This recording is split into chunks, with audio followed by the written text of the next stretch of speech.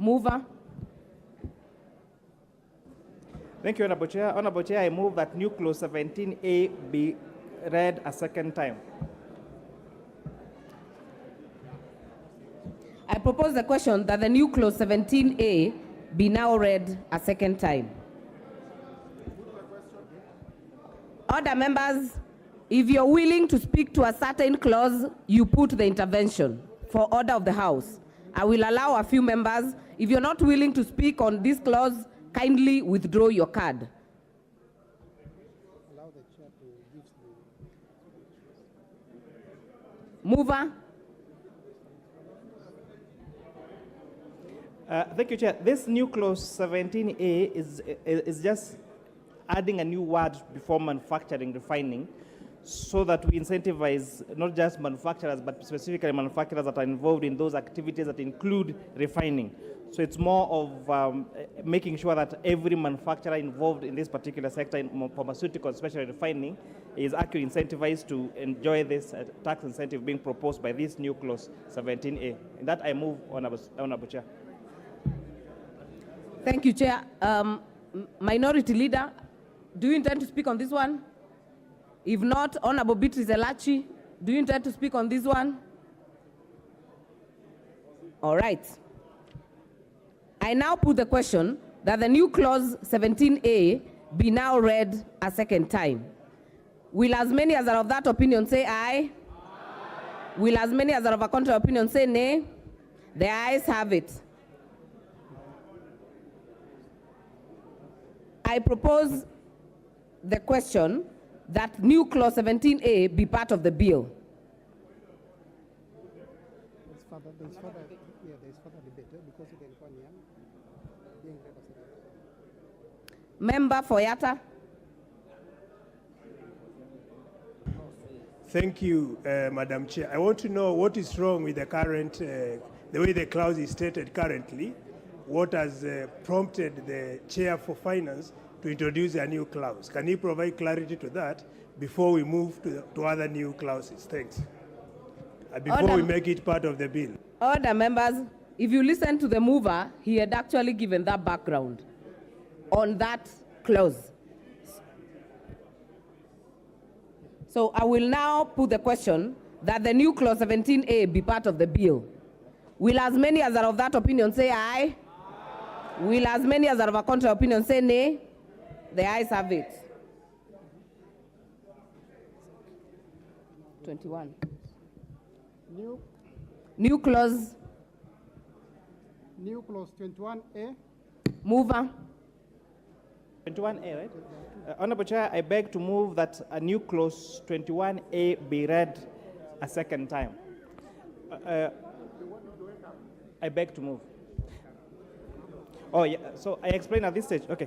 Honorable Chair. Yeah, Honorable Chair, just when you move for good order and for everyone to follow, explain briefly what the clause is about. Okay. Thank you, Chair. Honorable Chair, Section 113 of the Income Tax Act is being amended by providing an extension of capital expenditure to extend the period which was given to capital expenditure for the construction of bulk grain handling facilities supporting the standard gauge railway in the Business Laws Amendment Act of 2020.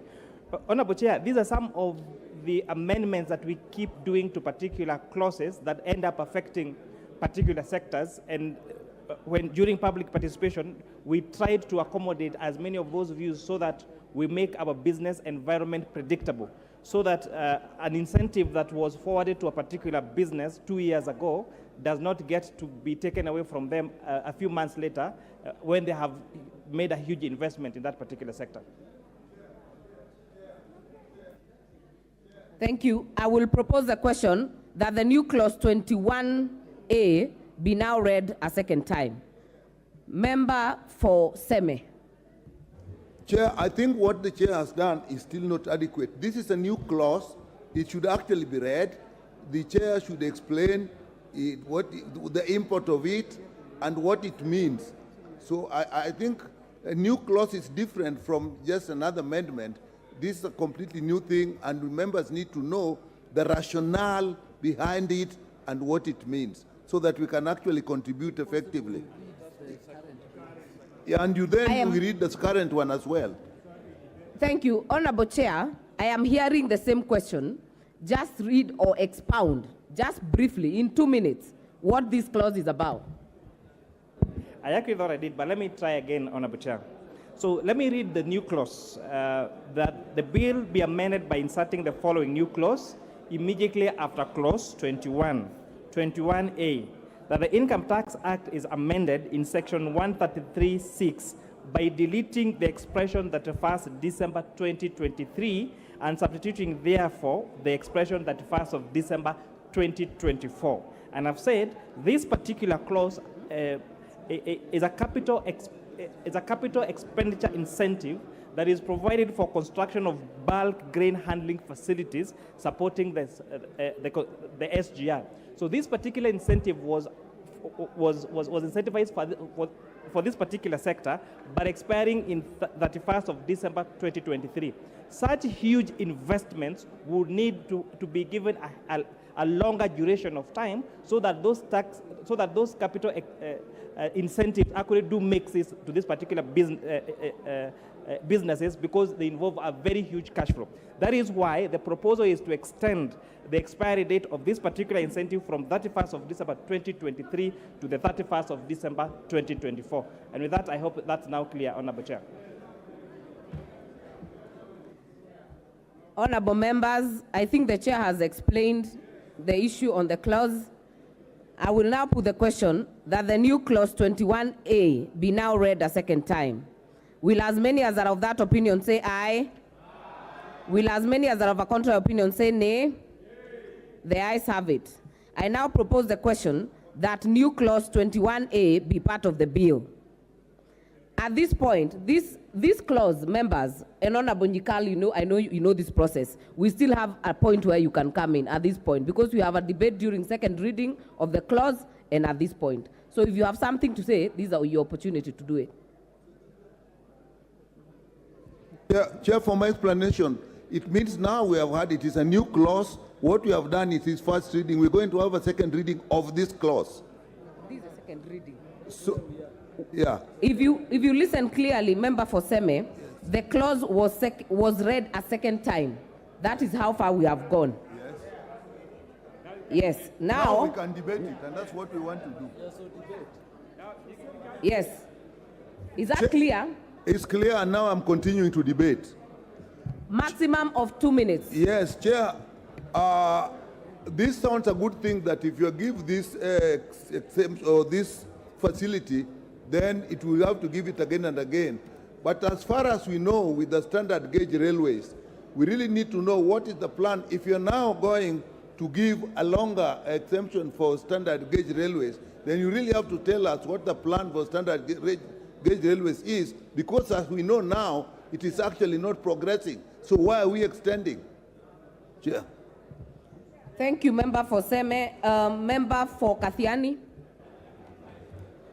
Thank you, Chair. Chair, my concern is that the committee, through the Chair, is providing incentives, Madam Chair. And this incentive is being given, in his own words, to those that have very big businesses. Madam Speaker, and I'm concerned because he continuously also increases taxes on those that are not doing well. On one hand, you are raising those big business people. On the other hand, you want to kill the hustlers. Madam Speaker, I think this is something we need to oppose, so that if you want to give incentives to the hustlers. Thank you, member for Kathiani. We will get to the vote. Chairman, please put this to rest. Same issues. Honorable Chair, and perhaps the way I did explain may have been misinterpreted. So what the committee endeavored to do is, and you'll find this in the next amendments that you're going to propose. If, for example, a particular product was tax exempt last year, and we're now taking it to zero rating this particular year, we made sure that they remained exempt, they remained zero rated, for example.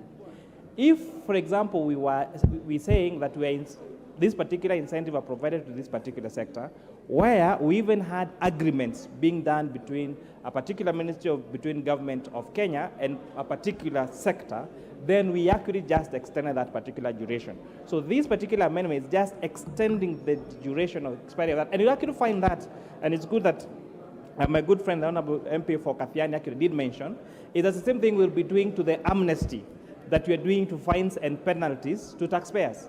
We actually found that the incentives that were being provided were expiring last year. So when you find me moving that proposal later to continue extending that amnesty to another year. So this is nothing unprocedural. This is just to make sure that we have as much a predictable tax environment in our country as it is equitably possible. What is your point of order, Honorable Jared? I thank you, Madam Chair. I think it is an issue of conundrum from the Chair, because I'm perplexed that this did not emanate from the Treasury or from the Ministry itself, and it has come as a proposal by the committee. So whose interest is the committee serving, Madam Chair? Unless we are lobbyists in this House, that there are people out there telling us what to do, then we infuse them into such a serious bill from Treasury. I mean, we need an explanation. If the ministry did not have it as a proposal, where did it come from, Madam Chair? Order, members. I still insist that we are not at the second reading, but I'll give the chair to clarify on the question raised by Honorable Jared. Thank you, Chair. And every amendment that you find in this particular clause, and I did explain this yesterday, that we have had concurrence with the National Treasury, including discussions we had even this morning, because every amendment that you see in this particular bill, they being proposals, it being a money bill, have a financial implication. And therefore, I cannot come here and move an amendment or additional clause to something that has a critical financial implication without full consultation with Treasury. So I want to assure the honourable member that this has been widely consulted. Well said, Chairman. I now put the question that the new clause 21A be part of the bill. Will as many as are of that opinion say aye? Will as many as are of a contrary opinion say nay? The ayes have it. The Value Added Tax Act, Clause 28.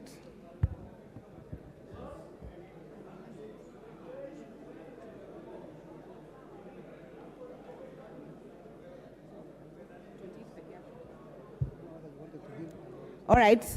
I am told Clause 28 has no amendments, but no, I hear you. I propose the question that Clause 28 be part of the bill. I now put the question that Clause 28...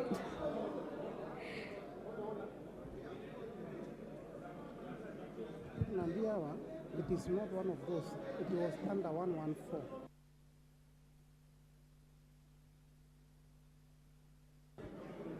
So if you are...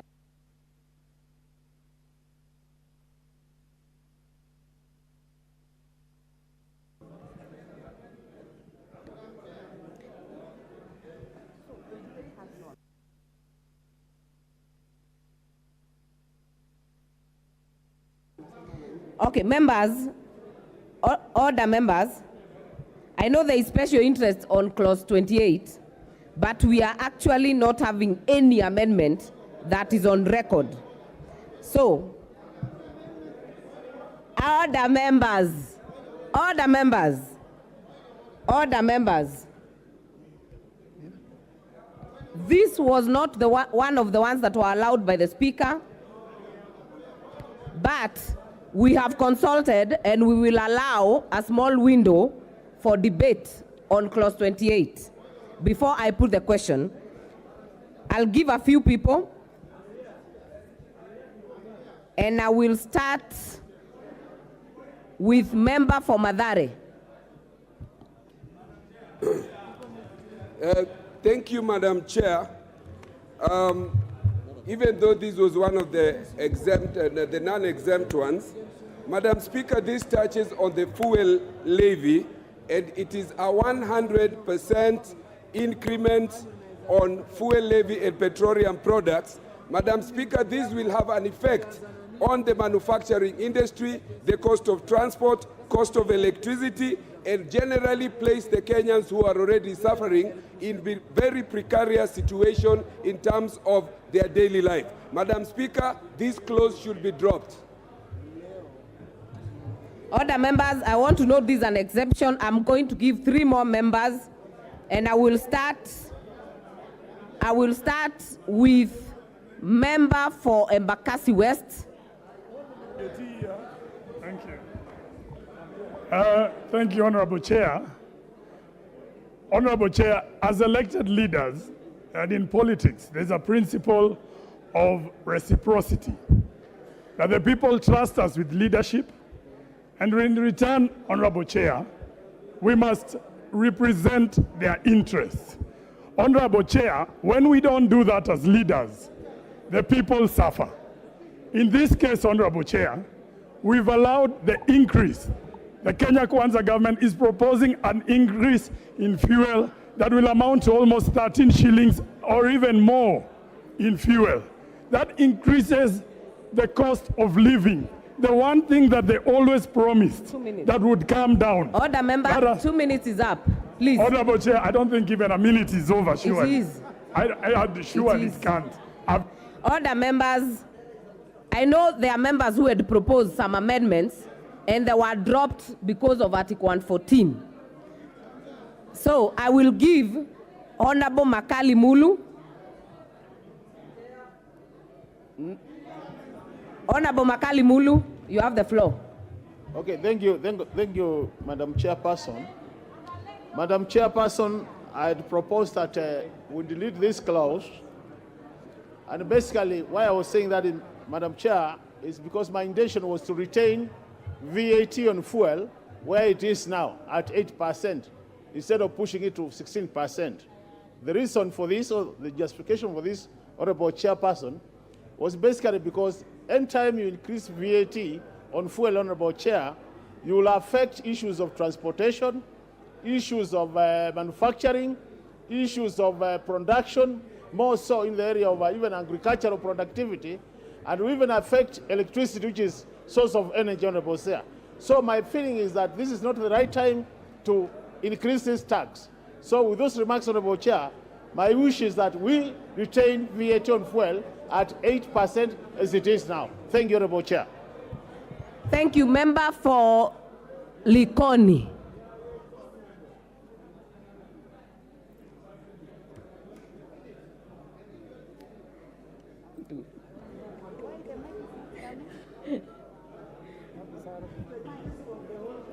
The microphone, please. Honorable Mishi, songa kidogo. Thank you, Honorable Chair. Honorable Chair, I want to say it is good we retain the 8% rather than increasing it to 16%. Madam Chair, the cost of living is very high. And if you increase the 16%, it means the cost of production is going to be very high. And if the cost of production is going to be high, also it is going to affect agriculture, because agriculture depends on machinery, and the machinery depends on petrol and diesel power, Honorable Chair. Honorable Chair, also the cost of transportation is going to be high. Right now, Kenyans cannot even afford to pay the fares from where they are to the working place and even to schools. So when you increase to 16%, it means the cost of living is going to be very high, because unga is going to be high, rice is going to be high, cooking fat is going to be high, and everything is going to be high. We are tired as Kenyans, and Kenyans are angry. They don't have money. Madam Chair, I beg my colleagues to be objective leaders and reject this amendment and return it to 8%. I thank you, Honorable Chair. I would like to, first of all, give the Chair of Budget 2 minutes.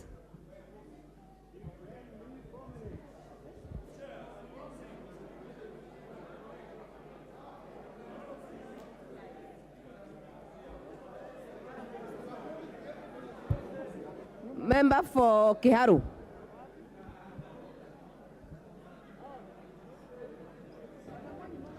Thank you very much, Honorable Speaker. And I, of course, rise to agree with the Honorable Chair for Finance Honorable Chair, in the year 2023-2024, we have allocated Kenya shillings 25 billion that is going to the fuel subsidy that was promised but was never paid. Honorable Speaker, we have also allocated Kenya shillings 250 billion that will be going into our roads.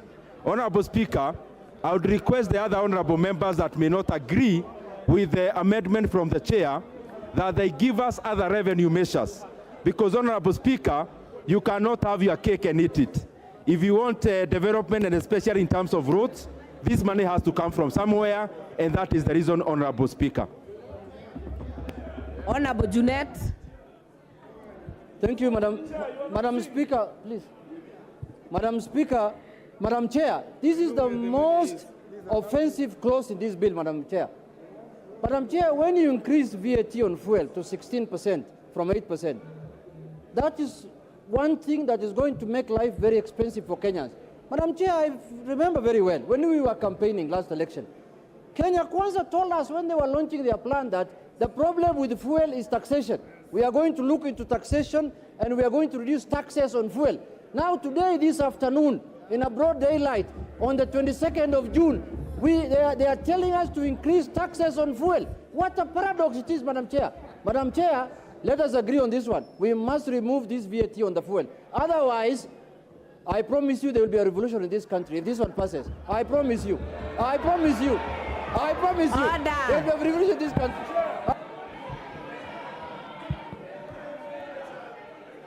Order, members. Order. Just sit down. Just sit down. Order, members. Order, members. Is that microphone better? Thank you. Order, members. If we agree to take 2 minutes, so many of you will speak. Just have your seats. Take your seats. Take your seats. Member for Kisii. Hold on. It's my turn. Madam Speaker, thank you very much for this time. When we talk of fuel to cost double what it is now, that means even the agenda for Kenya Kwanza will not thrive. The country is already poor. It can't thrive. Let me tell you, the more you get, the more you shout, the more you open your mouth, the fact remains Kenya is poor. Order. But the borders are going to suffer. Order. Order. Order, Honorable Toto. Lead. Order. Hold on. Leader majority. Chair. You people, chair. Order. Out. Continue shout. Madam Chair. Majority leader. Majority leader. Order, Honorable members. Speaker. Honorable Honorable Muridania, Speaker, order. on a point of order.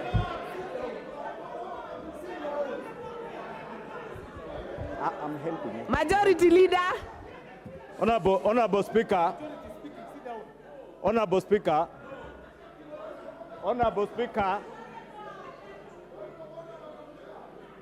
Honorable Speaker. The leader of majority is on a point of order. Honorable Sit Speaker, down, I am on a point of Wanjala. order, and I am sorry to interrupt. Take your seats. The member for Kisii County. But as Honorable Junet has said, this is one of the most important clauses in this bill. As CPM Badi says, it is the backbone of this bill. And we're in this house as a debating chamber, Honorable Speaker. And we all have our rights to speak and be heard by our constituents. I just want to beg from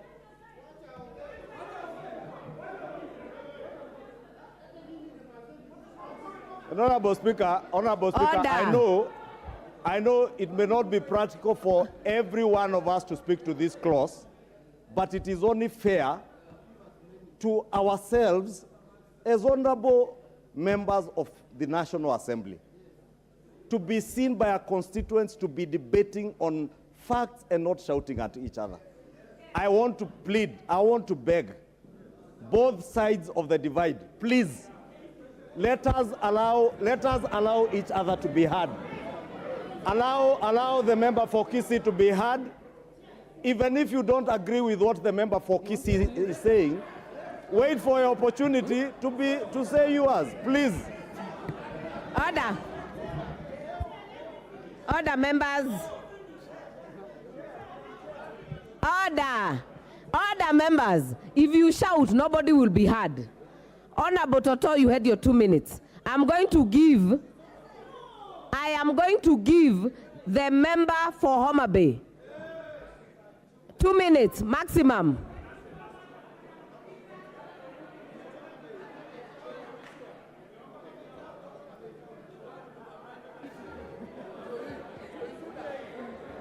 This one is Homa Bay County. Yes. Honorable Bensouda mwenyewe.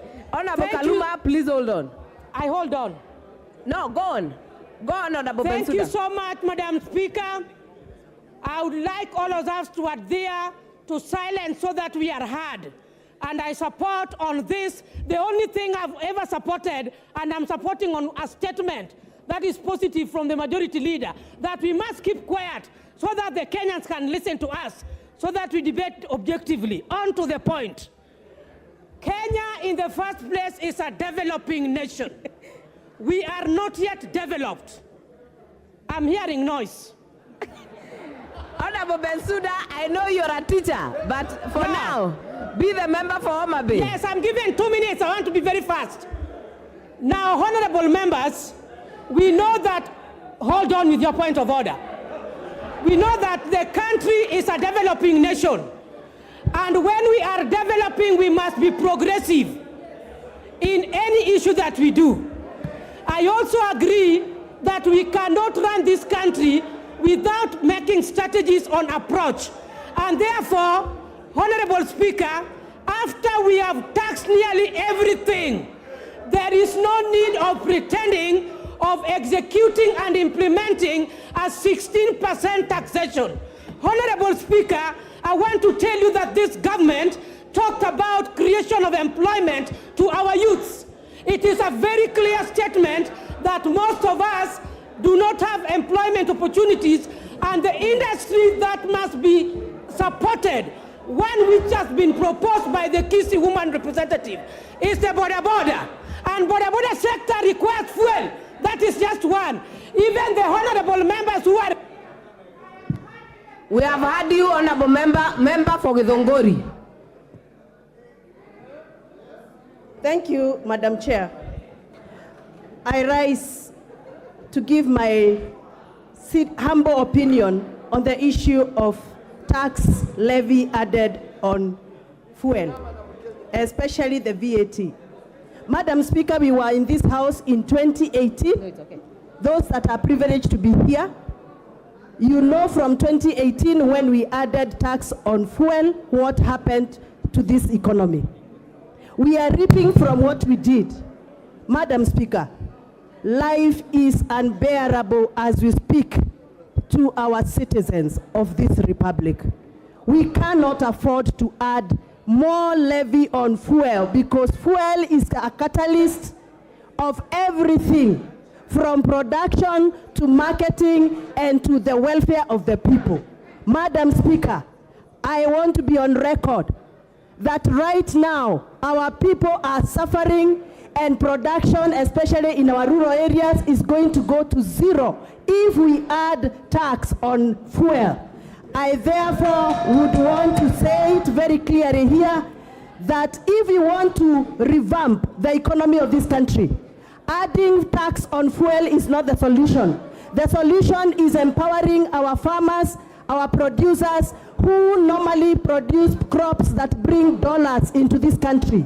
We bring more dollars by selling more of our produce so that we can be able to subsidize on the government expenditure. And on that point, Madam Chair, I stand to refuse the addition of fuel levy tax on the... Thank you.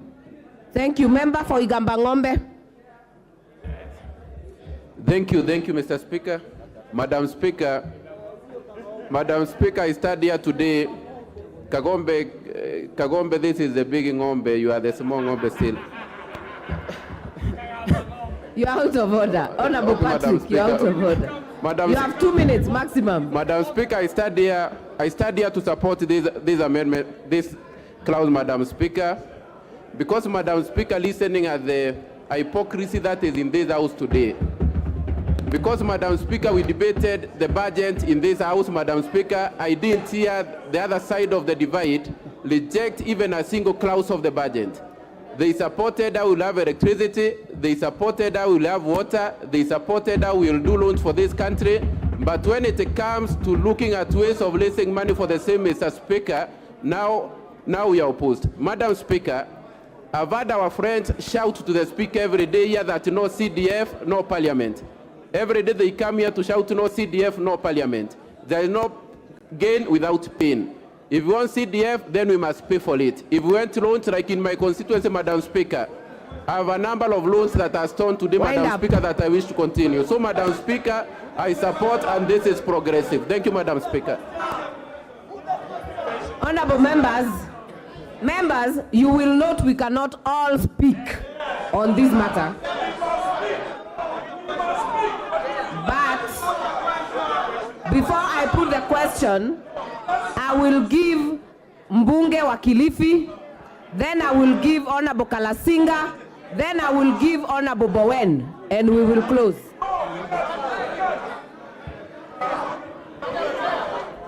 Member for Kilifi, Honorable Mbeyu.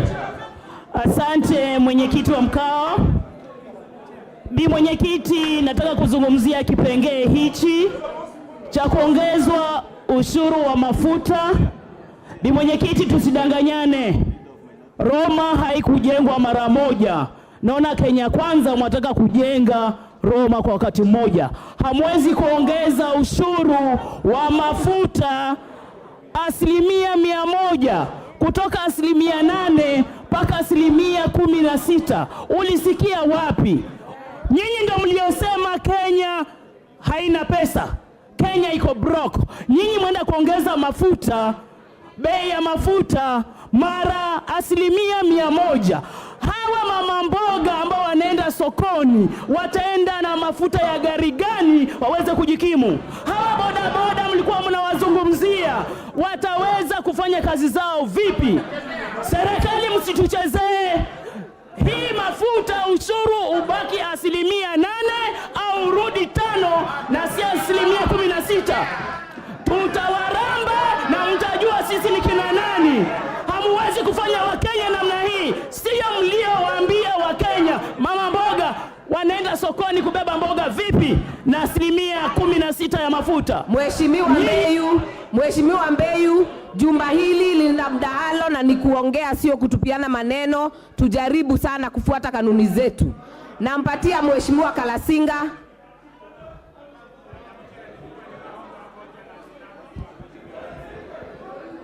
Oh, thank you very much. Madam Chair, this is the time now. This is the time now Kenyans have gone on televisions watching us. This is the time now, Madam Chair, that this House here, Honorable, must make a decision that serves Kenyans outside there. Madam Chair, as I talk now, me as a person who comes from Western, we cannot grind and eat ugali grade 3 without oil in our portion meals. If we increase this, Madam Speaker, we shall paralyze our stomachs in Western Province. Madam Speaker, as I talk now, we have farmers in Rift Valley who uses tractors to plow their farms. If we increase the fuel, they are watching us now on televisions. I want to give a warning to this House now. I can even plead and kneel down that Kenyans must be given a freedom, and the freedom comes from here. Thank you, Madam Chair. Honorable Bowen. Thank you, Madam Chair. Madam Chair, I want to support the amendment, Madam Chair. Madam Chair, and I want to say, Madam Chair, this clause, Madam Chair, I want to support the bill, Madam Chair. And Madam Chair, the agreement, the reason as to why we have a fuel subsidy, Madam Chair, This is not the first time this increment to 16% is before this House for the first time, Madam Chair. It's been there before. Madam Chair, this is the fuel subsidy. Was used by the Handshake brothers when they were giving out a fuel subsidy and they misused. Madam Chair, the government paid over 50 billion in terms of fuel subsidy. But this is the time we are saying, Madam Chair, if we have to achieve all the development we need, which is in the Kenya Kwanza Manifesto, Madam Chair, we need to have the 16% and to stop the fuel subsidy, which has been misused by the last Majority Whip. Thank you very much, Honorable Chair. Honorable Chair, I agree with several members that it is indeed true that this is a very emotive topic, especially when you talk about the increase of VAT on fuel.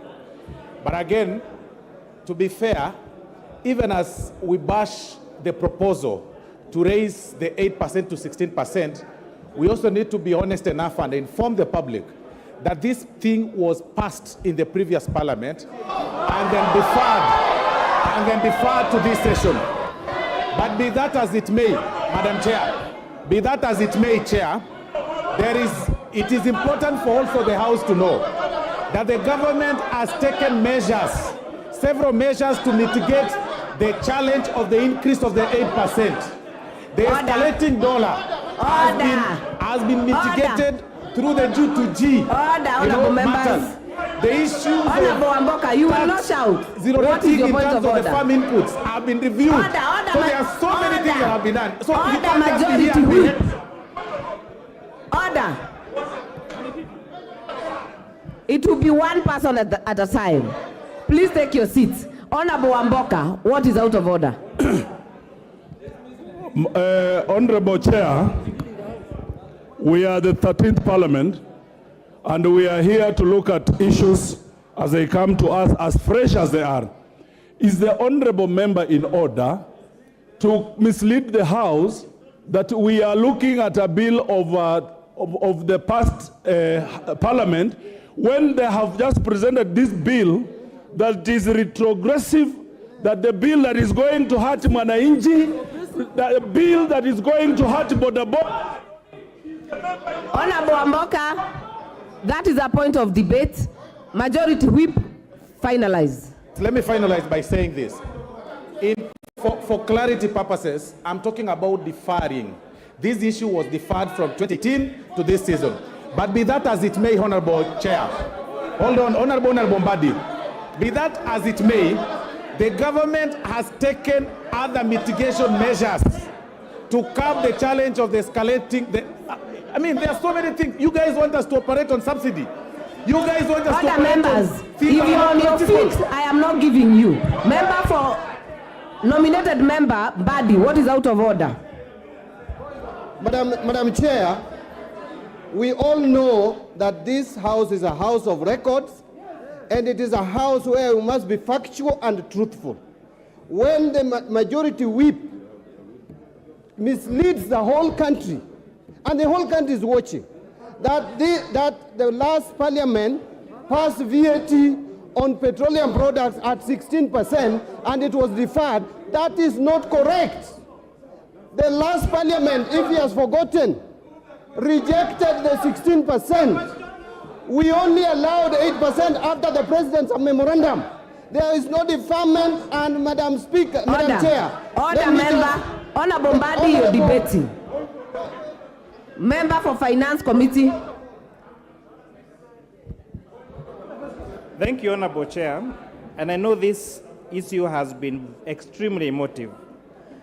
But I would like not to dwell in the politics, but look at this proposal from a finance perspective as we did. We have three types of VAT in this country. A product is either zero-rated, tax exempted, or vatable. So for the vatable supplies, whether goods or services, all of them are at 16%, apart from fuel, which is at 8%. So what does that do for that particular sector? There's something you call input VAT and output VAT. So for all the players in this particular fuel sector, they pay input tax at 16%. But once they sell that fuel to the market, they sell it at 8%. So when they go to claim their VAT, they are always on a credit position. Let me finish. What therefore means, what it means to be on credit position, what it means, we heard you. Give me a minute to finish my argument. What it means to be on a credit position is that it is taxpayers' money that has been paying the remaining 8%, and that is a fact. So this 8% that you have been subsidizing by charging VAT on fuel at 8%, on for all the other supplies 16%, it means it is taxpayers' money that was paying this 8%. And this is what this proposal is curing. Members of the public told us, look at the other taxes that are composed this on fuel. And Honorable Chair, we looked at them. Honorable members of parliament who are here will know that the distributed equitably among all the 290 constituencies in this country to repair our maram roads. That is a fact. So we looked at what are the other taxes in fuel that we can reduce. And Honorable Chair, we looked at import declaration fee, what you call IDF. We have reduced that from 3.5% to 2.5%. We looked at railway development levy, and we have reduced that from 2% to 1.5%. And those are facts. Wind up, Chair. Minority Leader. Madam Chair, let me add my voice to this debate. And clearly, if by any chance this clause becomes part of the bill and the VAT on fuel is increased 16%, this will be the saddest day in the history of this country. Madam Chair, if there is one thing that is going to affect the common person, if there is one thing that is going to increase the cost of living in all aspects, it is this proposed increment on the VAT on fuel, Madam Chair. Madam Chair, we all know for sure that fuel is a driver of our economy on all facets, Madam Chair. Madam Chair, if there is one thing that this government should have done to the so-called hustler, was to cushion the hustler from an increment in the cost of fuel. Madam Chair, there is nowhere in the law where we are compelled to have a uniform rate of VAT on all products and services. VAT rates can vary, and they have varied before. Madam Chair, if there is a demonstration of the lack of interest in the welfare of the border, if there's a demonstration of the lack of interest in the welfare of the Mamamboga, it is this decision or attempt by the Kenya Kwanza government to increase VAT on fuel, Madam Chair. Madam Chair, I can tell you, if by any chance, and God forbid, that this finance bill is passed and it becomes an act of parliament, that will mark the beginning of the fall of this regime. I can tell you. It will not take more. Finally, Leader of Majority. Thank you, Honorable Speaker. And Honorable Speaker, we should not be worried when others prophesy the beginning of the end of a regime, because we have seen many other prophecies before, including those from Shakahola. But Honorable Speaker, it is indeed true, as Honorable Speaker, if you can protect me from the member for Kilifi. Honorable Speaker, it is indeed true.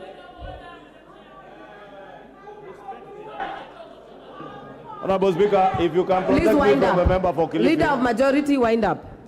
Thank you, Honorable Speaker. Honorable Speaker was saying it is indeed true that a rise in VAT by 8% will occasion a rise in fuel prices, Honorable Speaker.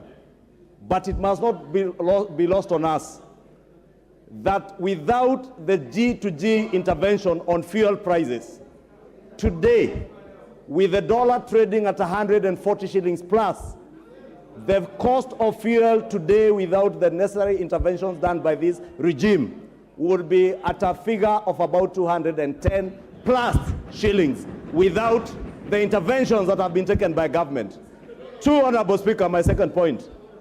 VAT, it is true what the leader of minority says. You can have varying rates of VAT, but it becomes problematic. Members are aware all marketers in this country have taken advantage of the varying interest rates. The problem that we have with claims, VAT claims on input tax, is because of these varying interest rates, and that is a fact that you cannot dispute. Three, Honorable Speaker, our VAT rate at 16%, in the region where our country is a market leader and the strongest economy in this region, VAT in Kenya, even at 16%, is still the lowest. Uganda being at 18% on fuel. Our friends in Tanzania, Rwanda, also at 18%, Honorable Speaker.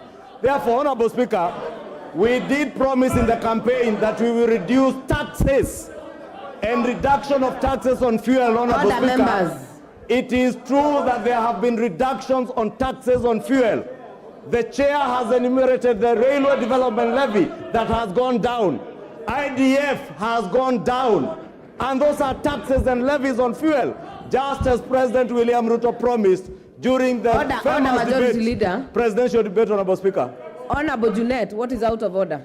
Chair, Madam Chair, is it in order that this is a House of Records and procedure and everything? Is it in order for the majority leader to mislead the House that fuel, the rate of VAT, your fuel in Uganda and Tanzania is higher than Kenya, when he knows very well that fuel is cheaper in Uganda and Tanzania by far, Madam Chair.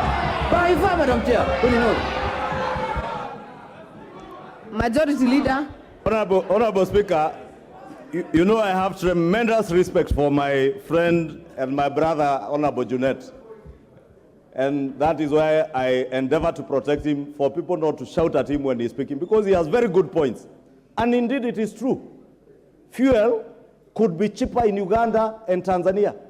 But look at the interventions there that include subsidies, the same subsidies that this government did away with at the beginning of this regime. Those subsidies, Honorable Speaker, if you can protect me from John Buddy. Honorable Speaker, and I don't know, Honorable Speaker, protect me from John Buddy, who is up on his feet. Order, members. Majority Leader. Thank you for your protection, Madam Speaker. I was saying, Honorable Speaker, the subsidies, and this is a truth that we must speak to our people. The subsidies that were in fuel before this regime came to power were costing taxpayers a whopping 16 billion shillings in a month. The level of debt we are talking about today is because of these subsidies, Honorable Speaker. Therefore, if we speak about what we have saved the people of Kenya, count the 16 billion shillings that we have saved hustlers from paying every month. Count the fuel, the railway development levy. Majority Leader, your time is up. I now put the question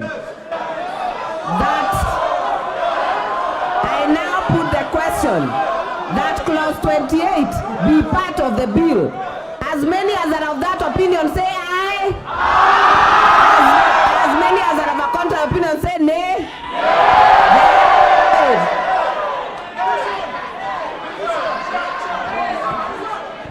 Yes.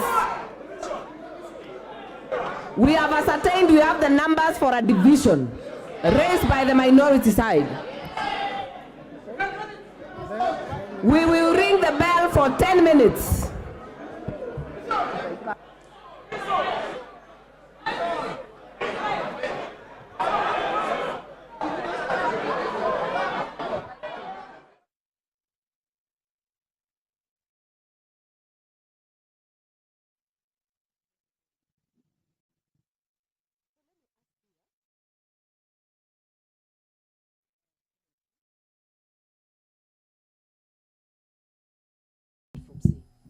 you're just going to say what clause they are.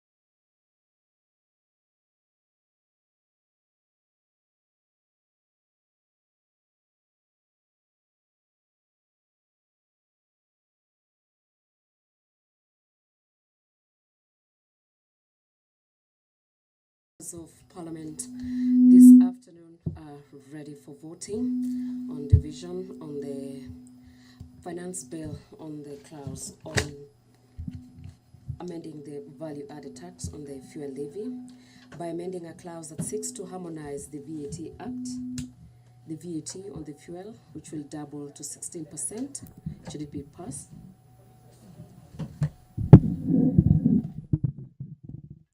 Where VAT on fuel was reduced to 8% to give a reprieve for Kenyans in 2018. The bill that was brought by the Finance National Planning Committee seeks to reverse a decision made in 2018 where the VAT on fuel was reduced to 8% to give reprieve to Kenyans. Petroleum products are one of the most taxed commodities in the country, with 9 levies, including road maintenance levy, the excise duty, petroleum development levy, petroleum regulatory, railway development rates, anti-adulteration levy, the merchant shipping levy, and the contested VAT. The members of Parliament this afternoon, while amending the clauses, debated with the majority of members of Parliament supporting and some disputing the bill.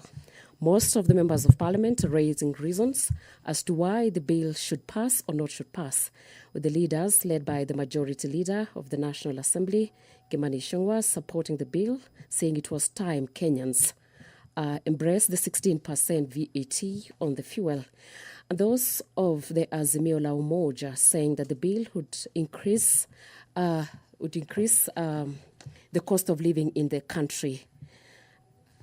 The bill says that Section 5 of the Value Added Tax 2018 is amended in subsection 2 by deleting paragraph A and by deleting paragraph 2AB. The Section 8 of the Value Added Tax Act 2013 is amended in subsection 2 by deleting the words "not a registered person" and substituting therefore the words "a registered or unregistered persons." So currently the members of Parliament are preparing to vote with the chairperson having given them 10 minutes ahead of the voting. Members of Parliament, led by those of the majority and minority parties, supported their bills, and some opposing the bill, saying that the bill would cost Kenyans high cost of living. Some, led by the Member of Parliament for Likoni, saying that the bill would let cost of transportation for the border riders, the mama mbogas, and Kenyans at large, as they experience high cost of living, with the majority leader, Kimani Ichung'wah, saying that the bill, as currently, needs 16% to be added, since other countries of East Africa, led by Uganda and Tanzania, had already seen the bill getting to 18%. By amending a clause that this seeks to harmonize the VAT Act, the VAT on fuel will have to double to 16%, meaning that the price of fuel in the country will go up by more than 13 shillings a litre based on the current prices. And one of the reasons, according to them, is that the reasons the government is moving to remove the 8% could also mean to harmonize the VAT Act, which has two clusters, the zero rates and the 16%. Fuel is the only commodity, as per now, that is charged at 8%. This is the bill that had been brought to the House through the Finance National Planning Committee, seeking to reverse the decision that was made in 2018 by the former regime, where the VAT on fuel was reduced to 8% to give a reprieve to Kenyans. This means, by amending a clause, this seeks to harmonize the VAT Act, the VAT on fuel, which is going to increase to 16%.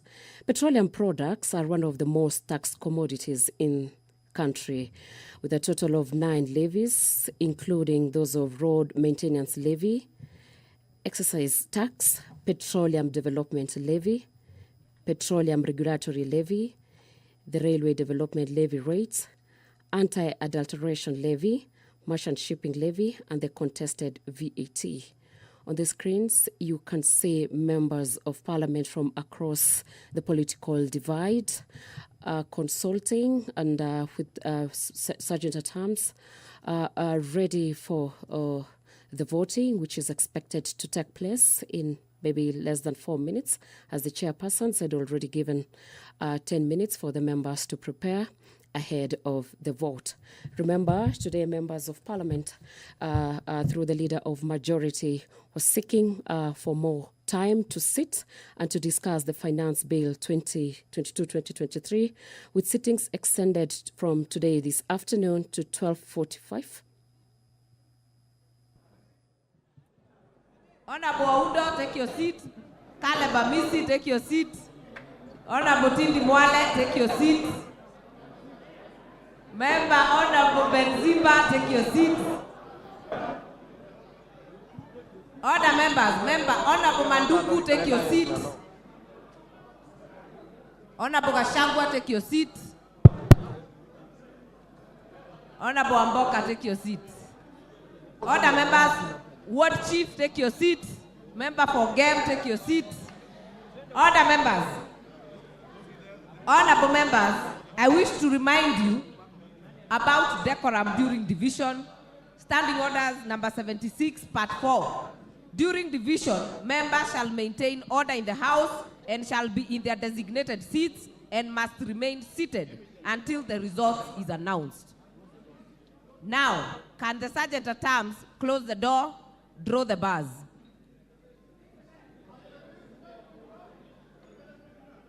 The two sides, majority side and minority side, have nominated their tellers. I will also seek that they maintain order, no talking, no shouting from the tellers, only identify that a certain member has spoken. When you stand is when we are able to tell who you are. Every time your name is called, it will be called by alphabetical order following the constituency. Honorable Masara, take your seat. Order members. Teller. Clerk.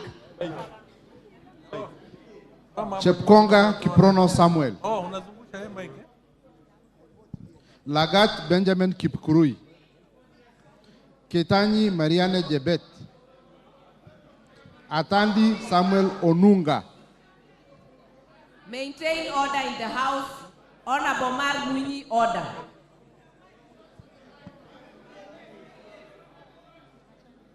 Atandi Samuel Onunga. Get him the microphone. Owino John Walter.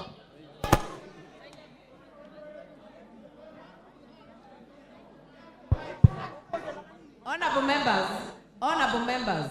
Member, Honorable Atandi, I can hear you from here. Take your vote.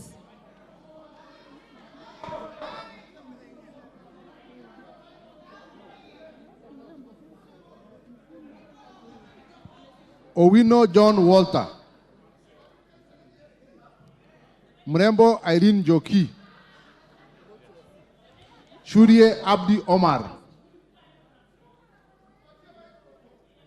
Sergon Florence Jamatia.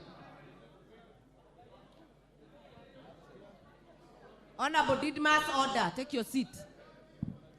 Sergon Florence Jamatia. Kandie Joshua Chepiegon. Kipkoros Joseph Makilap. Cameron Charles. Koyesh Nelson. Vote yes. Innocent Obiri. Barongo Obadia. Momanyi Innocent Obiri.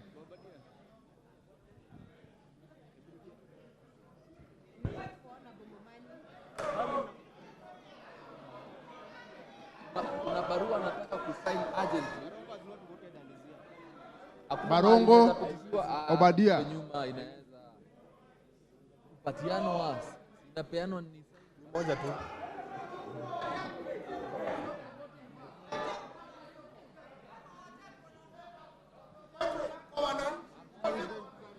Momanyi Innocent Obiri. No. Barongo Obadia.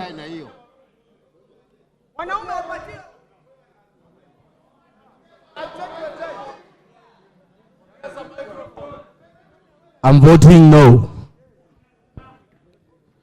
Alpha Miruka Ondieki.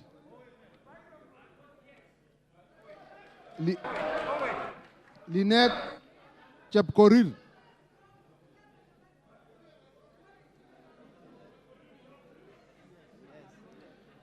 Kilel Richard Cheriot. Yegon Richard Kipkemoy. Mamwacha Onjoke Charles.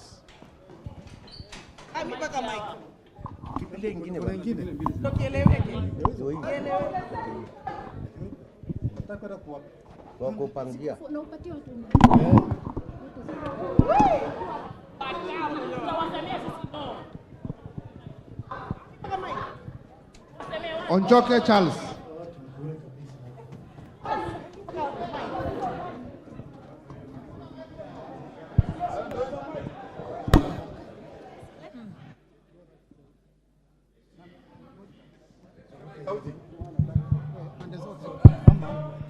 No.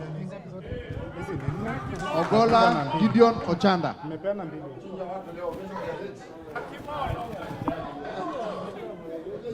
Microphone. We are vote yes.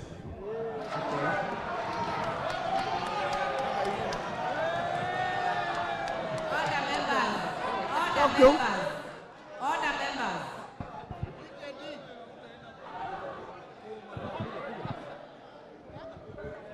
Osero Patrick Kibagendi. Member for Sirisia, order. Member for Budalangi, order. Osero Patrick Kibagendi. I vote no. Wanjala Rafael Sauti Bita.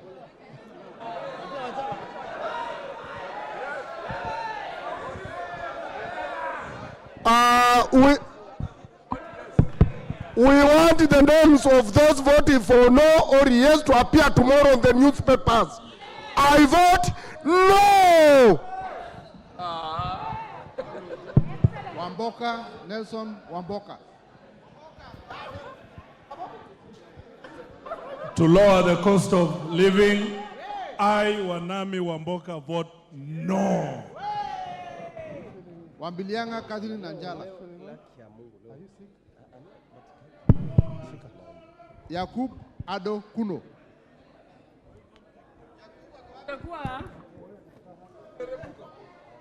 Komingoi Kibet Kirui. Komingoi Kibet Kirui.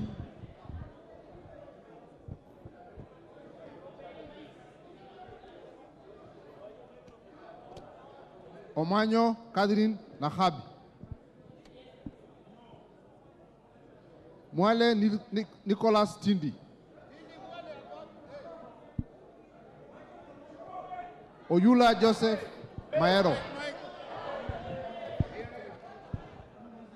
I vote no. No. Yeah. Oyula Joseph Maero.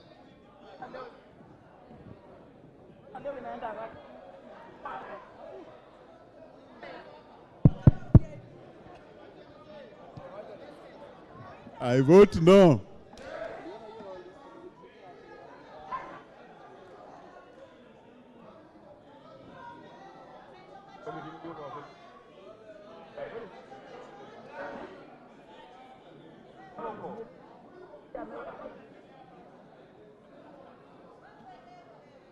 Mwiridhania Rindikiri Mugambi.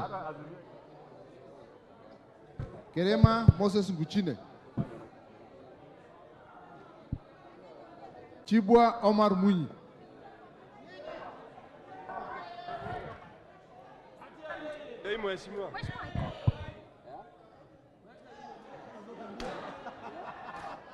Mheshimiwa Mwenyekiti wa kikao hichi, I want to shame the devil.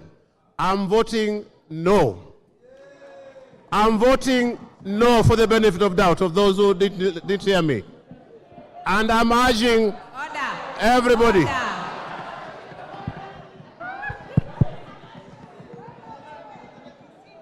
Koech Victor Kimungetich. Koech Victor Kimungetich.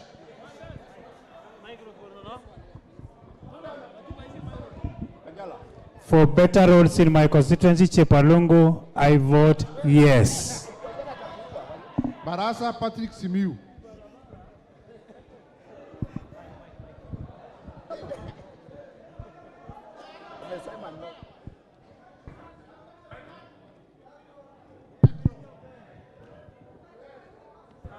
I vote no.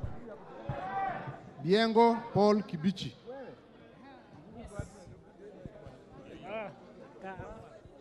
Ntwiga Patrick Munene. Maalim Farah.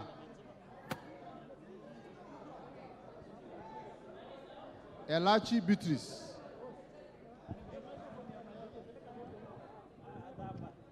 I vote no.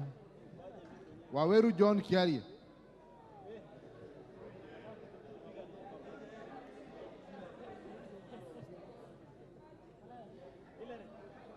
Madam Chair, noting that as a country we cannot continue postponing problems, noting that these are decisions that had been made many years back, noting that we can no longer kick this can down the back. Madam Speaker, I vote an affirmative yes.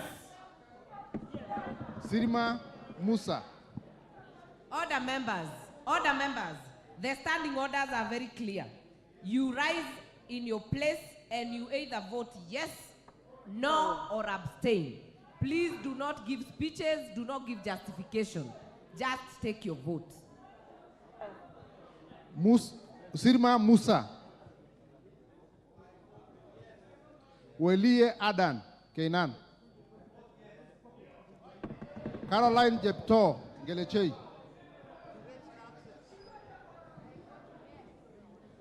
Gadiru Benjamin. Ongili Babu Owino. Thank you very much to save Kenyans from wallowing in the miasma of mediocrity, confusion, ignorance, and the larger Shakahola, I vote no. Gakuya James Mwangi. I vote yes. Mawathe Julius Musili.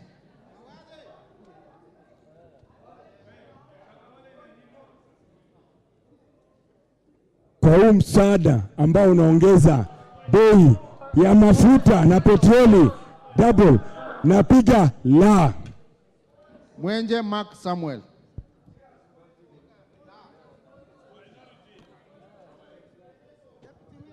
For the sake of hustlers, I vote no. Double N Pamela Njoki Njeru. Lelmegit Joseph Kipto. Omboko Milemba. Kipiegon Joanna. Pukose Robert. Yakubu Farasala. Oundo Wilberforce. For the unflinching love of the people of Kenya, I vote no. Haribaye Said Buya. I vote no. Tungule Charo Kenneth. Siad Amina Odgud.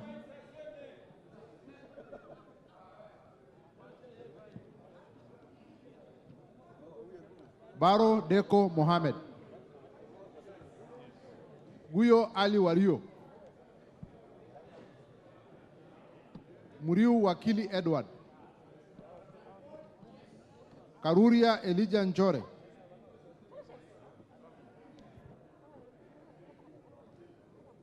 Karuria Elijah Njore. Joroge.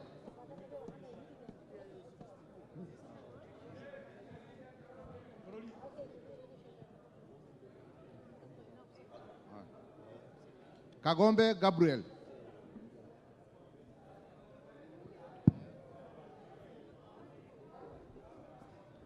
Odhiambo Elisha Ochieng.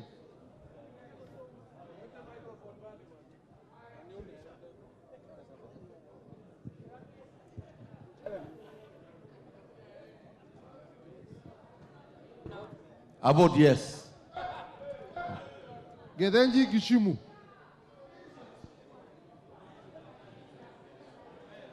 Wanjera Mada Wangare.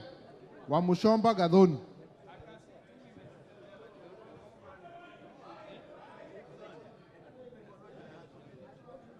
I vote no. Gimose Charles Gumini. Gimose Charles Gumini.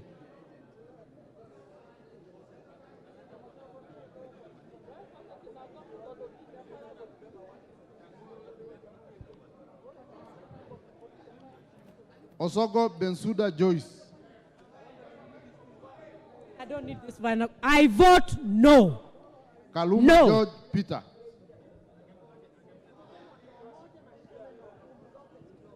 I vote no.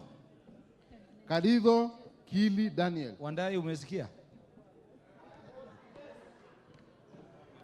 Ntoinaiba Julius Ntaituma.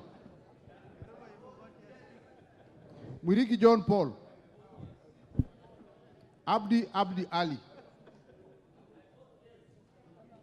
Shinali Bernard Masaka.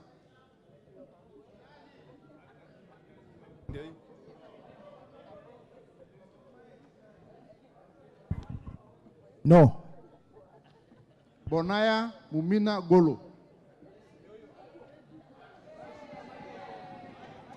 Lomwa Joseph Samal. Yes. Lomwa Joseph Samal. Tubi Bidu Mohammed. I vote no. Badi Twalib. Badi Twalib. Dongo George Koimburi. I vote yes. Wamashukuru James Gidua. Obara Eve Akinyi.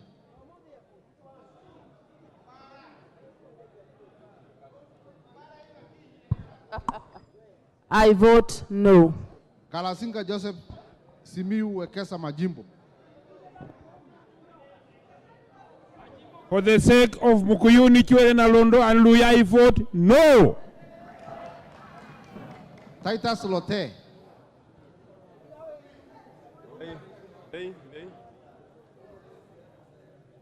I vote yes.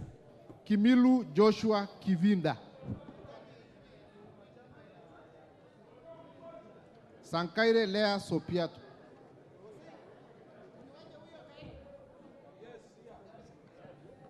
Kanchori Elijah Honorable Memus. Emmanuel Wangwe, take your seat. It's division, take your seat.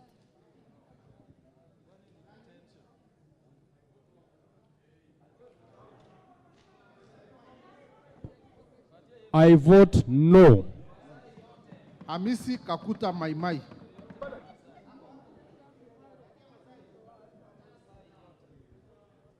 For my great people of Kajiado East constituency, I vote no. Nguro Onesimus Ngogoyo. Sakimba Parashina. Risa Sunkuya.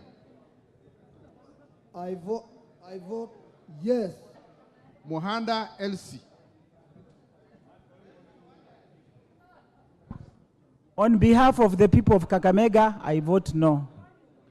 Katana Paul Kahindi.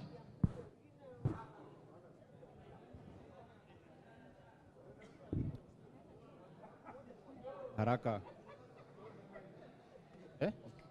Kwa niaba Mheshimiwa, tunakusikia. Kwa niaba ya bodaboda na mama mboga kuongezewa ushuru wa mafuta, nasema la. Hassan Abdi Yusuf.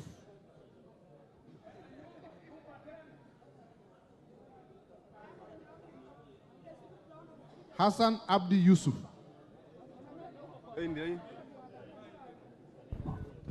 Yes. Jogona Chege. Makali John Okwisia. Kihungi Peter. Muli Fabian. Shumel Samuel Moroto. Sudi Oscar.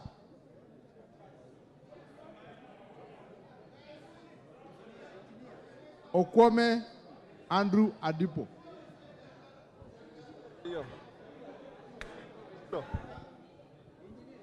I vote no.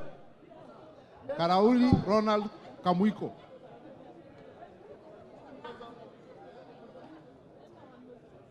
Were Charles Ongondo.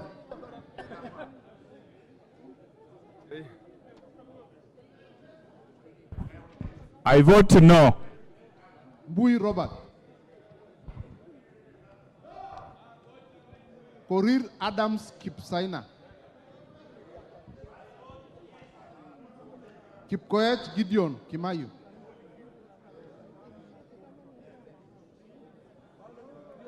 Kemei Beatrice. Ruto Julius Kipleting. Wangaya Aseka. I vote no. Wanjiko John Jogona. Waidhaka John Machua. Murade Ann Wanjiko.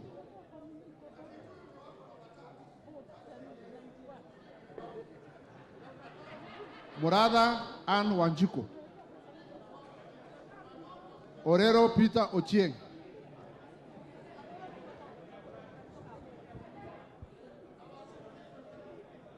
Balu Jessica. I vote no. Mutuse Mwengi. Wanaina Njoroge. Munyororo Joseph.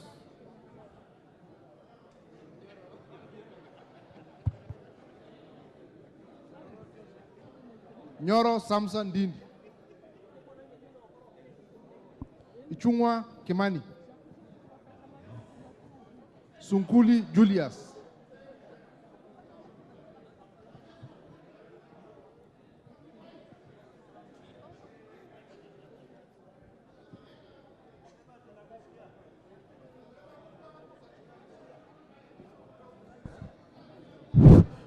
I vote no.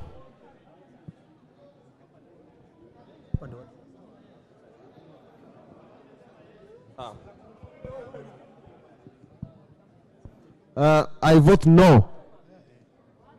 Mwanyanje Gertrude.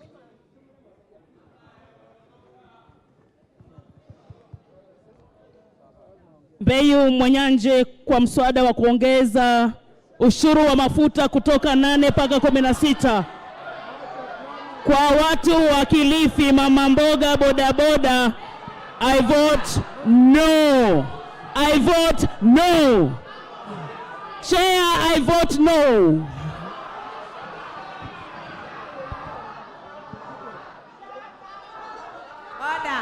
Order members. Order members. Baya Owen.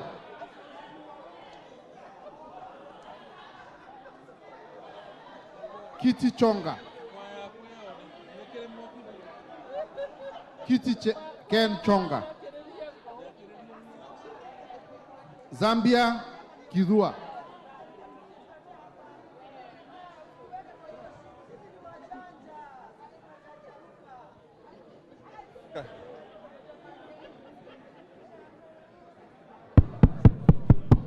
Of course, no. Mutua Didmas Baraza. Bisau Kakai.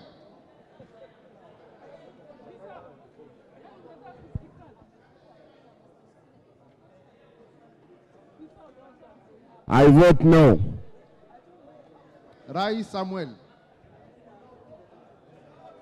I vote no. Kwenya Duku.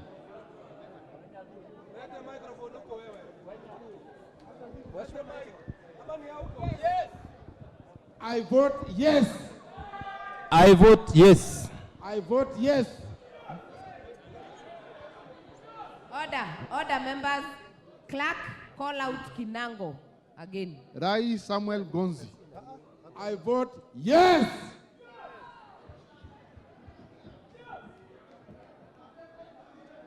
Muhia Wanjiko. Shororot Joseph Kimtai. Kosgei Hillary. To save the country from the deaths of Uhuru and Raila, I vote yes. Maina Jane Jerry. Maina Jane Jerry. Gitari Joseph Gashoki. Benzimba Rashid Juma.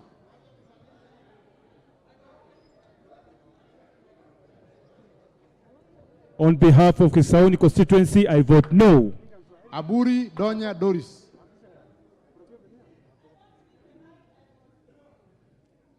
Busia Ruth Odinga. On behalf of the people of Kisumu and the suffering masses of Kenya, I say a big no. Oron Joshua. On behalf of Mama Mboga na Boda Boda, I vote no. Ahmed Shakil Ahmed Shabir.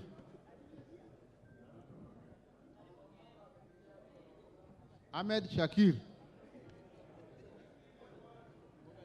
Buyu Rosa Akin. Kasalu Irene Mudoni.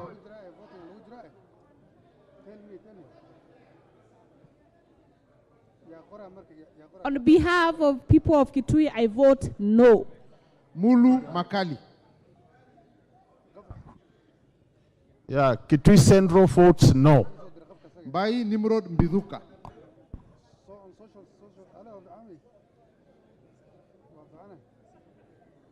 Boni David Mwalika.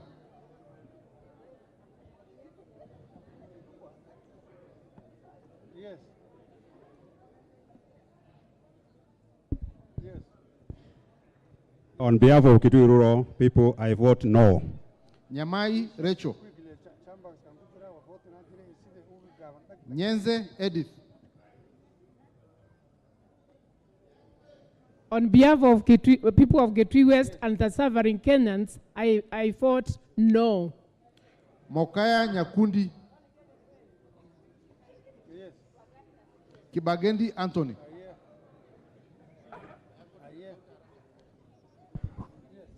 On behalf of the people of Kitutu Church South, I vote no. Osoro umesikia? Gizairo Cliff. Gizairo Clive.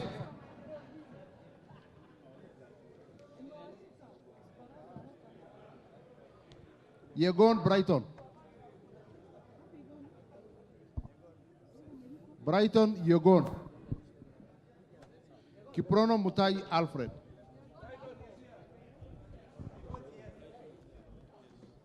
Kiprono Mutai Alfred.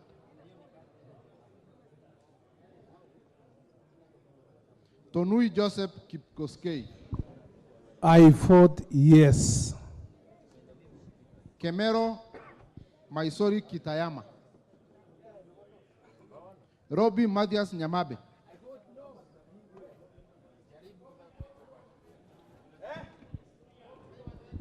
I vote yes.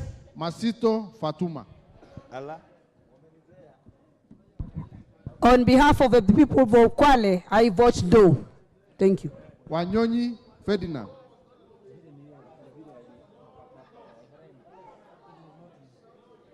Abdurrahman Mohammed Abdi. Mohammed Abdikadir Hussein. Kagiri Jane Wangeshi. Kiunjuri Festus Mwangi. Korere Sara Paulata.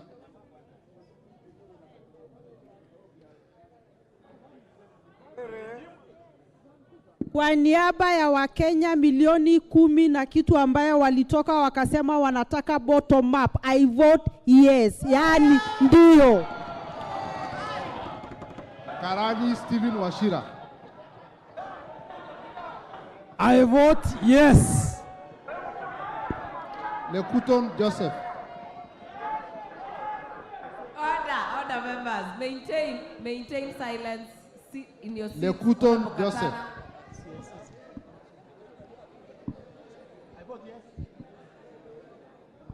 I vote yes. Amesikia, ameona. Marubu Monica Mudoni. Obo Rueda Mohammed. Mairuri Mudama Stanley. I vote yes. Jose Felix Odiwor. Kahangara Joseph Mboro.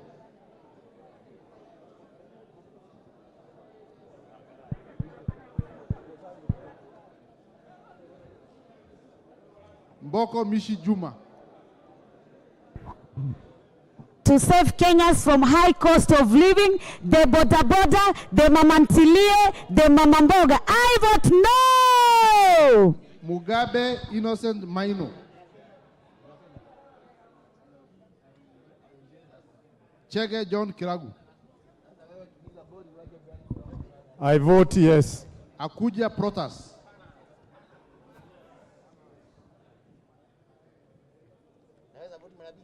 Oyugi Dick Maungu.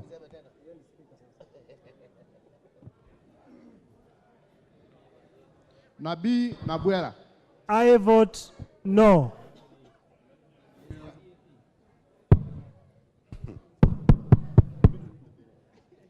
La! Chiforomondo Mangale.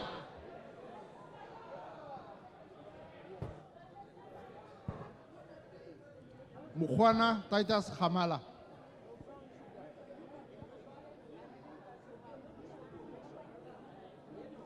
Biuki Kareke.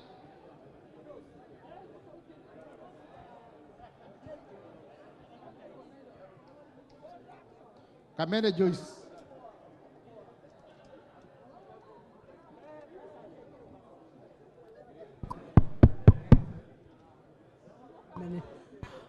On behalf of the citizens of Kenya who cannot make ends meet, those that are suffering and those that are oppressed, I vote no.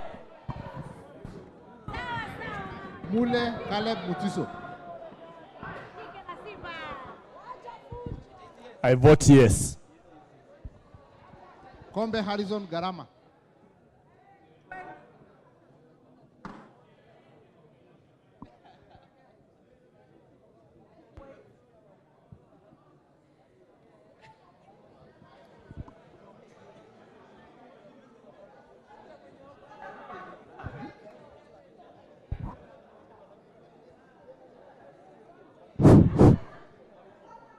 Yeah.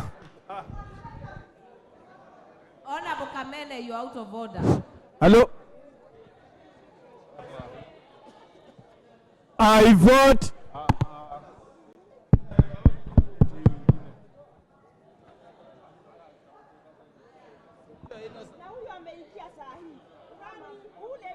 Yeah.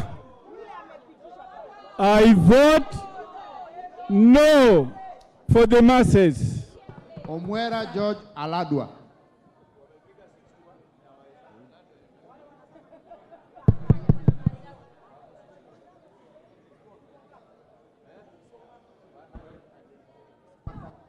I vote no.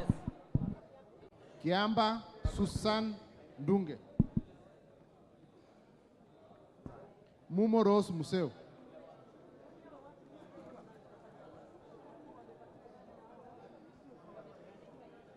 Asante. Hii ni mimba tunaweka wa Kenya tukitumia style mbaya. Makueni wamesema no, I vote no. Injendi Moses Malulu.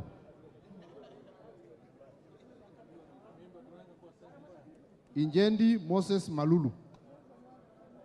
Mnyazi Amina Laura.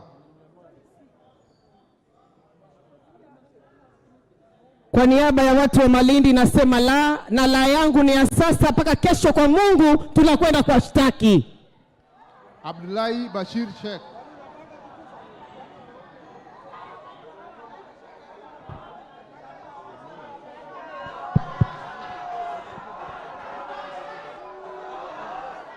Order, members. Maintain decorum until the end of the division. Order. Abdullahi Bashir Sheikh.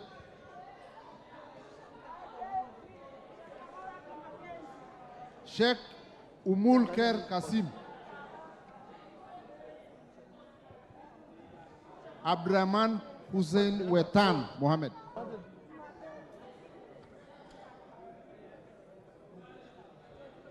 I vote no. Haro Abdul Ibrahim.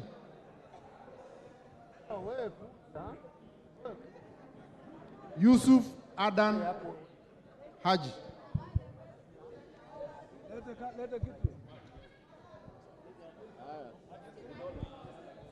Umesikika? Yes. Mukunji George Gitonga. Njoroge Mere wa Maua. Bowen David Kangogo. Toroitich Timothy Kipchumba. Wago Naomi Jilo.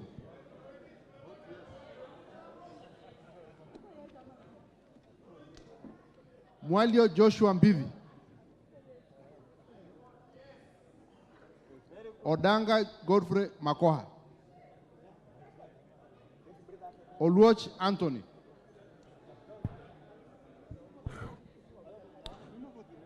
Woe unto you, you who step and stumble on the graves and suffering of the people of Kenya. Ole wenyu nyinyi tangatanga. Order, member for Ole wenyu. Ole wenyu serikali ya Kenya kwanza. Na kwa niaba ya watu wa Order. Member for Madare, I will rule your vote invalid. Take your vote. Aye. Anthony Tom Oluoch, mjumbe wa Mathare, ninasema la!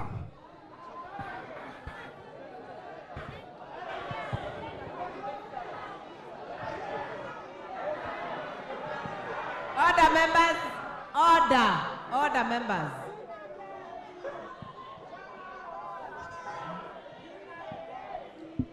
Gichuki Edwin Mugo. Kahungu Eric Mwangi. Tandasa Kasim Sawa. Nabulindo Peter.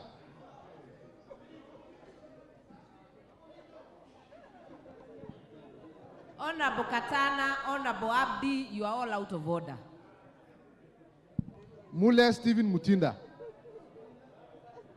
Kingola Patrick Macau. Geoffrey Karaoke Roko.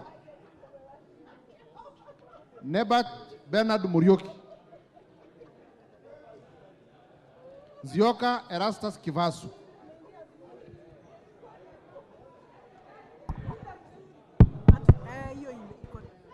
Ingine haina sauti kama hii. On behalf of my great people of Boni constituency and the Kenyan hustlers, I say no. Kailemia Elizabeth Karambu. Mohamed Fatuma Sinabu. Sorry. Kipngor Ruben Kiborek. Barto Phyllis.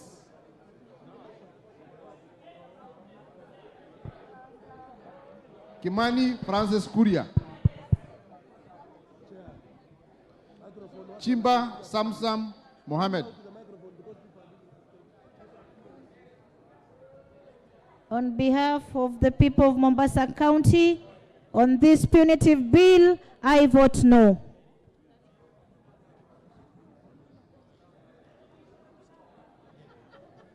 Kirwa Abraham. Jaldesa Guyo.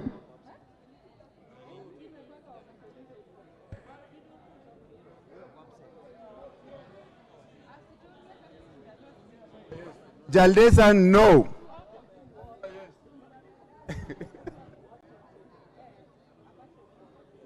Bader Salim Faisal.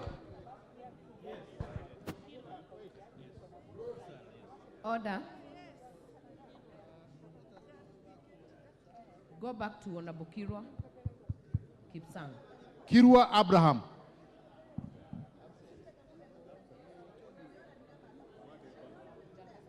Chesebe Fred Kapundi.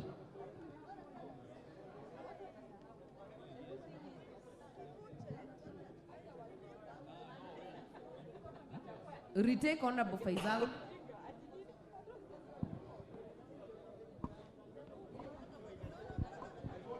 James Onyango Koyo.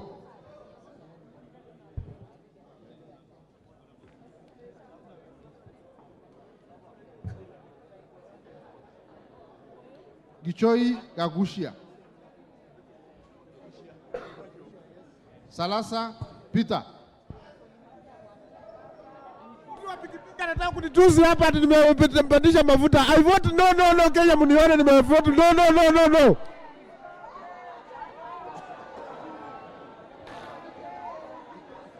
Naika Johnson Manya. Naika Johnson. Honorable Naika is in the house. Order, members. Excuse.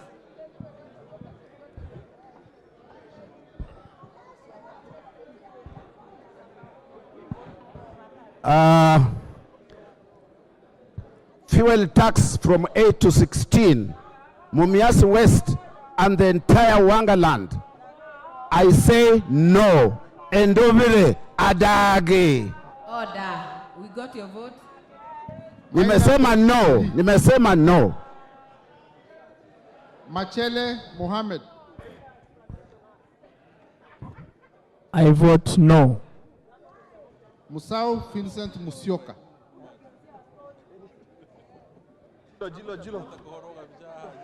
Musau Vincent Musioka.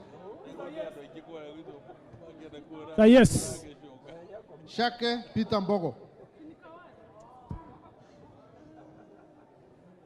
Maingi Mary. Muliungi Gideon Mutemi.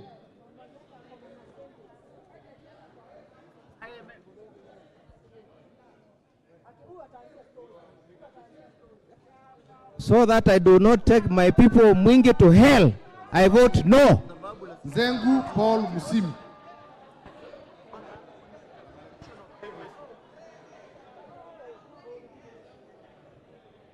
Haya basi, kwa niaba ya watu wa Mwingi North napiga la. Nguna Charles Ngusia. Pasaris Esther Mudoni.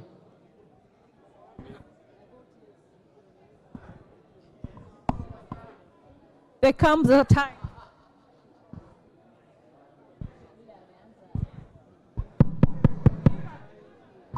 There comes a time that the nation becomes more important than any one of us. For the dignity, peace, stability, and prosperity of the country of Kenya, I vote yes.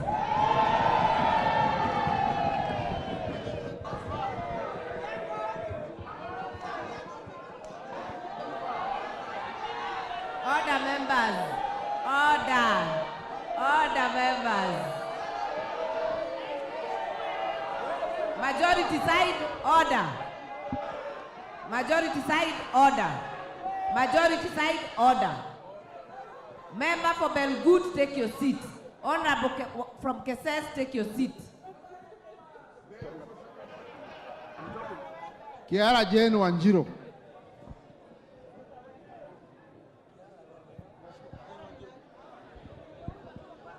Hatuwezi endelea kuchimba chimba ya madeni na piga ndio.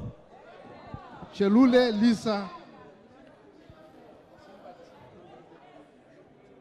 If you are Gikaria not David. taking your vote, take your seat. Honorable Emathe and Emase, take your seat.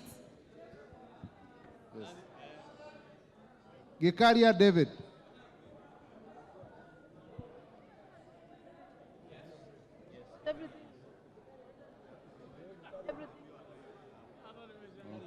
Arama Samuel.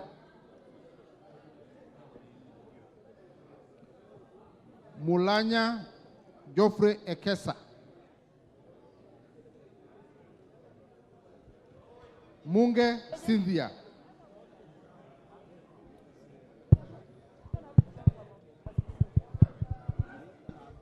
Kitur Bernard. Kitur Bernard. Tonkei Rebecca. Aramat Lemanken. Parejo Agnes.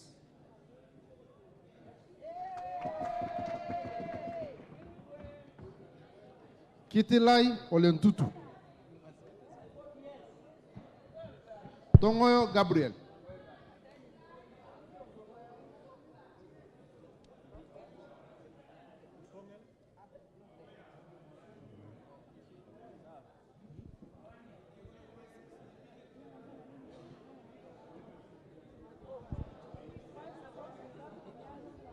Tongoyo Gabriel.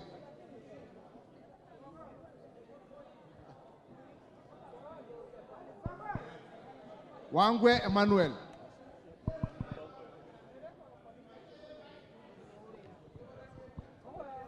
Honorable Kiplagat, take your seat. I vote no. Gashagwa George. I vote yes. Owino Martin.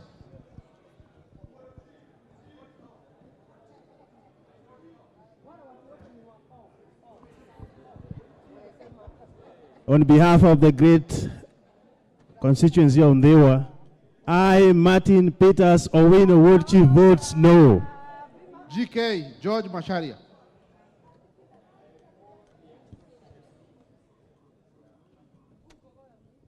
Chepkon Charity Gadambi.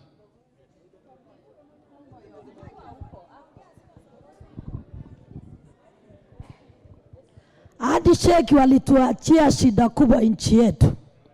Kuokoa nchi yetu, napiga yes ya nguvu zaidi. Guyo Wario.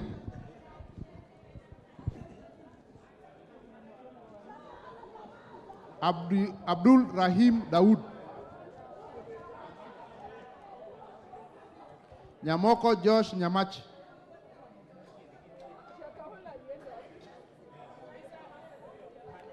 Owuor Joshua Aduma.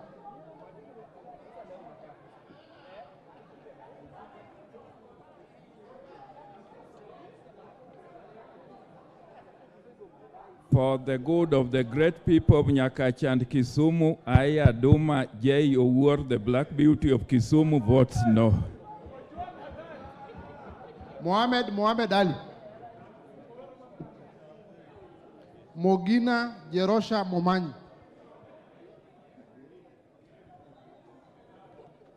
Getawa Faith Wairimo. Odoyo Okelo Jared.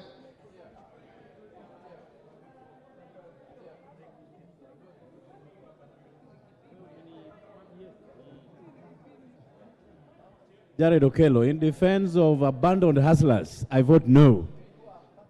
Janda Sahir. Manduku Daniel Ogwoka. I vote yes.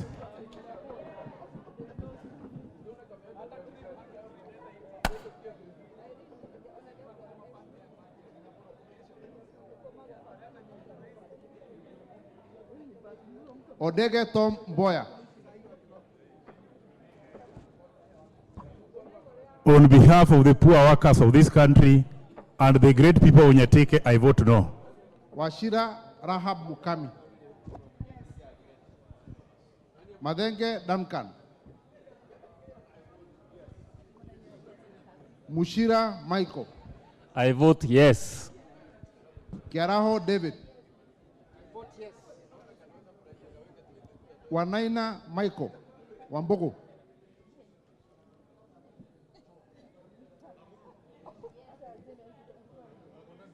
Kosing David.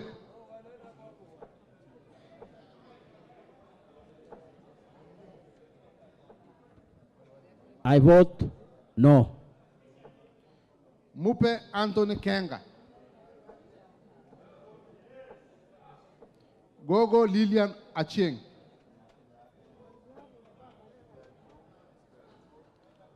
Amolo Paul Otiende.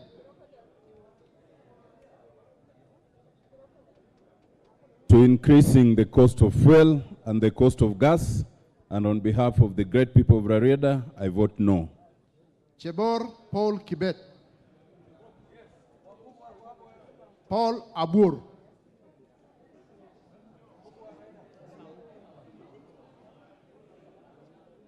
Paul Abur. Mwafrika Agustin. Francis Kajuang Tom Joseph. Kingara Simon. Karemba Eric. Lugova Sloya. Yes. Luyai Caleb.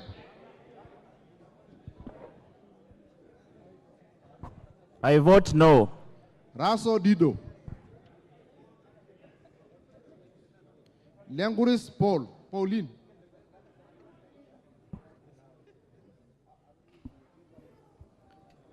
Lentoi Johnny Jackson.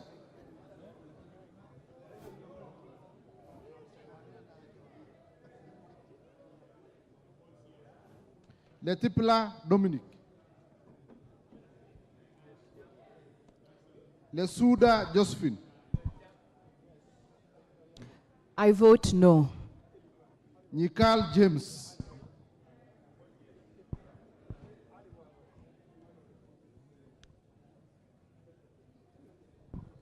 On behalf of the people of Seme and for the people of Kenya, I vote no. Ikana Frederick. Oduor Christine.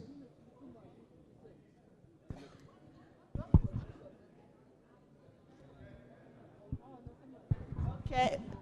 I, Christine Ombaka, woman rep for Siaya, and on behalf of Siaya people, the women, the men, the boys and the girls, people living with disability, and the vulnerable, I vote no. Locha Kapong Peter.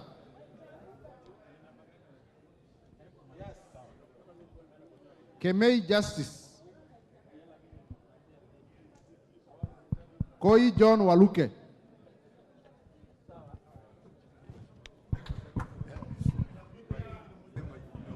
I vote yes, yes, yes.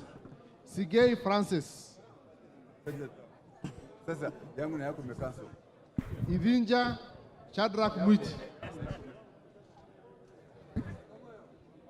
Onyengo Silvanus,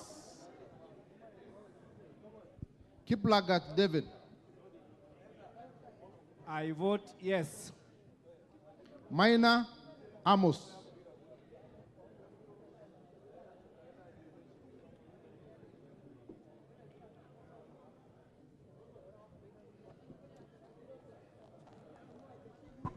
I, Mwago Amos Maina, a patriotic economist, I vote no. Odhiambo Mili, Omondi Karoli,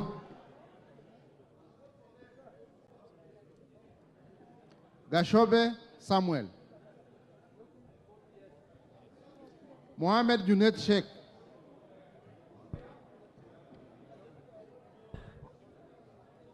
Chair, I vote no, but I want to share with the House that in my constituency now, a restaurant has been opened called Wamushomba Restaurant. Masara Peter,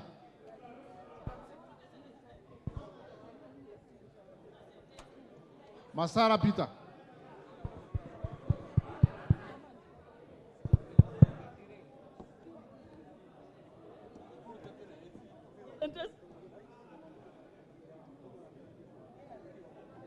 I, Peter Francis Masara, on behalf of the people of Suna West and the great people of Kenya, I vote no.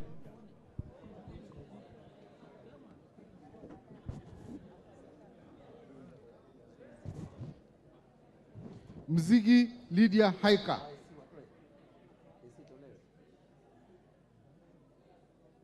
Abdullahi Amina Dika, Bare Hussein Abdi,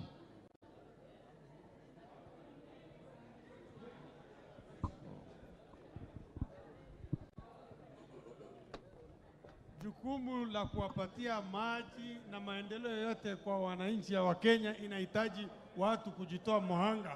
Take your kwa vote, hivyo honorable nasema member. yes. Bwire John Okano,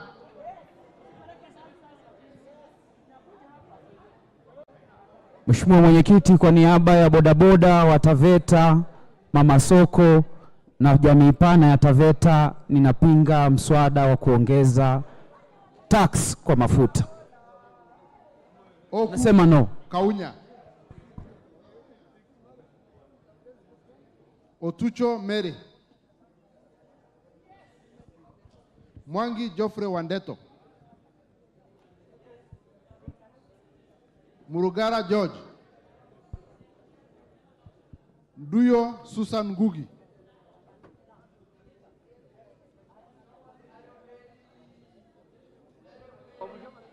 Ng'ang'a Alice Wamboi, Ndio tujenge nchi yetu tukufu ya Kenya, nasema ndio. Kasait William Kamket,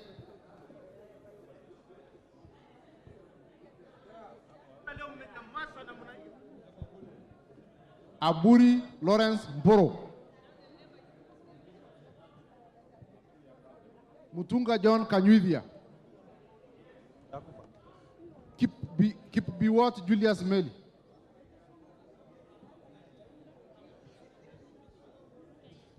Shikati John Murumba,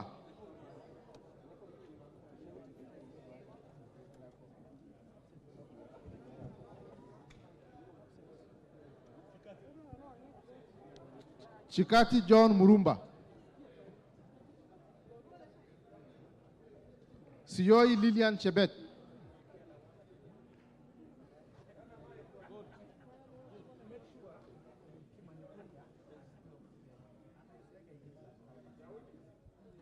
Kwa niaba ya Wakenya ambao wanalipa taxes ya pesa zile ambazo ziliporwa, ninapiga ndio ili tuweze kujitegemea kama nchi. Sitienei Janet Kemboi,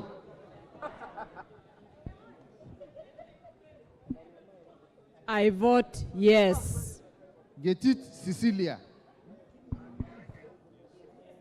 Emathe Joseph. Gikolong Nicholas.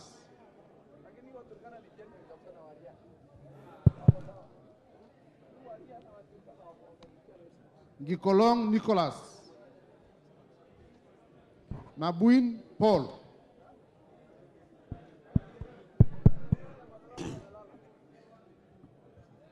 Namoit John. On behalf of the great people of Turkana South, I vote no. Nanok Daniel Epuyo.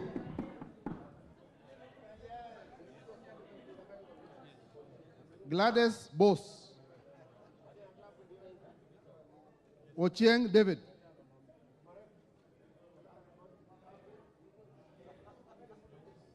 Wandai James Opio.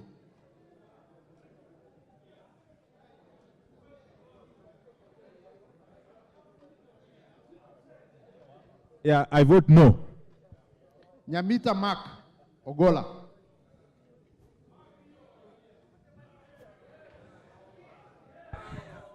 I vote yes.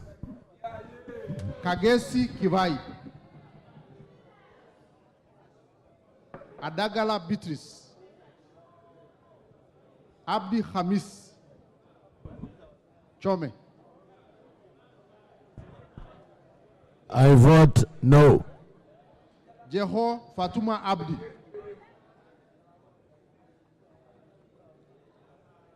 Mohammed Aden Daoudi.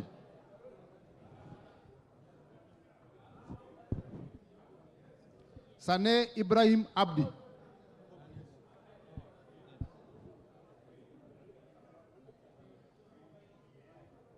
Sane Ibrahim Abdi. Ado Mohammed Aden. Farah Yusuf Mohammed.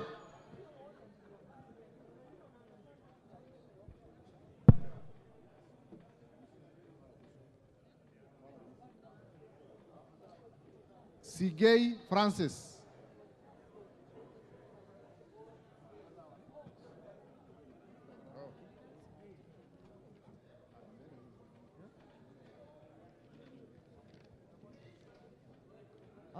Order members.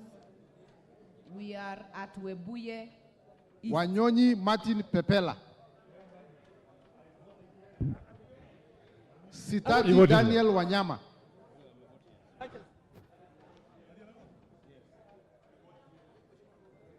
Mogaka Stephen.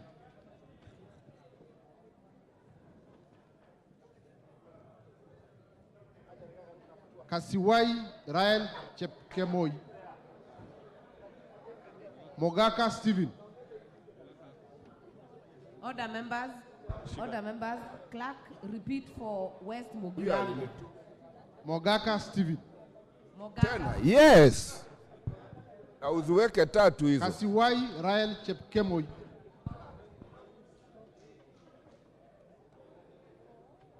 Wetangula Timothy Wanyonyi. On behalf of the people of Westlands and the people of Nairobi and the suffering Kenyans, I vote no. Mwakuona Danson. Mimi Danson Mwashako, mjumbe wa Undanyi, kwa niaba ya watu wangu na Wakenya wanaotaabika, napiga no. Basil Robert Ngui.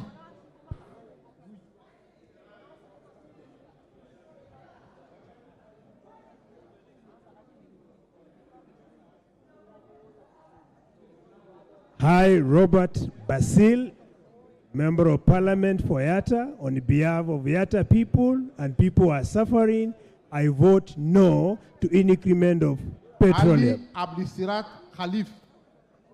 I vote yes. Shege Sabina. Dina Joseph Hamisi.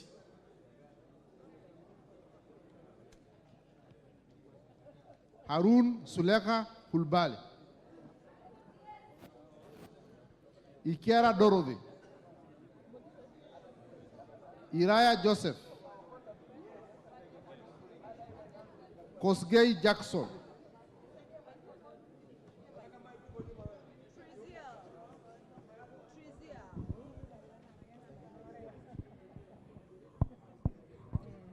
I vote yes.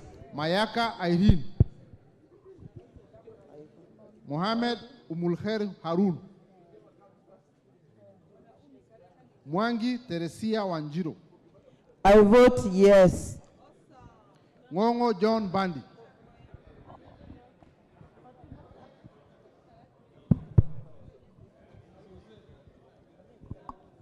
Yes, on behalf of the Suba community.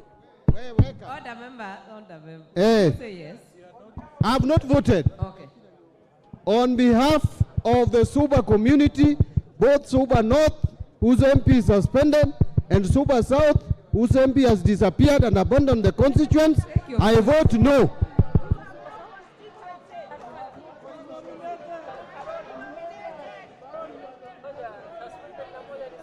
Talib Abubakar Ahmed.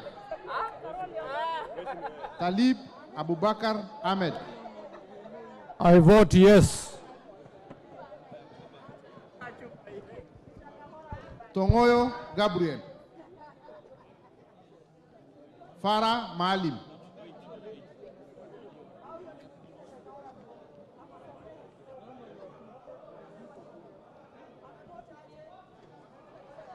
Are you hearing me? Order members, let me explain. There are some members who are in the washroom. Honorable Farah, Honorable Tongoyo, and Honorable Wainaina from Udaya. The three will take their votes. I vote yes. I vote yes.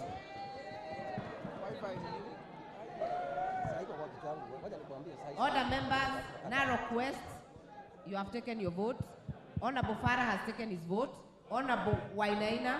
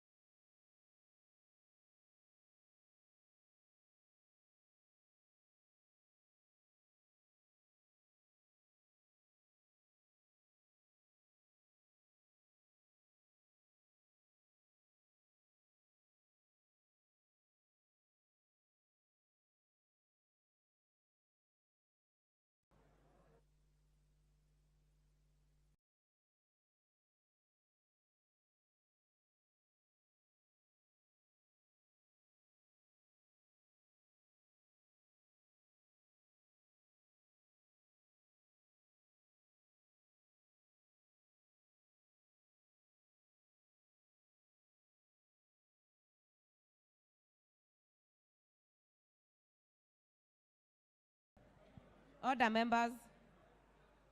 Order, members. We have the results on the division that clause 28 be part of the bill. A total of 272 members took their votes. The ayes 184, the nays 88. Therefore, the ayes have it. Order, members. I order that the bar be drawn and the doors be opened.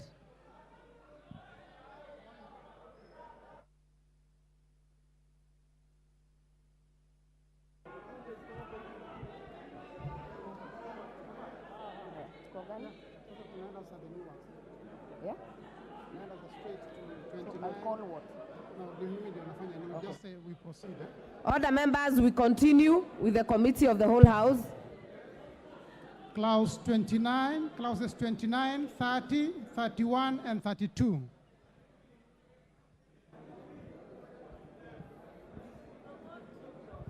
I propose that the following clauses 29, 30, 31, and 32 be part of the bill. I now put the question that clauses 29, 30, 31, and 32 be part of the bill. Will as many as are of that opinion say aye? Aye. Will as many as are of a contrary opinion say nay? The ayes have it.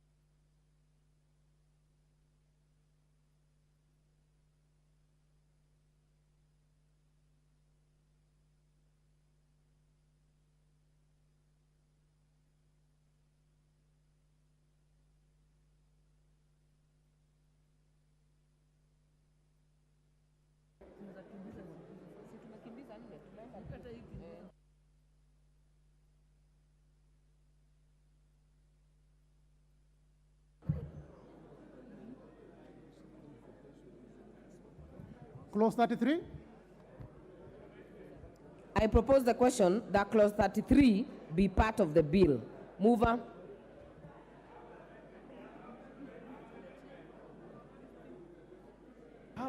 The Chair of Finance Committee. Thank you, Honorable Chair. This clause 33, 33A is a cleanup. The proposed amendment is a cleanup of the tariff code. And then on 2, we are extending exemption status to taxable supplies that are used for construction of tourism facilities. And then part 3, again, last year we did an investment deduction for construction of hospital beds of 50. Now the bill was proposing to increase again from 50 to 100. No, from 100 back to 50. We're retaining it at 50. We are taking exempt the construction of plastic recycling plants. We are taking that. We are restoring the construction of plastic manufacturing plant into exemption status. And part 7, the most important, Honorable Speaker, is we are taking back items from Schedule 1 to Schedule 2, those items that were tax exempt to zero rated, and those include manufacturing of fertilizer, manufacturing of pharmaceuticals, manufacturing of human vaccines, and that's why you will see now deletion of 147, 148, 149, 150, 151, 152, 150, and 44. All these deletions are taking back these particular items from tax exempt back to zero rate, so that we can have cost of manufacturing fertilizer reduced, cost of manufacturing pharmaceuticals reduced, manufacturing of human vaccines, manufacturing of medicine, all back to zero rated. With that, I move on, Honorable Chair.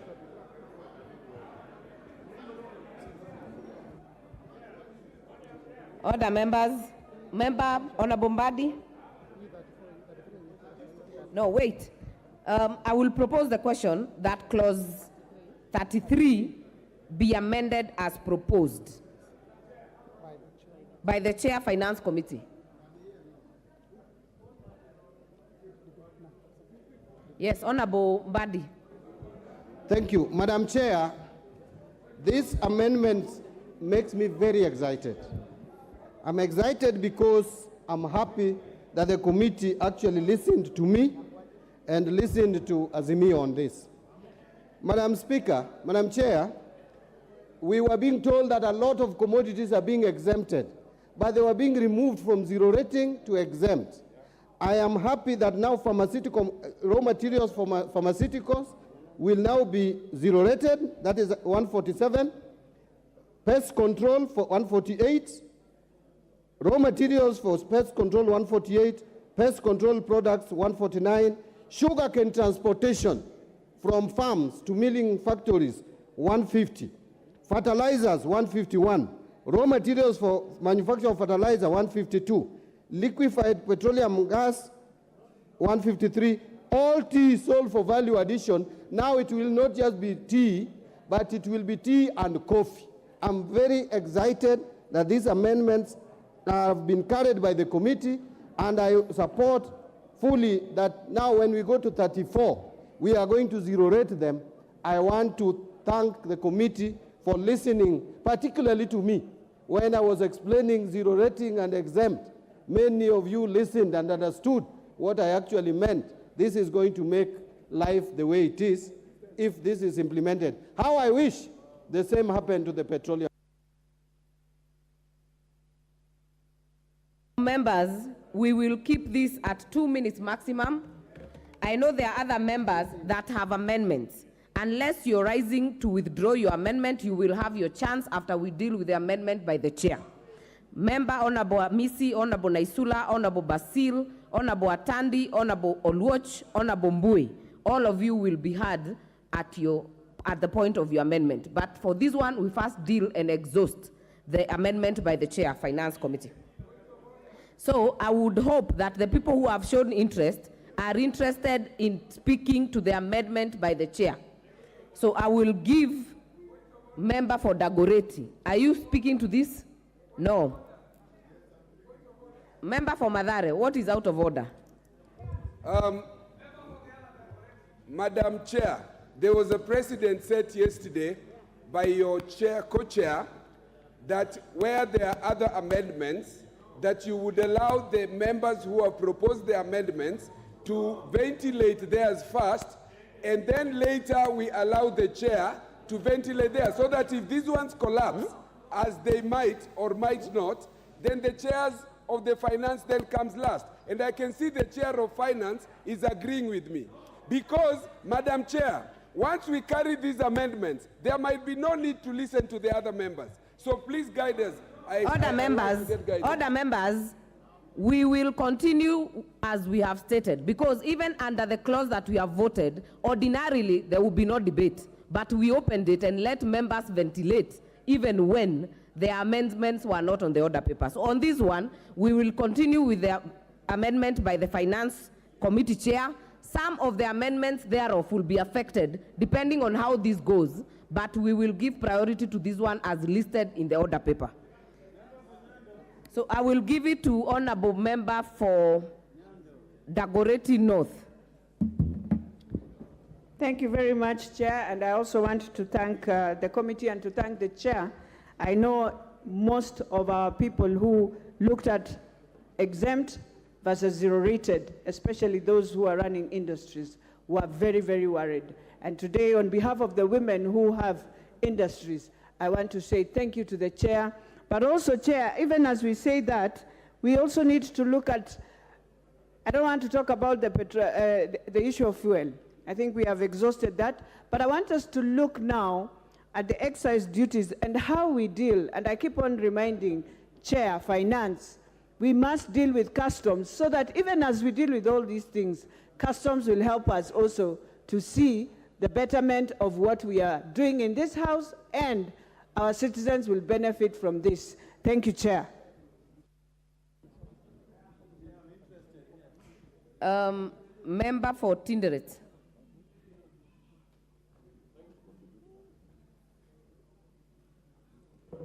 Thank you, Chair.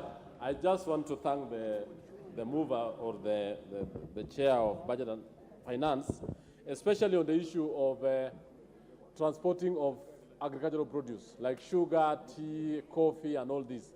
This amendment actually will promote the farming, the activities of farmers across the country, and it will actually make farming to be, the profits will be higher, and therefore the business will go on well. I support, Madam Speaker.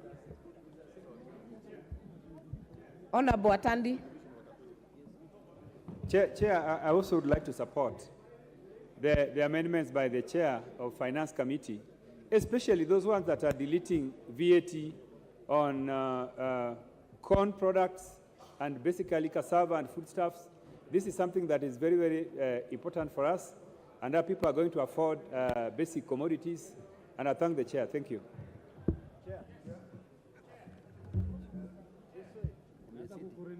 Leader of Majority. Okay. Thank you, sorry, Honorable Speaker. We were consulting with members here. Honorable Speaker, let me support this amendment. And it's true what the Honorable John Buddy says, that the Committee of Finance, even as we were thanking them during the second reading, took a lot of time to listen to Kenyans. And some of these proposals are what came out of the public participation exercise, Honorable Speaker. And it's sad that many of our media houses were trying to incite, not many, it's actually one media station I saw, trying to incite Kenyans that the public participation exercise was an exercise in futility.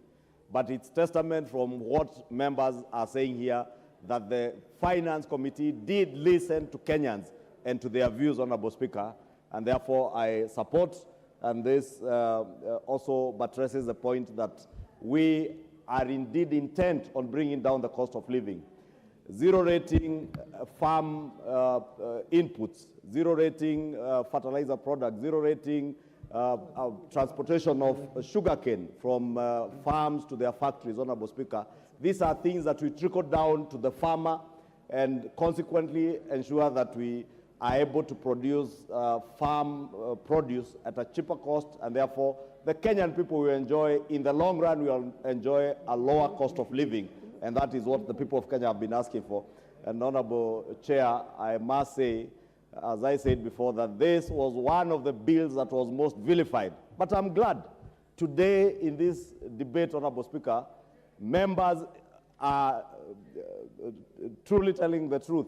What is good, they are calling it good. What they have a problem with, they are saying, I have a problem with this. And that is the way we should be engaging in the country, not vilifying and demonizing everything.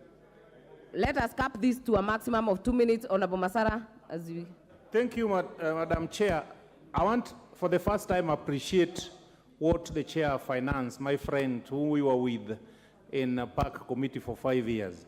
Madam Chair, what they have done, they have appreciated the work of public participation.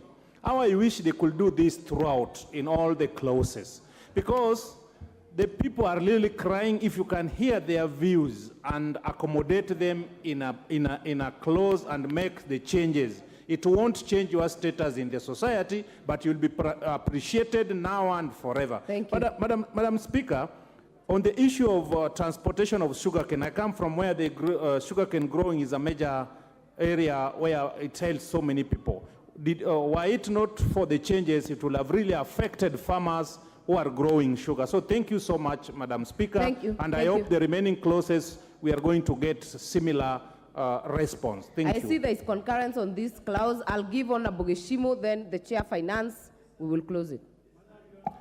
Thank you, Chair.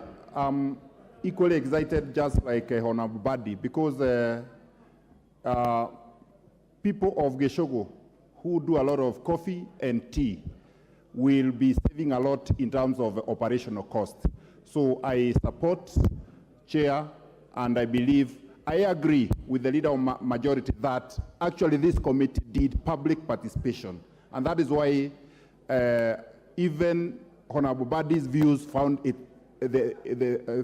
their way into this bill. I support, Chair. Member, Chair, Finance Committee. And I really welcome the good remarks by my colleagues. And I just wanted to inform this House that there were two fundamental changes that we made on this particular clause, and important that I realized I did not mention when I was moving, that introducing to exemption taxable food supplies for school feeding program be moved to exempt supplies. So this, we saw, I think it's Governor for Nairobi yesterday launching a very successful food feeding program. You've seen this school feeding program being done by the Honorable KJ at Dagoretti South constituency, and want to encourage, therefore, any business in this country that can invest in their CSR in our school feeding program. We have, by listening to members of the public, we have introduced a new clause that makes those food supplies exempt for the tax exempt. Lastly, we found a very interesting clause that was exempting transfer of businesses as a going concern from VAT. And the financial implication of this was 100 billion shillings we are losing. So by actually deleting that clause 7, making transfer of business as a going concern a vatable service, we are going to raise, through this particular amendment, 100 billion shillings. And that, I think, is one of the greatest successes we had because of our public participation with members of the public. Member for Nyando, what is so burning? Madam Speaker, out of presentations by Azimio One Kenya Coalition, appeals and lamentations that we expressed on behalf of the Kenyan people, the committee has ceded some ground. But again, certain times it becomes very difficult for us to know what is exempt and what is zero-rated, Honorable Speaker. Why we are pursuing the zero-rated angle is because somebody has the right to claim for vatable taxes on raw materials, Honorable Speaker. But when it is only exempt, then you can only claim VAT simply on the final product itself, Madam Speaker. So therefore, if it is exempt, at the end of the day, production costs become much higher, costs which are then transferred to the Kenyan people or the end user to shoulder, Madam Speaker. So that is why we have been pursuing this angle vigorously on behalf of the Kenyan people. Madam Speaker, was very disturbed when we were going to apply taxes on pharmaceuticals and medicaments, Honorable Speaker. There are people with conditions who use insulin, for example, on a daily basis, and making and putting more taxes on insulin was going to be unbearable on those who consume this product, and then, by the end of the day, shortening their lifespan on this earth, Madam Speaker. And therefore, I support this amendment, and I hope that we can reach consensus on most of these divisive clauses, Madam Speaker. Thank you, Honorable Member. I will now put the question that clause 33 be amended as proposed by the Finance Committee Chair. Will as many as are of that opinion say aye? Aye. Will as many as are of a contrary opinion say nay? The ayes have it. I will now call Honorable Amisi.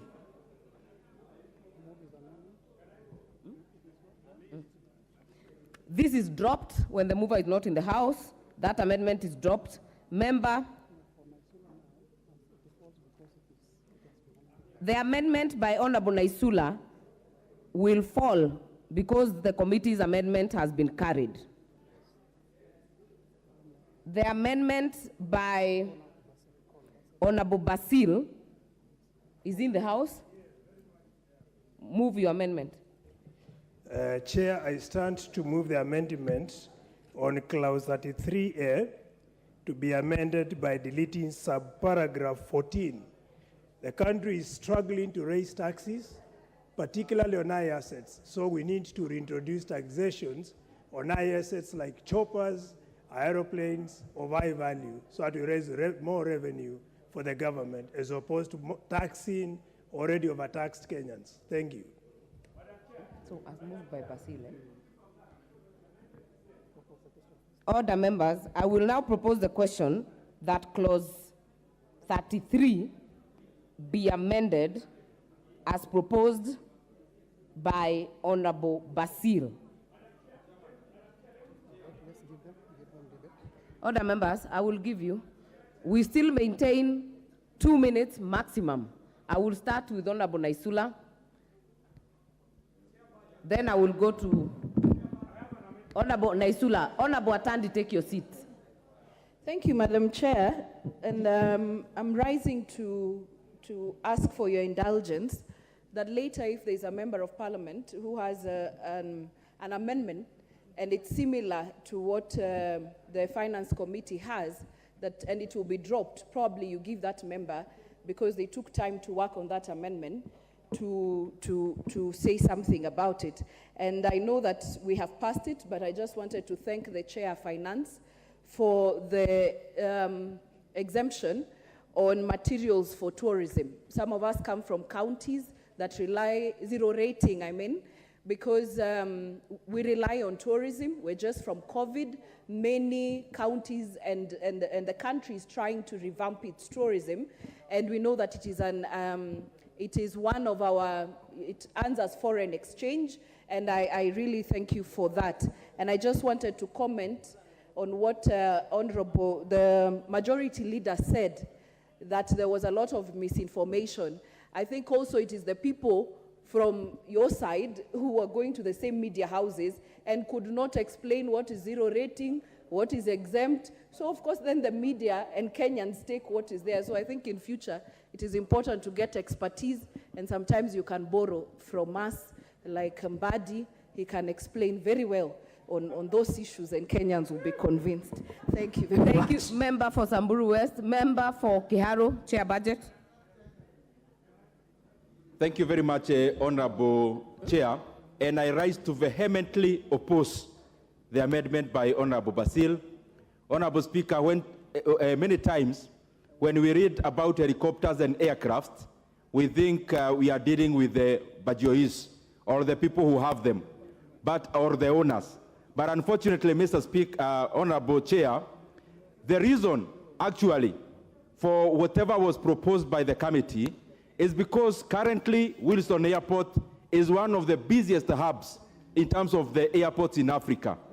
And Honorable Chair, aircrafts are not licensed basically for the domiciled country because they move from this country to the other. Now, what we have done in the past is that we have been able to shift all the jobs of servicing aircrafts and helicopters to other regions, Honorable Speaker, and especially our neighbors, to protect quality jobs of servicing helicopters and aircraft. Honorable Chair, I vehemently oppose that amendment. Minority Leader. Madam Chair, I want to support the proposed amendment by the Honorable Basil. And for the simple reason that really we can't continue to be this insensitive. How come we are so quick to come in to offload the burden on those who have, as opposed to removing the burden on those who don't have? I know for sure, Madam Chair, that as we speak, people are competing in this house, and especially that side of the house. People are competing as to who will become the first dollar millionaire in this time of parliament. And a number of our colleagues here have actually ordered helicopters and other forms of aircraft. Madam Chair, this is a very serious matter. As you know, Madam Chair, I'm one of the few people who are privileged to have a lot of information.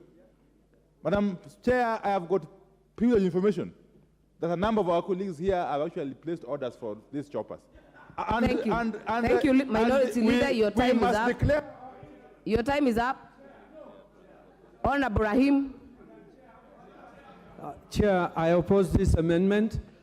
Chair, there is misinformation in this house because whatever is being waived is not for the rich people. It is for simulators, training purposes, and Madam Speaker, this thing is spare parts where our people will get jobs, and it's nothing to do with the rich who own helicopters. So let us not lie to the country and to the people. And let's be frank about what is being said. So I oppose. Finally, Honorable Tiende. Madam Chair, very briefly, I support this amendment. It is not true that what's being waived is for training and such purposes. And you'd ask, Madam Chair, if it was in the interest of the people, why would we not encourage such things for motorcycles, for ships, for vehicles? Why choppers? It is because there's a private interest in this. There are those who have even a private hangar in Wilson, and they are the ones who want to benefit. This is unfriendly to the ordinary Kenyans. Thank you, Madam Speaker. All right. Member for Kimilili. Madam Chair, I want to oppose these amendments by Honorable Basil because we want to bring back the aircraft maintenance at Wilson Airport so that the young people of this country can continue to benefit. Supporting these amendments would be tantamount to say that we want the Kenyans who are jobless to continue being jobless. We want to bring back the business of servicing and the repairing of planes back at Wilson Airport. I vehemently oppose these amendments. Honorable Owen Baya. Honorable Speaker, you know, there's a lot of misinformation on this, and it is very important we correct. We want to create jobs, high-end jobs, good engineers at Wilson.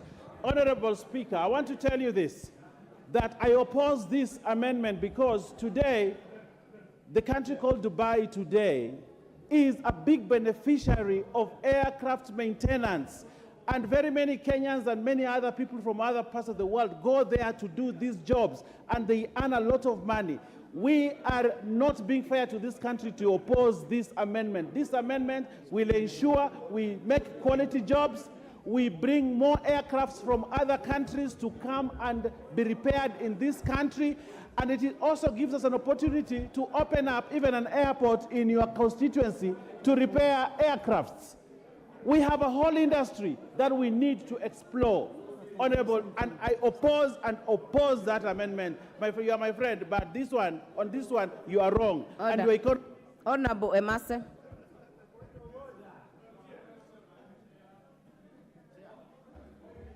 Thank you, Honorable Chair. I oppose the amendment.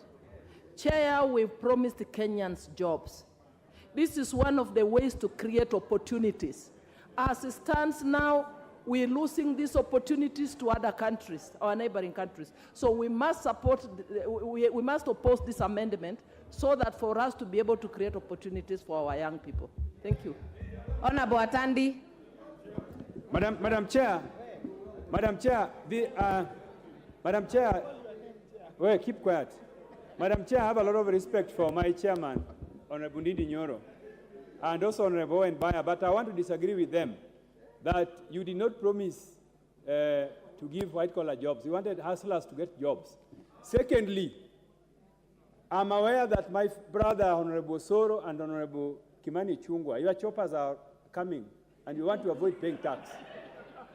You must pay tax. You must pay VAT on your choppers that you have already ordered. So the intention of this amendment, Madam Chair, is for Kenya Kwanza billionaires to own choppers. And this is something which we must refuse. We must refuse these people from not paying taxes.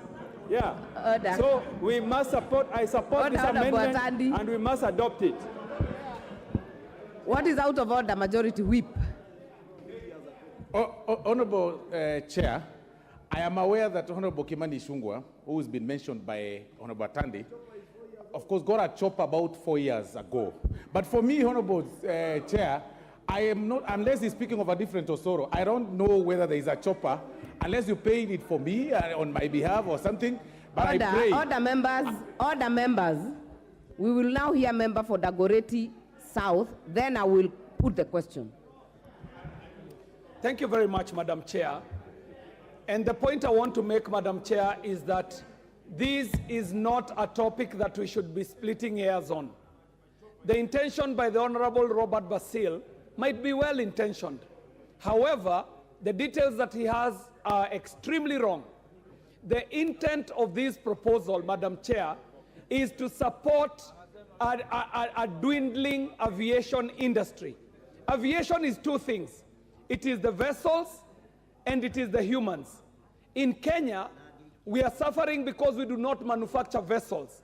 However, we manufacture pilots, we manufacture engineers, we manufacture technicians. However, our technicians are no longer getting jobs, Madam Speaker, because the jobs are going to neighboring countries where the terms are favorable, the conditions are favorable, the taxes on this particular issue are favorable. That is the first thing, Madam Speaker. Secondly, training, Madam Speaker. There are simulators. So what happens, Madam Speaker? Kenya ends up to be a training ground, Madam Speaker, ends up being a training ground for these people. And so, Madam Speaker, I want to vehemently oppose this amendment by my very... Order members, order members, order members, order members, order members. I will now put the question that clause 33 be amended as proposed by Honorable Basil. Will as many as are of that opinion say aye? Will as many as are of a contrary opinion say nay? The nays have it. Member Honorable Atandi, prosecute your amendment. Order members, Honorable Atandi's amendment falls. If Honorable Atandi. Madam Chair, I was alerting you that my amendment and the one from Honorable Basil was similar, and that's the reason I wanted you to allow me to make a contribution on his amendment, and you are not listening to me. Thank you.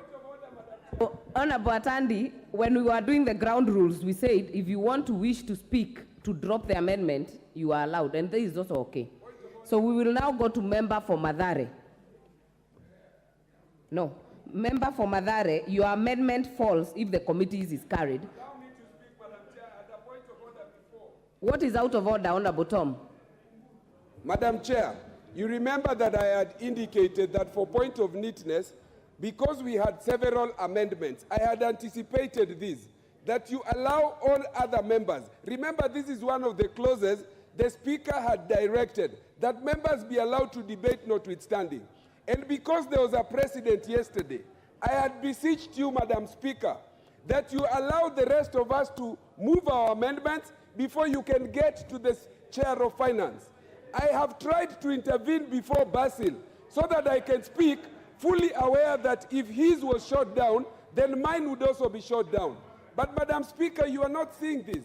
Madam Speaker, you should allow people to debate and to ventilate and to say the things they need to say. We are here to make law, not to run through as voting machines. So, Madam Chair, I would like to be allowed to prosecute my amendment, notwithstanding that of Basil. Allow me to prosecute.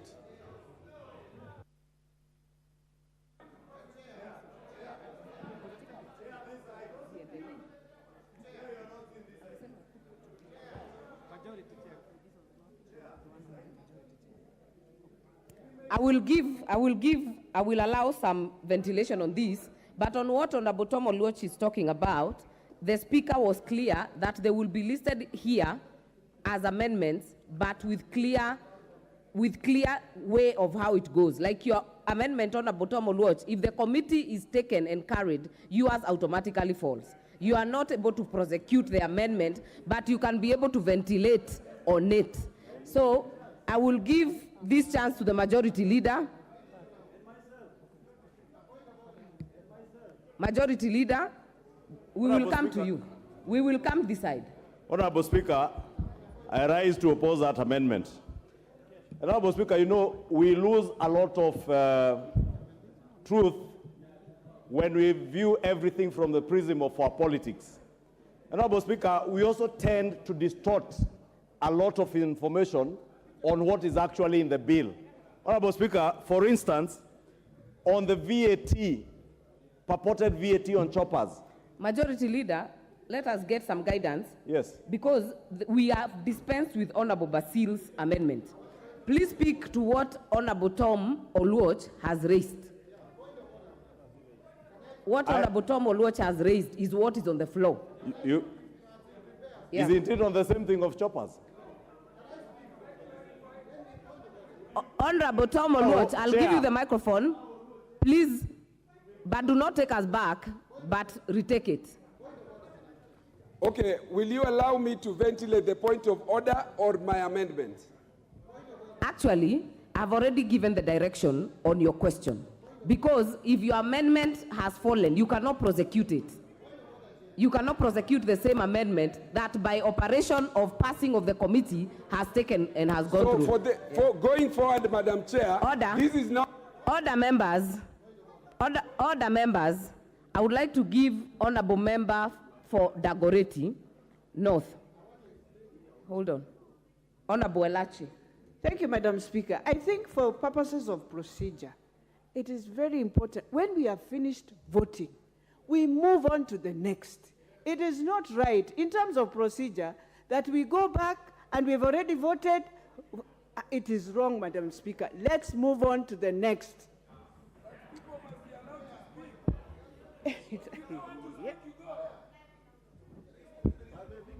The thing has passed. Order members. Order members. Honorable Bandi, please take your seat. Order members, we have prosecuted all the amendments. By the fact that we have prosecuted the chair's amendment and it has gone through, others have fallen. We have prosecuted for Honorable Basil, it has fallen. And now we are going to take a vote on the global question on the amendment by the chair of the Finance Committee.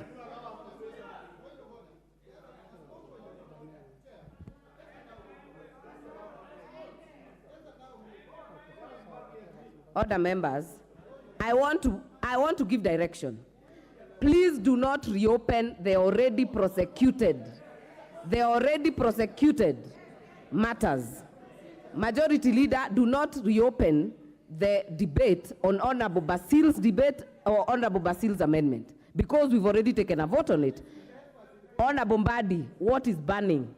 Let me just, Chair, we will be into this unless we get the procedure right.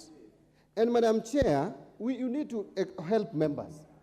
If members have similar amendments to the committee's amendments take priority. Totally. Members need to understand that. They have not understood that. That is why they are demanding that you allow them first. The moment we carry amendment of the committee, then all the amendments which are similar to the committee falls. And that is the way we should proceed, and there should be any other argument about it, so that we go forward. Order members, I now put the question. That clause 33, as amended, be part of the bill. As amended by the Chair Finance. Will as many as are of that opinion say aye? Aye. Will as many as are of a contrary opinion say nay? The ayes have it. Clause 34.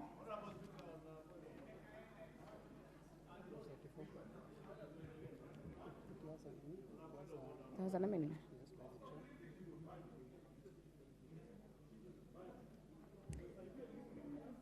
I propose the question that clause 34 be part of the bill. Mover, Chair Finance Committee. Thank you very much, Honorable Chair. I move that clause 34 be amended as per the supplementary order paper. And I have an additional amendment to that, Honorable Chair, that also clause 34 be further amended in subparagraph 10 by inserting the following new item immediately after item 30, and that is now will be 34A, the supply of electric bicycles. So, Honorable Chair, again, this particular clause is speaking to taking items from exempt to zero rate. And not just that, last year we passed an amendment here in the last finance bill that provided zero rating of exportation of taxable services, but added another word saying export of taxable services for business process services. As a result of just that, including that business processing, BPOs, it meant that particular clause has not been possible to implement, and therefore this amendment is deleting that business process operation so that we are zero rating exportation of taxable services. We have a rule in this country that all goods made for export are zero rated, and therefore we're giving the similar treatment to export of services so that they are also zero rated. Secondly, we are looking at something on green energy. And by us incentivizing our manufacturers to go green, we are proposing that supply of lithium-ion batteries that are going to be used on electronic motor vehicles and electronic motorcycles to be zero-rated, the supply of electric buses be zero-rated, and this is very crucial, that input of raw materials or imported for the manufacture of animal feeds also be zero-rated, and this is therefore going to bring down the cost of animal feeds. In addition, liquefied petroleum gas, again, this is another clause that has been taken to exempt. We are now taking back to zero-rate. Lastly, bioethanol vapor stoves, we are taking them to zero-rated. And this, Honorable Chair, we were able to have a demonstration to us during public participation of Kenyans who have provided technology that is allowing use of bioethanol fuel that is going to reduce the cost of cooking to 10 shillings per meal. And those stoves are going to be available to the market, and here they are even available to the market at only 1,520. These are some of the measures the committee took in place to make sure that we carry on our tax incentives to going green and perhaps mitigating the impact the increase on VAT might have on the cost of fuel in this particular country. And with that, I beg to move on, Honorable Chair. I propose the question that clause 34 be amended as proposed. Chair Finance? No, not Chair Finance, sorry. Majority Leader? Thank you, Honorable Speaker, and I rise to support those amendments by the committee. Honorable Speaker, as the Chair has said, it's not just bioethanol fuel that you make the cost of living more affordable for Kenyans in terms of cooking, but also the reduction of VAT on cooking gas, or rather the removal of on LPG gas. Honorable Speaker, it is also true that when you zero rate batteries, electric vehicles, and electric motorcycles, Honorable Speaker, we reduce the numbers of motorcycles that are using the fossil fuel. The fuel that we are all complaining about is getting expensive, and that reduction in demand, either from our border riders or other courier service providers who use motorcycles, encouraging even the use of more green energy with the electric motorcycles, electric buses, electric motor cars, Honorable Speaker, will not only safeguard our environment in this era of climate change, Honorable Speaker, but also assure us that we will reduce our demand on fuel, save on our foreign exchange reserves, and consequently bring down the cost of living for millions. The hustlers who are being told they have been abandoned, we are now telling them it is time to move from the fossil fuel-powered engines to the electric-powered motorcycles that will make more money available to you in your pockets. Finally, Honorable Speaker, and that's what I said, if we look at everything from the prism of politics, Honorable Speaker, we get it wrong and we misinform Kenyans. Even on issues that we have canvassed here on helicopters, VAT on helicopters is still payable. It is there. What is being removed is VAT on spare parts to helicopters.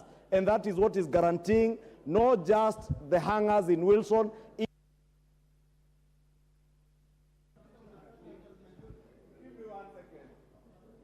Honorable Makali Mulu.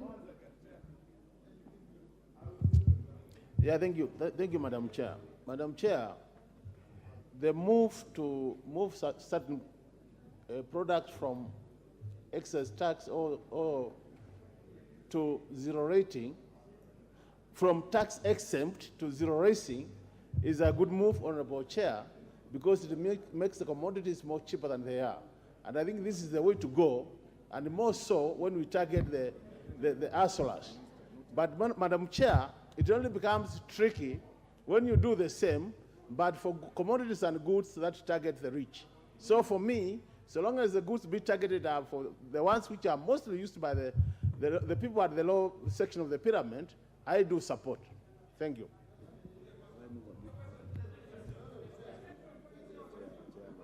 Order members. Order members. I will give Dr. Mutunga 2 minutes maximum.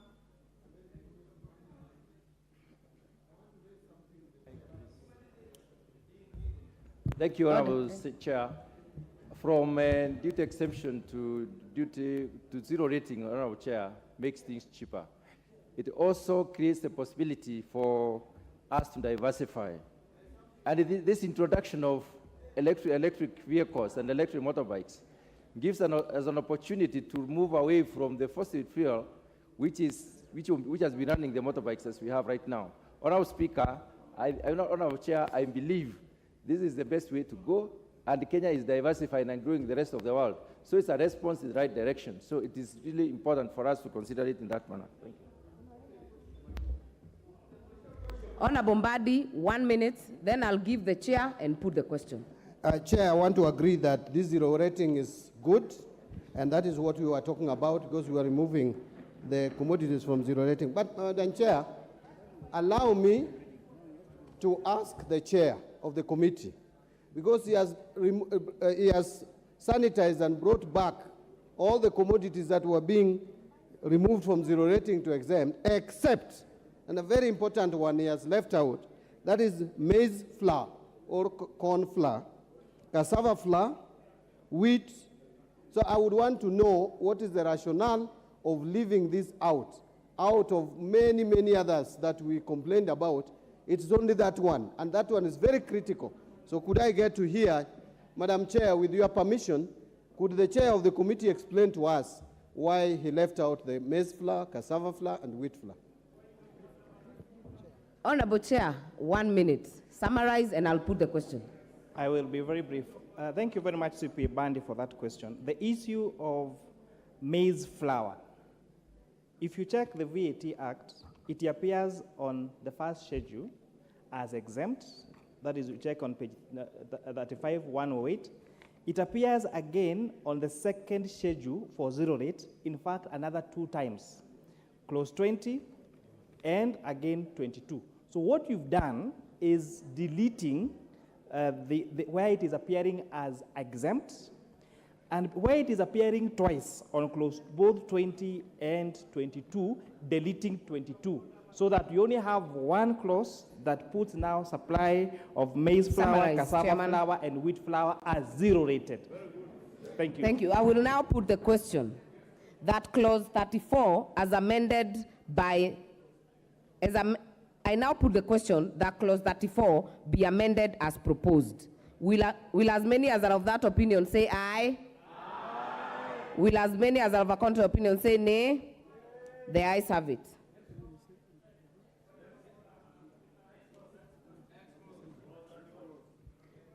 Honorable Luoch had an amendment because the committee's amendment is dropped. Honorable Kaluma had an amendment, but he's not in the House, so it is dropped. I now put the global question that clause 34, as amended by the Chair Finance Committee, be part of the bill. Will as many as are of that opinion say aye? Aye. Will as many as are of a contrary opinion say nay? The ayes have it. New clauses, new clause 29A.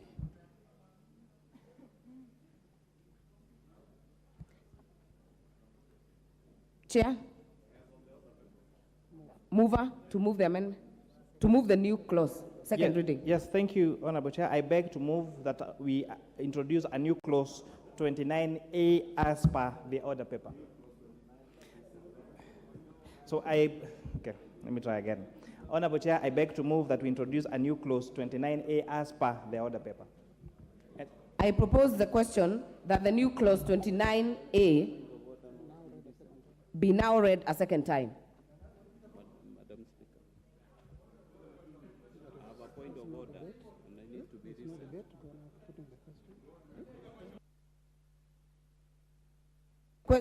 I put the question that the new clause 29A be now read a second time, as proposed by the Chair Finance Committee. Will as many as are of that opinion say aye? Aye. Will as many as are of a contrary opinion say nay? The ayes have it. I propose the question that the new clause 29A be part of the bill. I will give 2 people. Is that the mood of the House? I put the question that the new clause 29A be part of the bill. Will as many as are of that opinion say aye? Aye. Will as many as are of a contrary opinion say nay? The ayes have it. New clause 30A. Mover. Honorable Chair, I move that a new clause 30A be introduced to the bill as per the order paper. And just a quick explanation that this amendment is to deal with the challenges of bad debts Mover. and VAT refunds. Mover, you need to move that the clause be read a second time. Okay. Honorable Chair, I move that new clause 30A be read a second time as per on the order paper. And just a brief explanation, we have a tax that we cannot collect around 390 billion. Some of them are bad debts and VAT on funds, and this particular clause is supposed to do a cleanup and make sure that those bad debts are not collectible because those companies have gone into statutory management, actually written off. Thank you.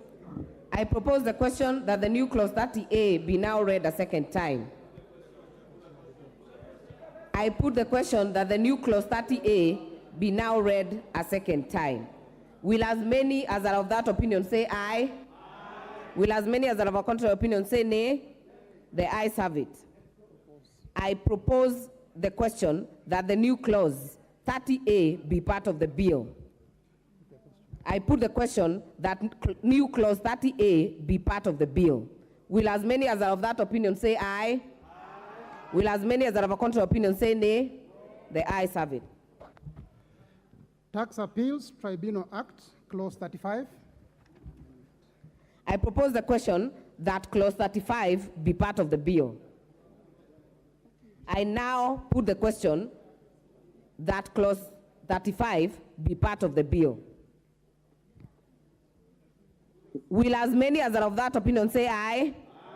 Will as many as are of a contrary opinion say nay? The ayes have it. Clause 36. I propose the question that clause 36 be part of the bill. Mover. Honorable Chair, I move that clause 36 be deleted as per the order paper. And Honorable Chair, this was one of the very much debated cases from public participation. This was where there was a requirement for members to deposit, for taxpayers to deposit 20%. So this has been deleted by the committee. I thank you, Honorable Chair. Order, members. I propose the question that clause 36 be amended as proposed by the Chair Finance Committee. I now put the question. Order, members. Order, members.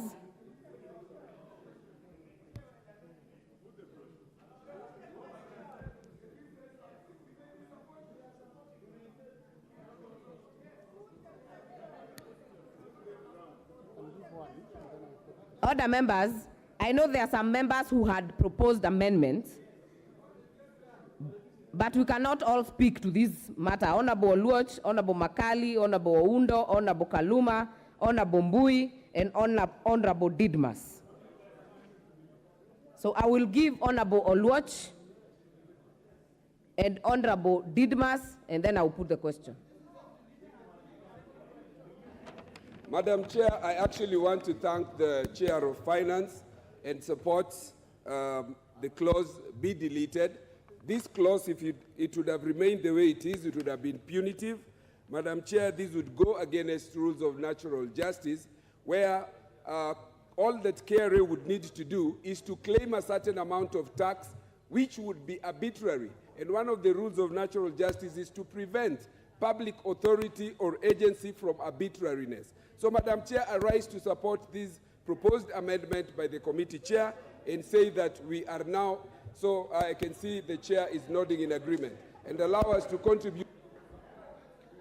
Thank you, Madam Chair. Honorable Didmas. Madam Chair, I just want to support the position by the Chair, Finance, and I want to congratulate him and ask honorable members, those who may have other amendments also on other areas, to read the mood of the House and even drop them. So I support these amendments by the honorable Chair. Honorable Oundo, 1 minute. honestly speaking, even whoever drafted this amendment must be somebody who does not live in this country. It offends Article 48 of the Constitution of Kenya, and that's why, among others, we had proposed that amendment, and it's good the committee has carried the amendment. At least for once, I can thank them for a job well done. Thank you. Honorable Makali, 1 minute. Those who had amendments. Yeah, thank you, Honorable Chair. Honorable Chair, I also want to join my colleagues in thanking the Chair of Finance and Planning Committee for listening to the voices of reason. He listened to the voices of reason, Honorable Chair. It is important that this thing is deleted, and that's why I was proposing we delete it. Thank you, Mr. Chairman. I see the members who had amendments have gotten a chance to speak, so I will now put the question that clause 36 be deleted as proposed by the Chair Finance Committee. Will as many as are of that opinion say aye? Will as many as are of a contrary opinion say nay? The ayes have it. I now put the question, and this one. It's been deleted, yes. All right. The Excise Duty Act, clauses 37, 38, and 39. I propose the question that clauses 37, 38, and 39 be part of the bill. I now put the question that clauses 37, 38, and 39 be part of the bill. Will as many as are of that opinion say aye? Will as many as are of a contrary opinion say nay? The ayes have it. Clause 40. I propose the question that clause 40 be part of the bill. Mover. Thank you, Honorable Chair. I propose that clause 40 be amended as per the order paper. Honorable Chair, this is where there was proposed punishment and fines for when you deal with excise stamps. So what you've done, we've cleaned it up to only allow that those offenses relating to accessible stamps, that only those that will attract criminal liability is when those people actually have a criminal mind, something my legal friends told me it's called mens rea.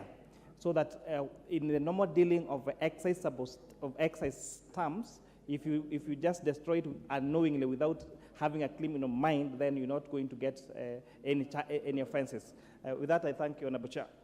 I propose the question that clause 40 be amended as proposed by the Chair Finance Committee. I now put the question that clause 40 be amended as proposed by the Chair Finance Committee. Will as many as are of that opinion say aye? Will as many as are of a contrary opinion say nay? The ayes have it. I now put the question that clause 40 as amended be part of the bill.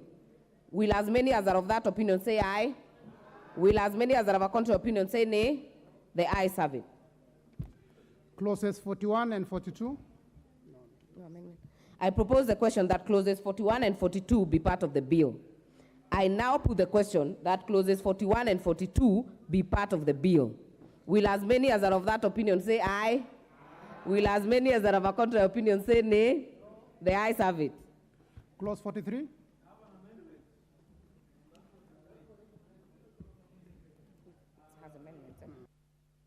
I propose the question that clause 43 be part of the bill.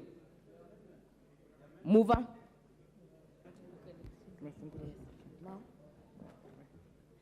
Thank you, Honorable. We are on clause 43, right? Honorable Chair, clause 43 has an array of amendments. So first of all, I put I move that clause 43 be amended as per the order paper. Honorable Chairperson, this is dealing with the excise. These are amendments into the Excise Duty Act, where we are proposing a number of things. For example, imposition of excise duty on imported pasta, and deleting the proposed imposition of excise duty on locally manufactured sugar confectionaries. We are also proposing a deletion of excise duty that is charged on electric motorcycles and electric motor vehicles. Again, this is in line with what we're going green.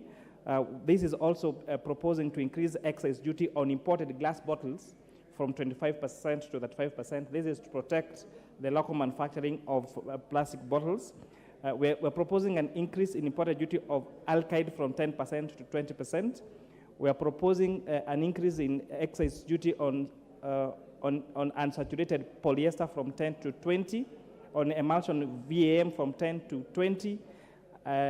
Again, all those things are related to paint. So what we're doing, we are incentivizing where we were able to establish that we have capacity to produce and to manufacture our own goods. Then we incentivize our local manufacturers by making importation of what is made locally more expensive. And again, the same amendment has a proposed excise duty of 10% on imported fish. So this is to make sure that we actually get to harness the economy. We have also exempted locally manufactured sugar. We have also deleted the clause that was introducing excess duty on human hair. Because, Honorable Chair, although and this was one of the beautiful stories we got from public participation, because we have had many, especially women, who have suffered from cancer. I don't know what cancer does when you go for that chemotherapy, they lose their hair.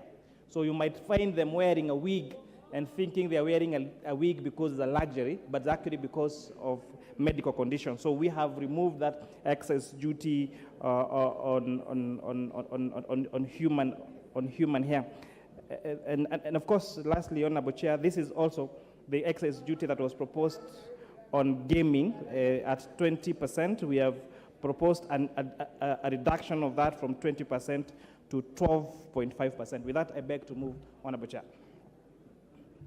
Members, I note that this clause has so many amendments, but as directed, once we carry the chair's amendment, there will be consequences to it. So I then propose the question that clause 43 be amended as proposed by the chair.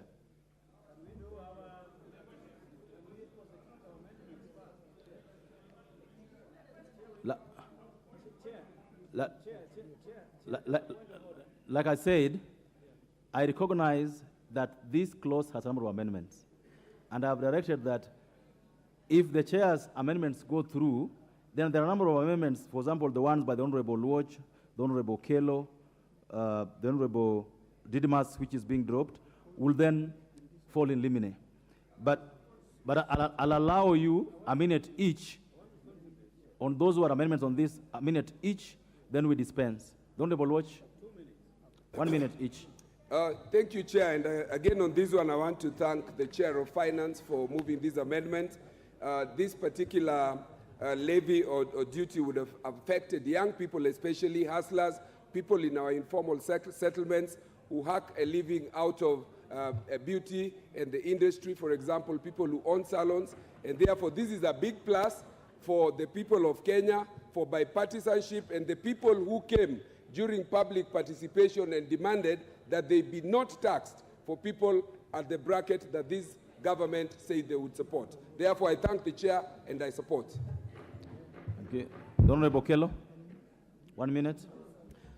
Chair, whereas I acknowledge that the import of this amendment, as proposed by the chair, was to curtail issues of importation of fish into the country, Honorable Chair, the statistics that we have indicates that the consumption of fish in this country is at 400 metric tons in a year, whereas we can only produce locally 163 metric tons, thereby leaving a huge gap that can only be covered by way of importation of fish, Honorable Speaker.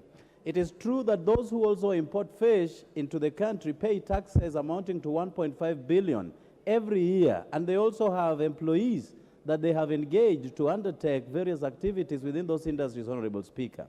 And again, Honorable Speaker, we have never had a glut of fish by saying that we have more into the country that will expose us to lots of problems, Honorable Speaker.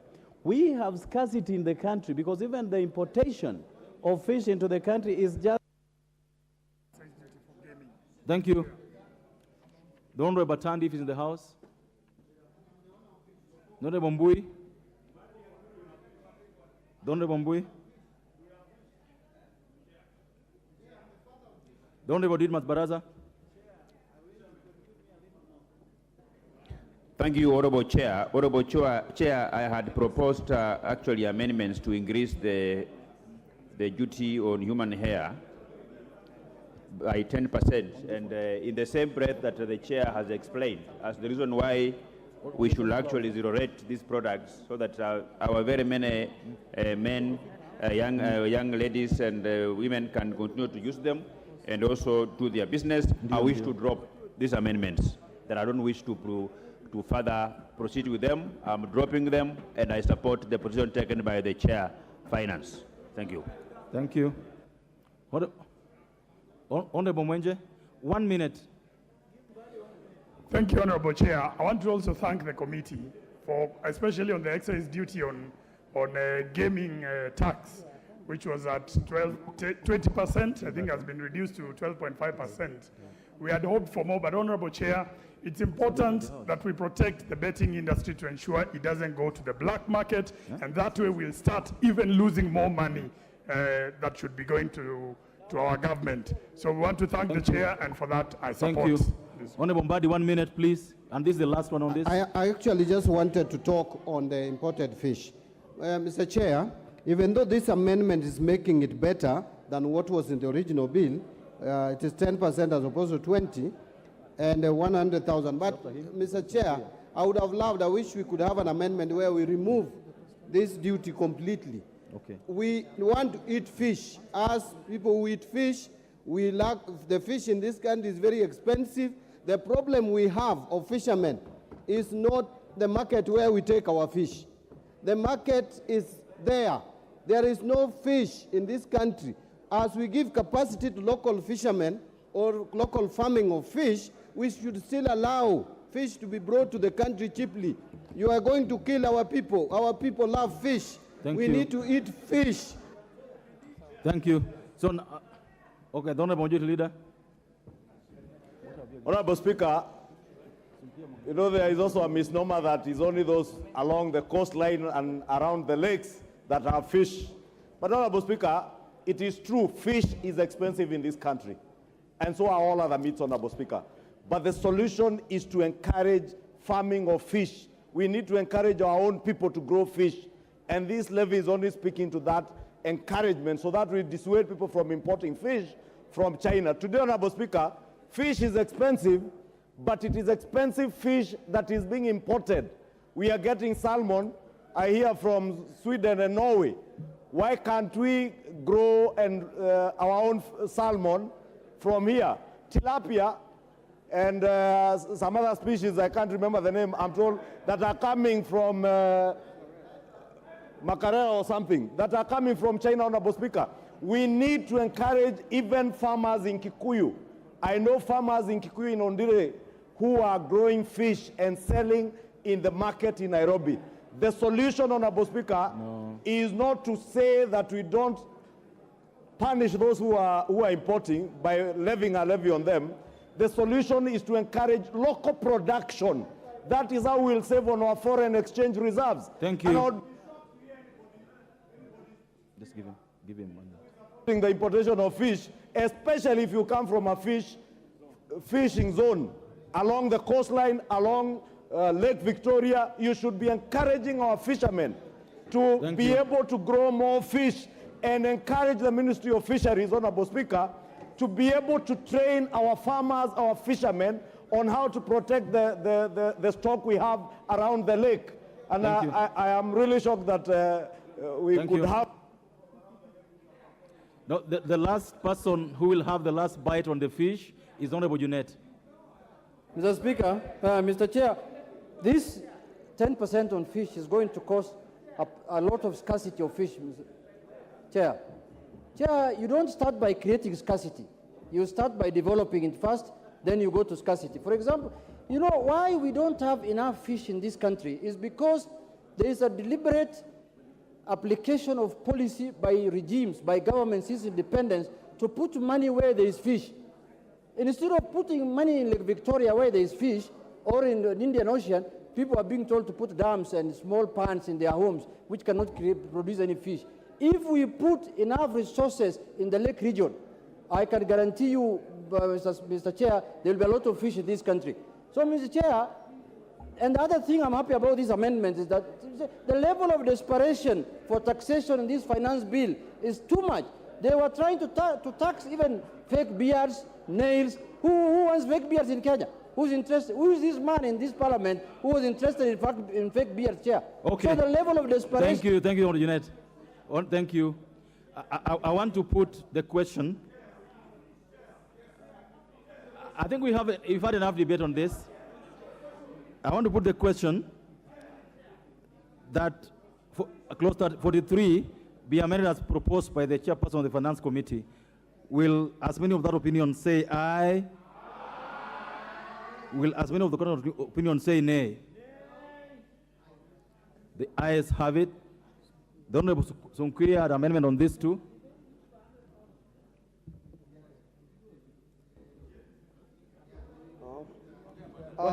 Thank you, Honorable Speaker.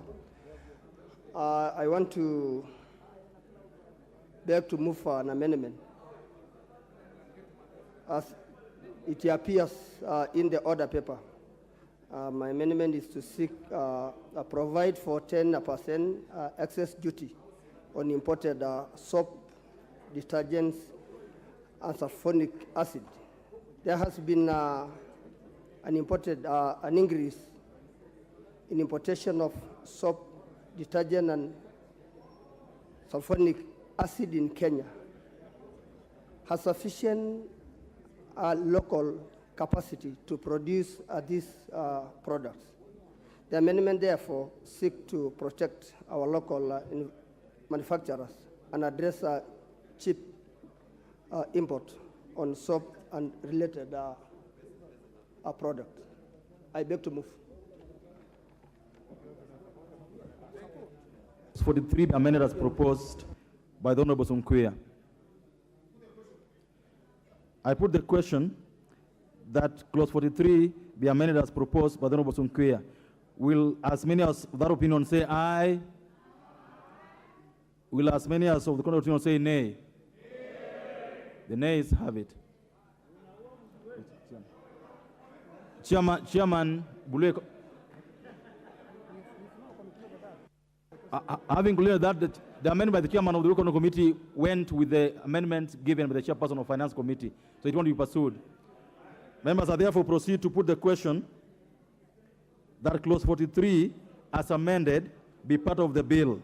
Will as many of that opinion say aye? Will as many of that opinion say nay? The ayes have it.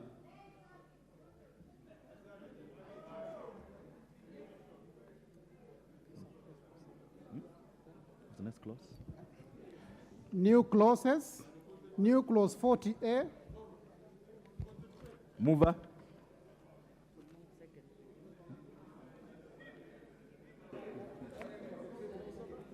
Honorable Chair, I beg to move that a new clause be introduced and be read a second time as per the order paper.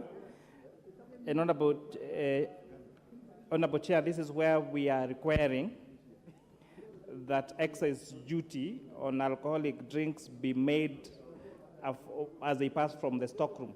And this, Honorable Chair, is meant to get rid of the menace of the illicit brews that have exhibited in our markets by making sure that the only brews that are there in the market are those that are actually illicit. Thank you, Honorable Chair. I propose that new clause 40A be part of the bill. Be now read a second time.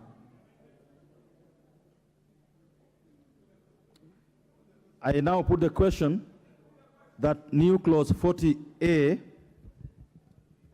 be now read a second time. Will as many as without opinion say aye? Will as many as without opinion say nay? The ayes have it. Chair, I propose that the question that the new clause 40A be part of the bill. I put the question that the new clause 40A be part of the bill. Will as many of that opinion say aye? Will as many as that opinion say nay? The ayes have it. New clause 43A. Honorable Chair, I move that new clause 43A be introduced, be read a second time as per the order paper. And Honorable Chair, this is where we are exempting from payment of excess duty manufacture of mobile phones manufactured in this particular country. One of the great, again, benefits we found from the public participation is that Kenya has the capacity to manufacture our own mobile phones. So we are zero rating all the raw materials and assembly parts that are going to be used for the manufacture of mobile phones, and now removing excess duty on the sale of those mobile phones. I mean, and we're hoping that by doing this, Kenya is going to be the first country in Africa to manufacture their own mobile phones, and are going to be able to export this to the rest of Africa. With that, I beg to move on, Abu Chair. I propose that the question that new clause 43A be now read a second time. I put the question that the new clause 43A be now read a second time. Will as many other opinions say aye? Will as many of the contrary opinions say nay? I propose the question that the ayes have it. I propose the question that the new clause 43A be part of the bill. I put the question that the new clause 43A be part of the bill. Will as many of that opinion say aye? Will as many of the contrary opinion say nay? The ayes have it. The Tax Procedures Act, clauses 44, 45, and 46. Move on. So how many which clauses are these? The question that clauses 44, 45, and 46 be part of the bill. I now put the question that clauses 44, 45, 46 part of the bill. We as many of that opinion say aye. Will as many of the contrary opinion say nay? The ayes have it. Clause 47.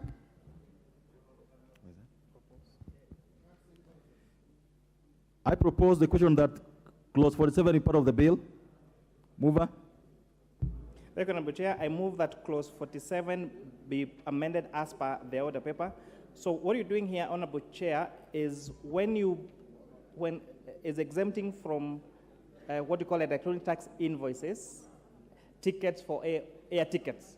So what means when you book a flight today, you might book a flight today for December. And therefore, if we issue you with that tax receipt now, and then in December you decide to either change your flight or the fees changes, then it makes that administration of that particular tax impossible. So this is to exempt airline passenger ticketing from the requirement of issuance of electronic tax invoices. I propose the question that clause 47 be amended as proposed by the chairperson of the Finance Committee. I put the question that clause 47 be amended as proposed by the chairman of the Finance Committee. Will as many as of that opinion say aye? Aye. Will as many of the contrary opinion say nay? The ayes have it. I now put the question that clause 47 as amended part of the bill. Will as many of that opinion say aye? Aye. Will as many of the contrary opinion say nay? The ayes have it. Clause 48.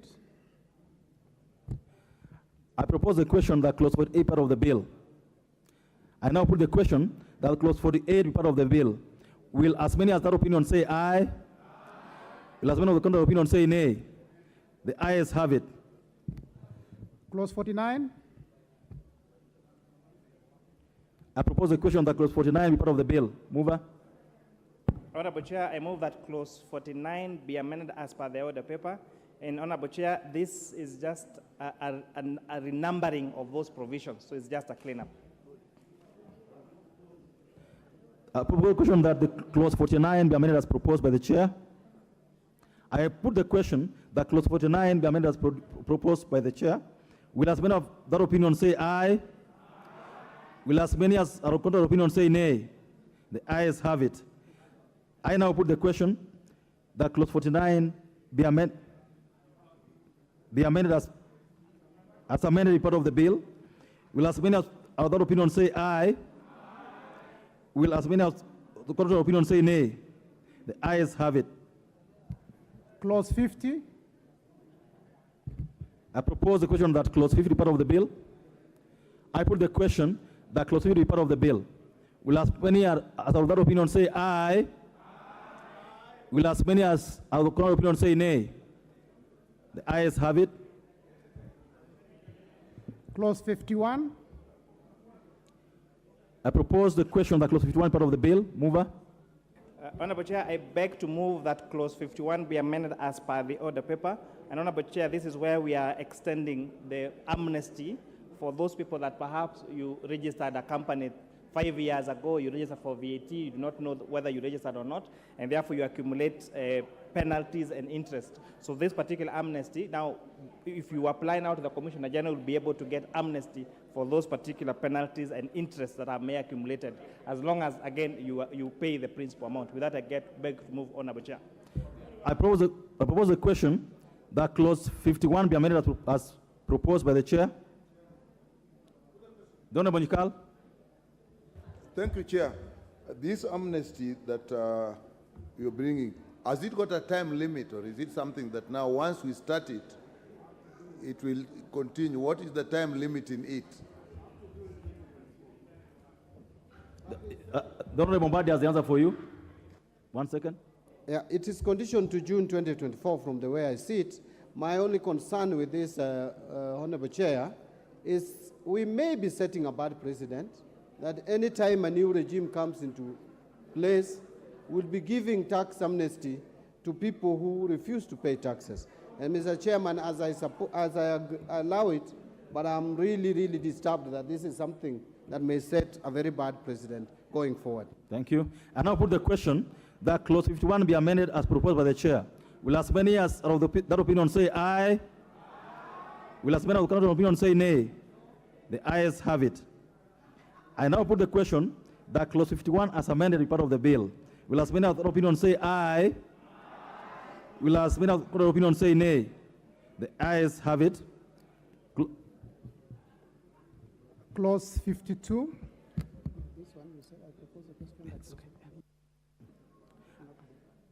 I propose a question that clause 52 be deleted. Mover. Honorable Chair, clause 52, Honorable Chair, I beg to move that clause 52 be amended as per the order paper. Again, Honorable Chair, this was where, this clause 52 was giving the Commissioner General of Kenya Revenue Authority power to how do you call it, to take over, I say to take over your property if there is a tax dispute on you. So this deletion, therefore, deletes now the proposal for registration of security for unpaid taxes without the notice of the taxpayer. So now they have to notify the taxpayer that they are touching your property for your unpaid taxes. With that, I beg to move on, Honorable Chair. Thank you. I propose a question that clause 52 be deleted as proposed by the chair. I put the question that clause 52 be deleted as proposed by the chair. Will as many as of the opinion say aye? Will as many as the contrary opinion say nay? The ayes have it. I now put the question. Deleted. Great. Clause 53. I propose that the question that clause 53 part of the bill. I put the question that clause 53 be part of the bill. Will as many other opinions say aye? Will as many other opinions say nay? The ayes have it. Clause 54. I propose a question that clause 54 is part of the bill. Mover. 54. Honorable Chair, I beg to move that clause 54 be amended as per the order paper. So, Honorable Chair, again, this is where the requirement that taxes will be paid within 24 hours. So we're extending from 24 hours to making those taxes payable within 5 working days. I propose a question that the clause 54 be amended as proposed by the chair. I now put the question that clause 54 be amended as proposed by the chair. Will as many of that opinion say aye? Will as many of the contrary opinion say nay? The ayes have it. I now put the question that clause 54 as amended part of the bill. Will as many of that opinion say aye? Will as many of that opinion say nay? The ayes have it. Clauses 55, 56, 57, and 58. I propose that clauses 55, 56, 57, and 58 be part of the bill. I put the question now that clauses 55, 56, 57, 58 be part of the bill. Will as many of that opinion say aye? Will as many of that opinion say nay? The ayes have it. Clause 59. I propose a question that clause 59 be amended as proposed. Be deleted. Chair. So, Honorable Chair, again, I beg to move that clause 59 be deleted as per the order paper. Again, this is where, in case of a court case in the tribunal court, then they were not allowing you to introduce more evidence. So we are now proposing a deletion of this so that you are allowed to introduce new evidence to argue out your tax case. So that I beg to move, Honorable Chair. Thank you. I propose a question that clause 59 be deleted as proposed. I now put the question that clause 59 be deleted as proposed by the chairperson. Will as one other opinion say aye? Will as one other opinion say nay? The ayes have it. Clause 60. I propose the question that clause 60 is part of the bill. I put the question that clause 60 be part of the bill. Will as many of that opinion say aye? Will as many of the opinion say nay? The ayes have it. Clause 61.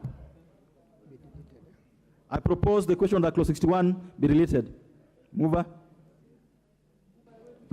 Thank you, Honorable Chair. I beg to move that clause 61 be deleted as per the order paper. And again, these are these clauses that members of the public told us that they were impounding them to access justice. So it is similar to the other two that you've deleted. I propose the question that clause 61 be deleted. I put the question that clause 61 be deleted as proposed. Will as many of that opinion say aye? Will as many of the contrary opinion say nay? Ayes have it. Clause 62. I propose the question that clause 62 be part of the bill. Mover. Honorable Chair, part 62, I beg to move that clause 62 be amended as per the order paper. And again here, Honorable Chair, this is where they were providing a fine of 1 million shillings, or I think 10 times the tax due. So we are proposing to reduce that to at least two times the tax due, so that we reduce the penalties that are being imposed on taxpayers when they are not able to, for example, use the ETIM system or remit their taxes on time. With that, I beg to move, Honorable Chair. I propose a question that clause 62 be amended as proposed by the Chair of Finance Committee. I now put the question that clause 62 be amended as proposed by the Chair of Finance Committee. Will as many of that opinion say aye? Will as many of the contrary opinion say nay? The ayes have it. I now put the question that the clause 62 be as amended be part of the bill. Will as many as that opinion say aye? Will as many of the contrary opinion say nay? The ayes have it. Clauses 63, 64, and 65.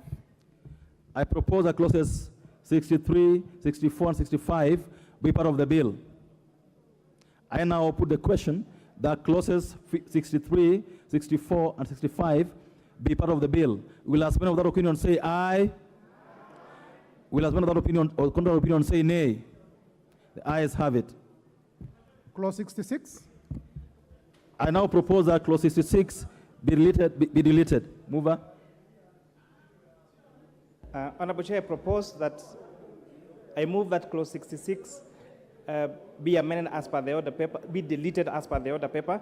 Honorable Chair, this amendment is to delete the proposal to run concurrent civil and criminal proceedings relating on tax matters. Again, we listen to the members of the public.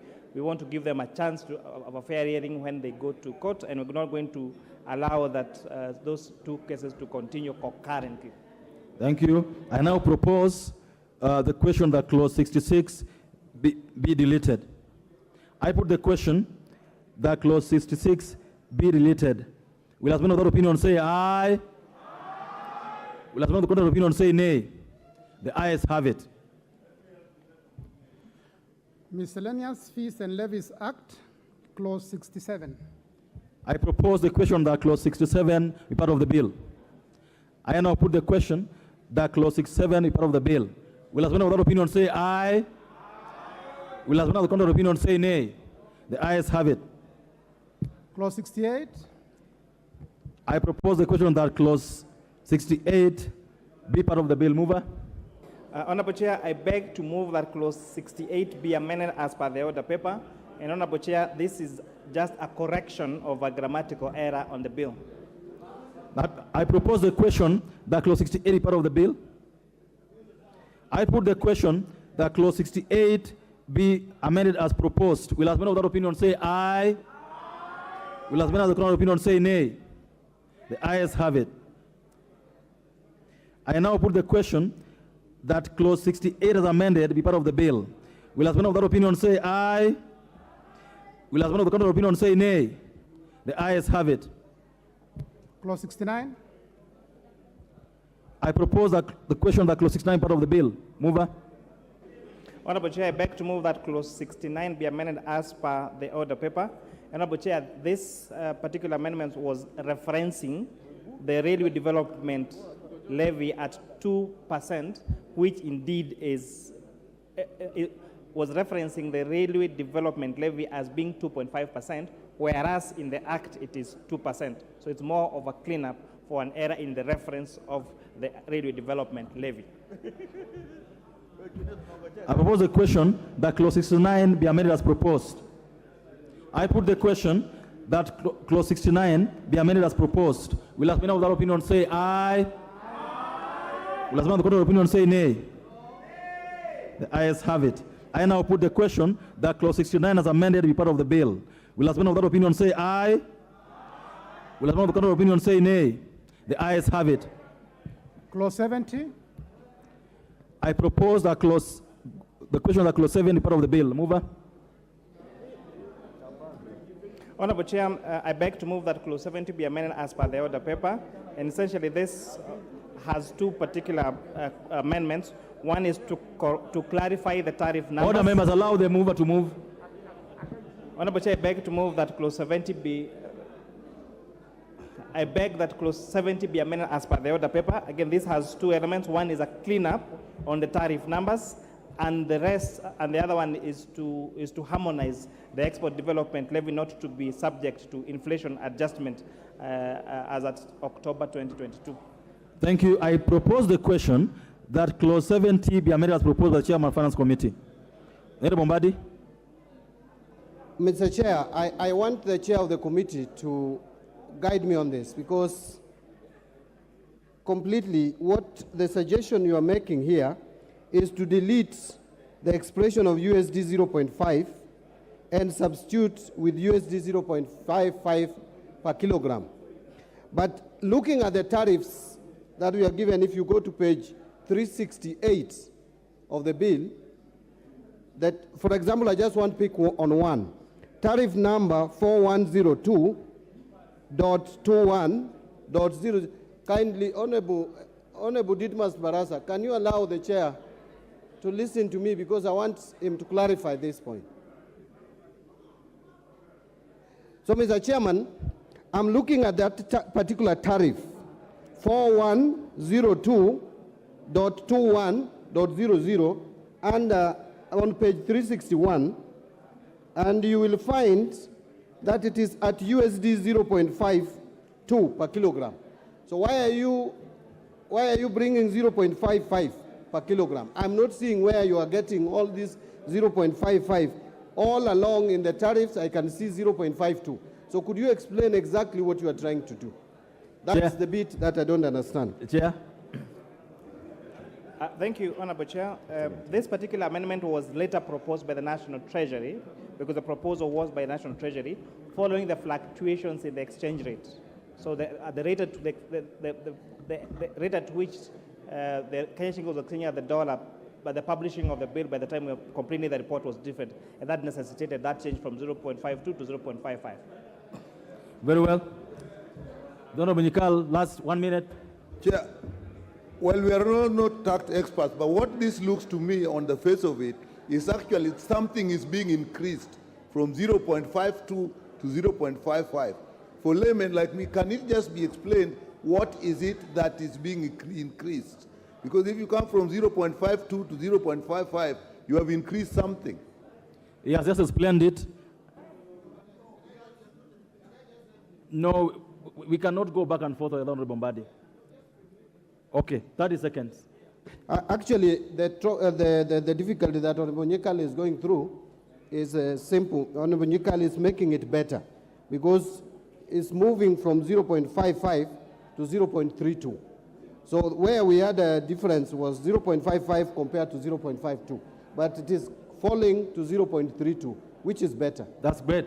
I now put the question that clause 70 be amended as proposed by the chairperson of the committee. Will the member of the opinion say aye? Will the member of the opinion say nay? The ayes have it. I now put the question that clause 70 as amended be part of the bill. Will the member of that opinion say aye? Will as many as the opinion say nay? The ayes have it. Clause 71.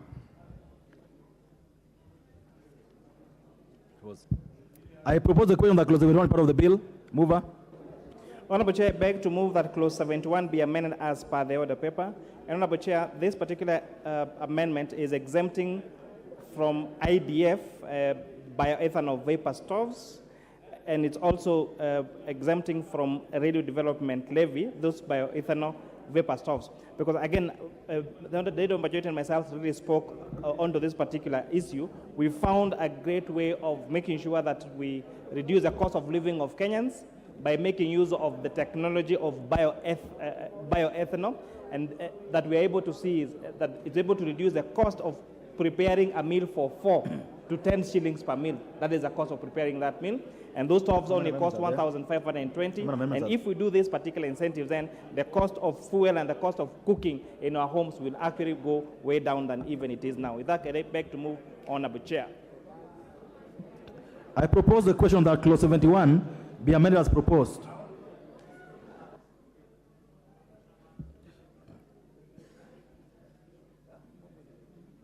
Majority Leader.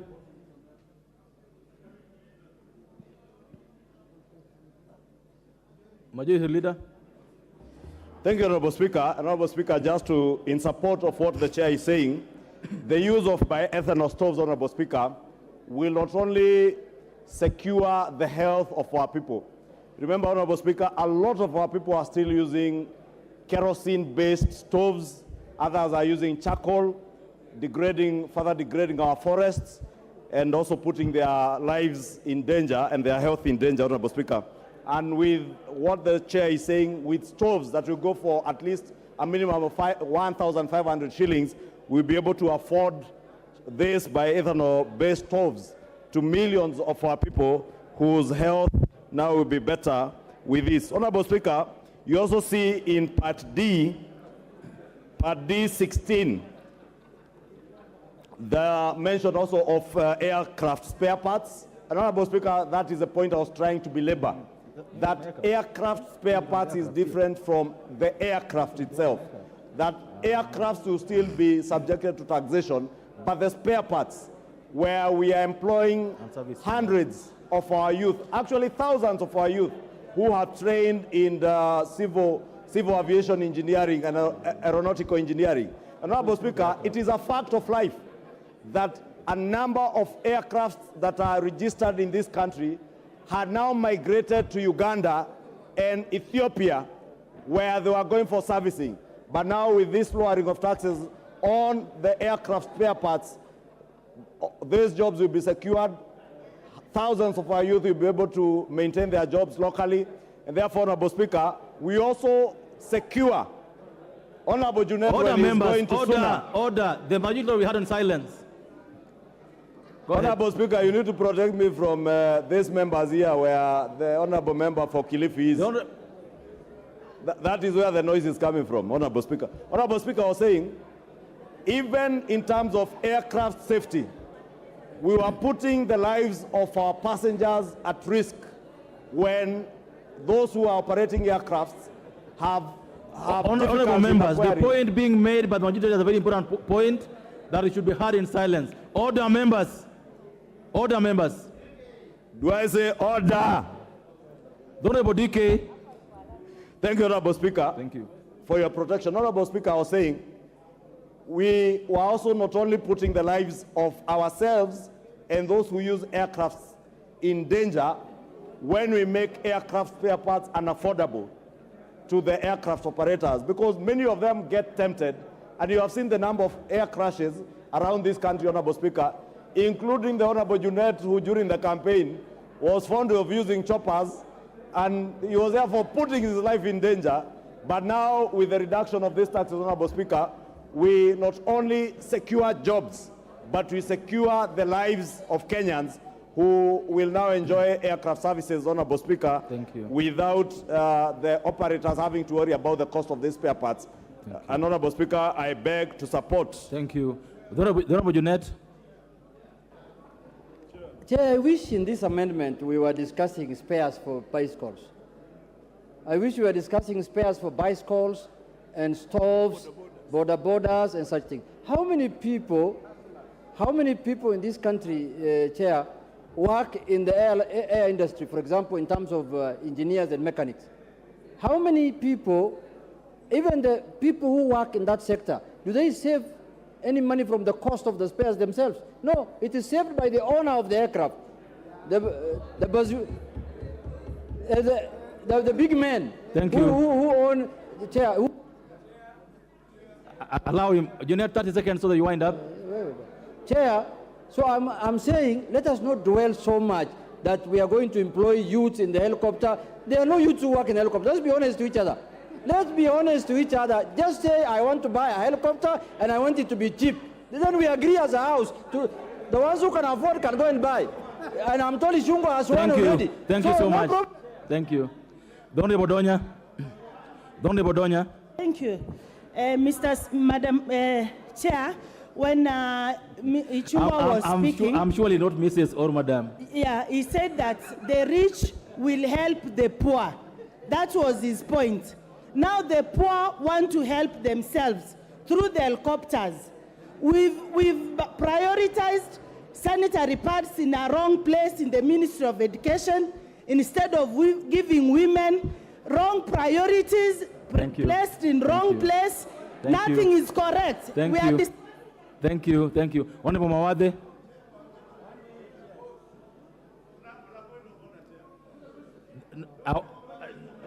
No, you will hear, we will hear Honorable Mawade in silence. Honorable Mawade will be heard. Nashukuru sana Bwana Mwenyekiti kwa kunipa fursa hii kuchangia. Ni makosa sana kupunguza bei ya mahelikopta ya matajiri ndio tuweze kuafford, kupunguza taxes za mahelikopta ya matajiri ndio waweze kununua. Honorable Mawade, order, Honorable Mawade. Take your seat. What is out of order? Mheshimiwa Mwenyekiti, sababu Mheshimiwa Mawade ananena kwa lugha ya Kiswahili, nasimama kwa hoja ya nidhamu, sababu ni vizuri kuwajulisha Wakenya mambo ambayo tunayajadili yaliyomo kwenye hii bill ya finance bill. Nataka Mheshimiwa Mawade atuonyeshe ni wapi kwenye hii bill ushuru ya ndege ya helikopta imetolewa, sababu nimeweza kukariri ya kuwa ushuru unaoshukishwa hasa jambo ambalo tunaongelea saa hii ni kitu ambacho yaitwa kwa lugha ya Kimombo miscellaneous levies, ambayo najua Mheshimiwa Mawade hajasoma hii bill, haelewi nini iko, anafanya siasa ambayo haina. Asante. Bwana Mwenyekiti, Mheshimiwa Mawade, nitarekebisha. Mheshimiwa Mawade, utachangia ukizingatia ukweli wa mambo. Asante. Wacha nichangie. Na ni makosa, lakini mtu majority leader kuimply ya kwamba kuna mtu ambaye anasema mambo ya uongo. Hamna mambo ya uongo hapa. Tunapunguza bei ya spare parts za helicopter ndio matajiri waweze kuwa afford, lakini tunaongeza petroli. Thank you. The Honorable Ruto. No, let me also do this side. It can only be this side, really. Go ahead.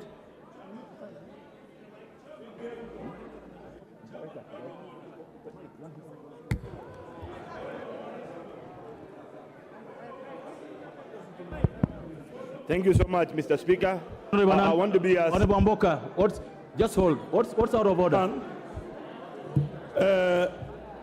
This KK government...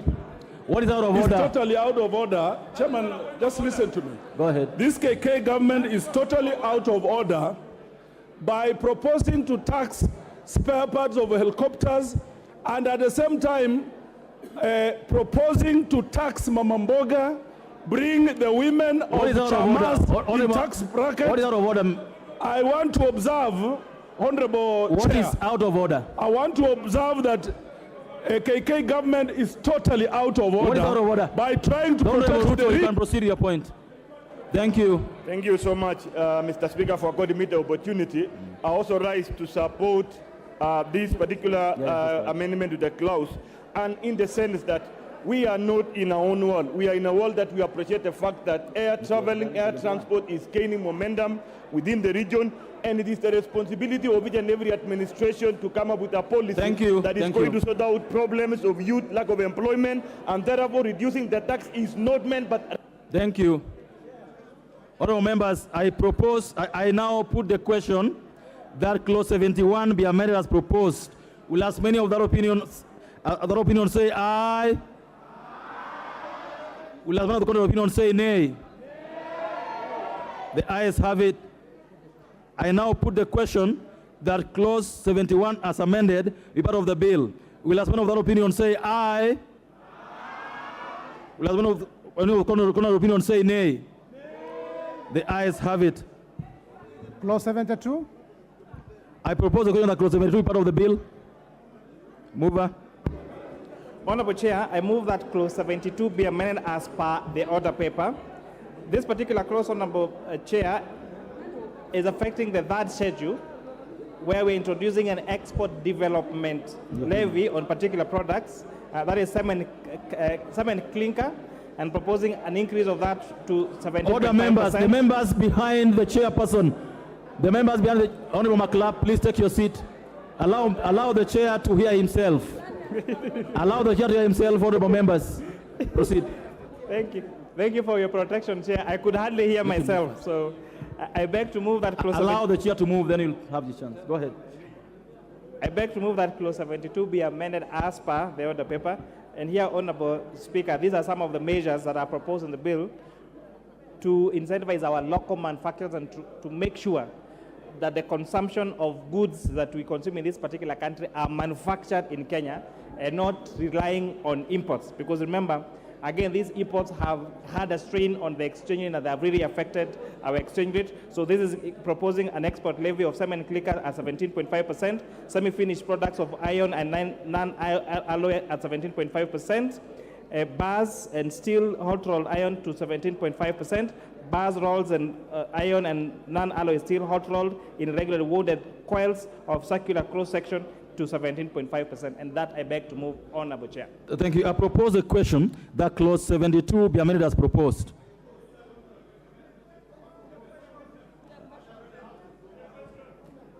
The Honorable Mbui. Thank you, Chair. Chair, I want to oppose that proposed amendment because it is actually continuing to increase the levies on importation of these materials, Mr. Chair, that are supposed to be used in the program that they have been marketing to Kenyans of affordable housing.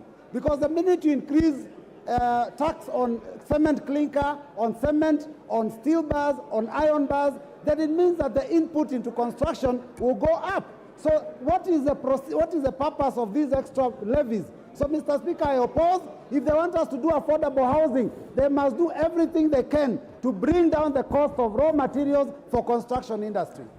Thank you. The Honorable Shepkonga. Let him Honorable Chemwa, you have only 1 minute. Thank you, Honorable Chair. I have very important information. Go ahead. Very important. Mr. Speaker, I support this imposition of that tax. Mr. Speaker, you may not be aware, East African Portland Cement was a net exporter of clinker. As a result of clinker being brought out of the country, it killed many of the transporters, which included myself, Mr. Speaker. I was a serious transporter of East African Portland Cement. When they imported clinker, the small transporters like myself were wiped out. So the reason why we want this tax, Mr. Speaker, is so that East African Portland Cement can go back to where it was before. This is our own company. It used to export this to other countries, including Uganda, and we used to transport them to Uganda, Mr. Speaker. Thank you. We cannot allow clinker from India. Thank you. We can produce them here, Mr. Speaker. I thank you. Honorable Baya. Mr. Speaker, I would like to support the amendments. One, Kilifi County is one county that is blessed with all the materials to make clinker. It is an industry that we must grow. We must have factories and industries that produce clinker in this country. The short term might hurt, but the long term is good for the country to create jobs and actually to save on foreign exchange for this country. Thank you. Secondly, on the steel industry, we need to have steel industries in this country. Yeah. We must stop importing steel from other countries while we have iron ore in Taita Taveta and other parts of this country that are enough to make enough steel for the construction industry. So we are not killing the construction industry. We have ability in this country to ensure we have... Honorable Nyamai. Chair, 30 seconds. Thank you very much. I support this amendment, Honorable Chair, because it is going to give an opportunity to our companies to manufacture steel using iron ore from our own counties. Honorable Chair, we have iron ore in Kitui, in Kwale, and in so many other parts of this country. And also we would like this clinker to be manufactured here so that our young people can have jobs. Thank you, Honorable Chair. Honorable Chandi, lastly. Chair, I oppose the amendment. Chair, Kenya Kwanza is good in making promises. They can promise you anything. I want to ask Honorable Owen Baya, you are talking about a factory in Kilifi. When are you opening that factory? You are just talking here. Thank you. We don't need empty promises. Thank you, Honorable Majority Leader. Honorable Speaker, I rise to support this particular amendment. Honorable Speaker, it is true, and it's good to be honest with the people of Kenya, that these levies will discourage importation of steel products for a good reason, Honorable Speaker. And it is also not true that it will hurt the housing industry, Honorable Speaker, because in the long run, when we are producing our own steel from our own raw materials, Honorable Speaker, and Honorable Speaker, let me just say, we need to understand, and those who took time to read the Kenya Kwanza Manifesto will see that among us the value chains that we want to rebuild our economy on is the value chain of mining and that of manufacturing and of course housing, Honorable Speaker. The production of steel from iron ore, the member for Wundanyi who is here will tell you Kishushe in Wundanyi in Taita Taveta, they are producing iron ore, but we could not exploit that mineral resource and use it locally, Honorable Speaker, for the benefit of the people of Wundanyi. And I would really have wanted you, Honorable Speaker, to give the member of Wundanyi an opportunity to be heard. For us and the people of Wundanyi to hear their member of parliament support the exploitation of the resource of iron ore and tell the people of Wundanyi whether... Thank you. Thank you. The Honorable Tiende. Thank you. Where is the member of Wundanyi? Where is the member of Wundanyi? Is in the House. Mr. Chairman,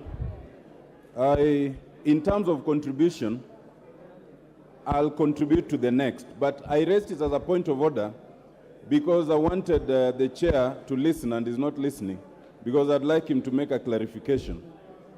Chair Finance Committee, you're being asked to listen. Mr. Chairman, as you know, by law, we are allowed to get anonymous tips.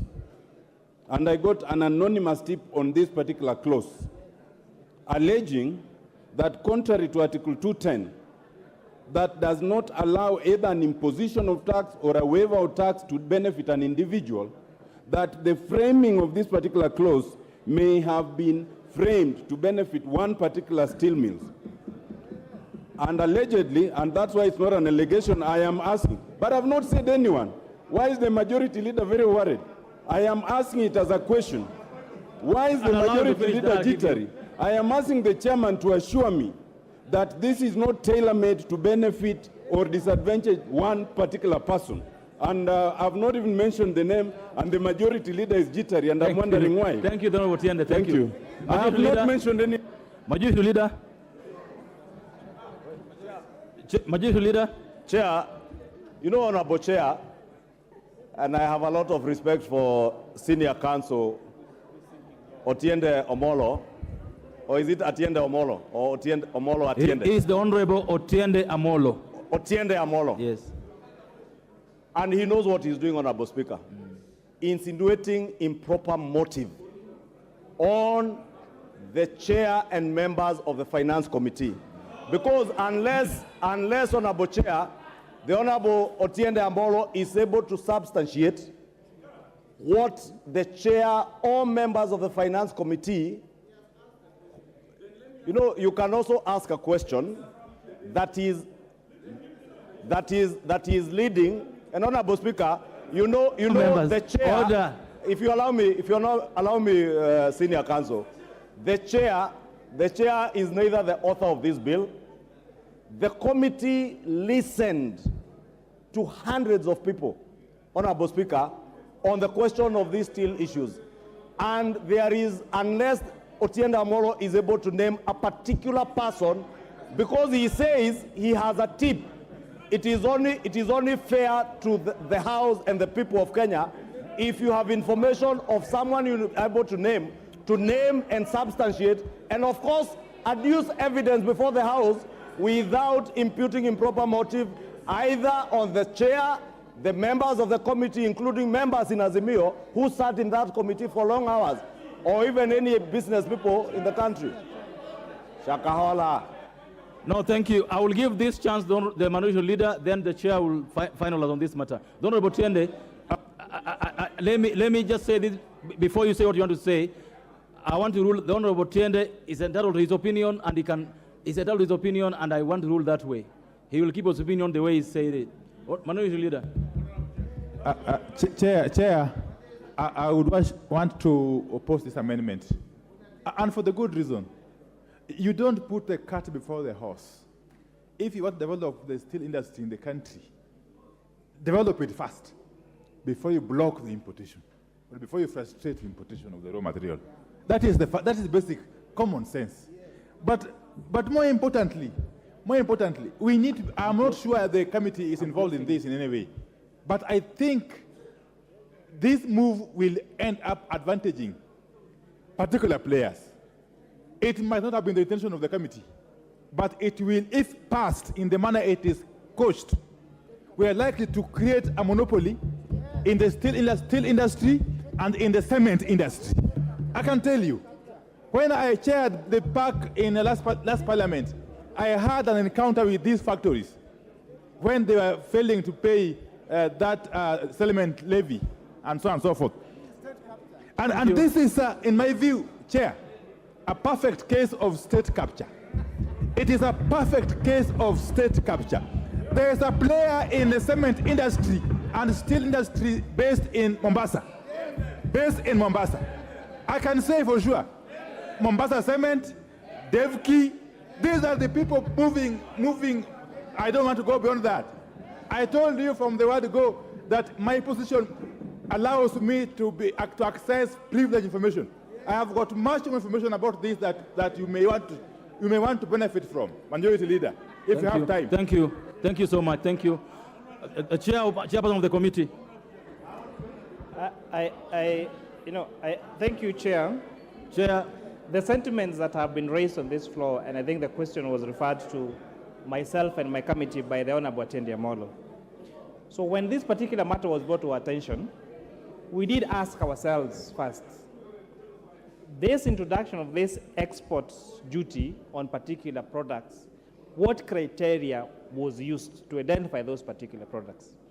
And we were furnished, Honorable Chair, with information that included an advertisement made on the local dailies of public participation that was carried out by the Ministry of Trade and Industries. So the Ministry of Trade and Industries went and called all those particular players. They had a conversation about this export development levy. Of course, there were disagreements, because when people want to continue importing things that can be made locally, Honorable Chair, then they do not want to have those things manufactured locally. And so we did the best interest of the committee and the best interest of this particular country, and realized that actually this was the right thing to do. There is capacity, there is local capacity. As Honorable Chapukonga has rightly put, a few years ago he used to be in the business of transporting cement. We used to be an exporter of cement. But with time, we allow these cheap imports into our country that have completely crippled our manufacturers. So we are saying, if you want to import, fine, pay 17.5%, but let the local manufacturers that have capacity, that are employing our people, actually get to benefit from this. All these are Kenyans. I now want to put the question that clause 72 be amended as proposed by the chair. Will as one of that opinion say aye? Will as one of that opinion say nay? The ayes have it. I now put the question that clause 72 as amended be part of the bill. Will as one of that opinion say aye? Will as many of that opinion say nay? The ayes have it. New clause 66A.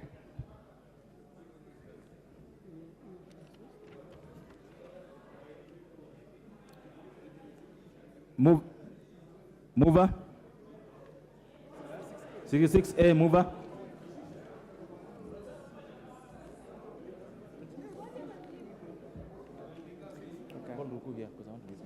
Honorable Chair, I beg to move that a new clause 66A be read for a second time.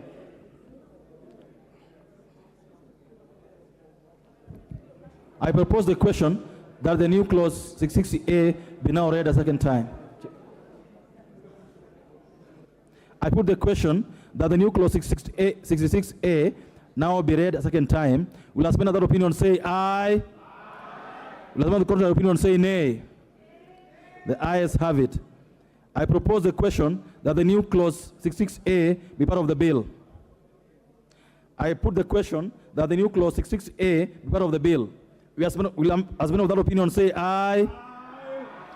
Will as many of the contrary opinion say nay? The ayes have it. Miscellaneous. Clauses 73, 74, and 75. I propose that clauses 73, 74, and 75 be part of the bill. I now put the question that clauses 73, 74, and 75 be part of the bill. Will as one of that opinion say aye? Will as one of the contrary opinion say nay? The ayes have it.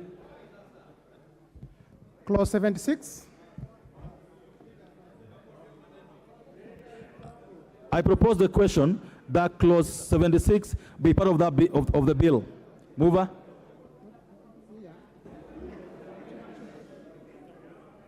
Honorable Chair, I beg to move that clause 76 be amended as per the order paper.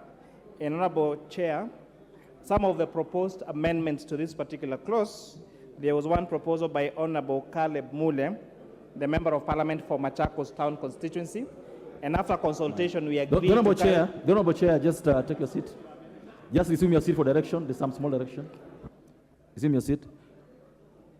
The Honorable Members, there is a proposal for amendment by the Honorable Amisi. I don't know if he's in the House.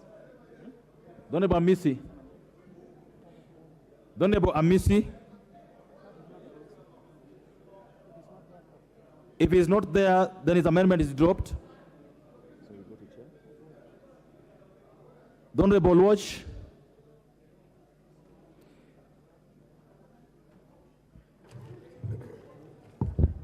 Thank you, Honorable Chair. And I rise to propose an amendment that clause 76 of the bill be dropped entirely. Mr. Chair, the reasons for this is that number one, the entire question of housing has been a moving goalpost by this particular government. It started off as a tax, mutated into a levy. At some point, it changed into a saving. And Honorable Speaker, if you look at Honorable Chair, in terms of the hierarchy of needs, of what the people of Kenya, what the hustlers of this nation, what the people in my constituency considered to be the most important needs, number one would be the question of education. It would also be in paramaterial or on the same platform as the cost of living. This government ought to put its resources and time in bringing down the cost of living as opposed to putting a tax on people who are already overtaxed with 16% fuel, already overtaxed with many other things, as to decrease the tax on helicopter parts and other things. So my proposal, Honorable Chair, is to have this amendment completely deleted from the clause and let the government allow the county governments, whose role it is under Schedule 4 of the Constitution, to be able to carry out the issue of affordable housing. And if the government must collect a tax, which they can do by having a 1% or 2% increase on VAT as they have done, a 1% increase on pay as they have done, and then give the county government a conditional grant to do the housing within the counties. Honorable Chair, this particular tax is punitive, it is excessive, it is unnecessary, and it is completely out of turn with the taxpayer and the hustler on whose backs this government rode on their heads. I ask that we agree to amend this clause to drop clause 76 in its entirety. Thank you. I want to propose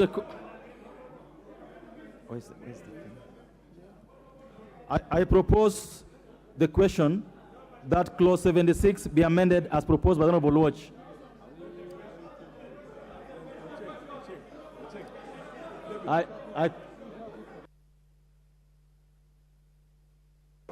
No, members, no. On this one, I will disagree with all of you. This is a very controversial clause. Allow members to bend themselves a bit, please. I wanted to guide the House this way. I want to guide the House on this matter this way, that we have 7 amendments with the same import, delete, same import. So we have to decide whether you want to vote on every amendment on its own or all of them together. The effect of this amendments is the same. They all seek to delete. So we need to agree on how we want to proceed on that one, so that the Honorable Tiende. Thank you, Chair. Chair, my humble suggestion is that no matter the argument, if the amendment has the same effect, they be treated together. But my suggestion is consistent with the earlier practice, with the earlier clauses. Because the chair himself has proposed amendments, I was suggesting, Chair, that you allow the chair to propose his amendments, then you allow everyone who has proposed deletion and even who has not proposed but want to speak to it before we come to the voting. With that way, we save time and we are consistent and everybody gets to speak. That's my humble suggestion. Kaluma. I thank you, Chair. Chair, what happens when there are several similar amendments is that whichever of the similar amendments is taken collapses the others. What then happens, Chair, is that because people who are seeking to make those amendments have positions to deliberate on before the House, everybody who had those amendments are allowed to speak to the matter. So I would say if just as myself, so many of us are proposing deletion as Honorable Oluoch, then grant us the opportunity, not moving again because the effect of how we treat Oluoch will be the same, but to make our comments to persuade the House on those similar The amendments. Honorable Kaluma, proceed to have the first bite on this matter. I thank you. I thank you, Honorable Chair. Honorable Chair, I support the amendment brought by Honorable Luoch. I brought a similar amendment also seeking to delete clause 76. And Honorable Chair, for two reasons. Number one, the national government deals with housing policy under the 4th schedule. The matter of provision of housing, the matter of provision of housing or housing as a function lies with the county government, so that it is not for the national government, whether we hide it in a finance bill or otherwise, to deal with matter housing. And I'm saying this, that these matters which the court can pick on in future, to stifle all these measures, we clear them out. Even if we passed this, honorable members, the court will pick it and say it is not a function for the national government. But secondly, Honorable Chair, I hear it is now moving from the housing levy, which was here, to something called tax. How would you make it a tax? It just does not make sense. So I would urge that we agree with Honorable Luoch, we delete this, and we save whatever we have pulled through instead of having this thing stopped by the courts. Thank you. The Honorable Nyikal. Thank you, Chair. Honorable members, I'm going to give members who have amendments first, then when we will proceed from there. Thank you, Chair. I also support Honorable Oluoch's amendment, which means mine then falls because they're the same. But, Chairman, Mr. Speaker, my issue with this thing is we are going to create a huge fund. As it is now, no structure has been put in place. We don't even know how that structure has been put in place. In this country, we have, wherever we have had huge funds, even with structures, these funds have not worked. Look at NHIF. Today we have NHIF, which is structured, a huge amount of money. People are not getting treated, and it is there. How can we be sure that this one, without structures even at this point, will actually work? Look at NSSF. NSSF is, in fact, I would have thought that we would improve NSSF and use that money in NSSF to actually develop housing. Which now, if you look at NSSF, that money is actually used to buy houses and even land, but not for the pensioners. All of us here, show me one old man who is actually living well because he's using the NSSF money that he has put aside. All that money has gone to cartels. Similarly, we are now putting this, and we are not quite sure, even the structure does not indicate who is going to own these houses. If you do not own the houses, what happens to the money you have put there? You cannot put a tax between a tax and a levy, and what happens is you do not know where that money is going. Thank you. It may be a good principle, but let us not implement it at this time. Put it in straight, tell us how it will work. Otherwise, this is just money for cartels. We are going to put, they are going to use it.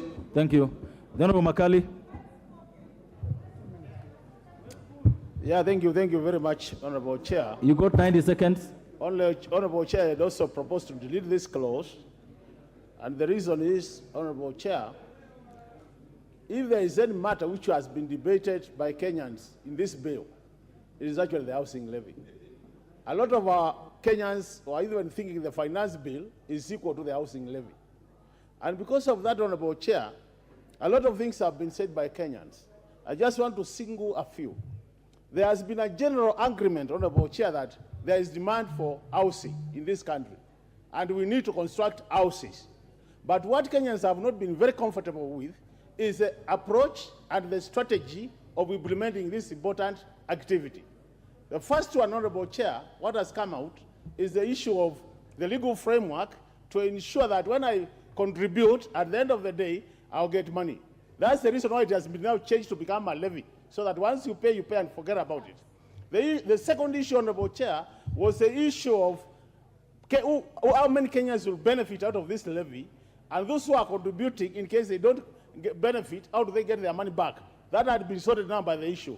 So what we are saying is, this housing levy, the way it is being implemented, Kenyans are not comfortable with it. And that's why we were saying, while there is need for housing in this country, the approach is wrong. And it's on the basis of that we are saying, we delete it from this finance bill, maybe.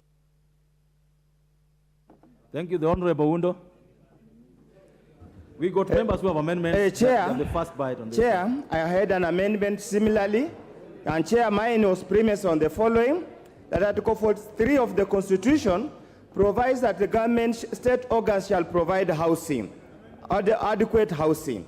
And it goes again on 4th schedule, section 2, number 8, that's donated to the county government. So honestly speaking, what we are doing here, this is an illegality, it's unconstitutional as far as it goes, as far as it's concerned.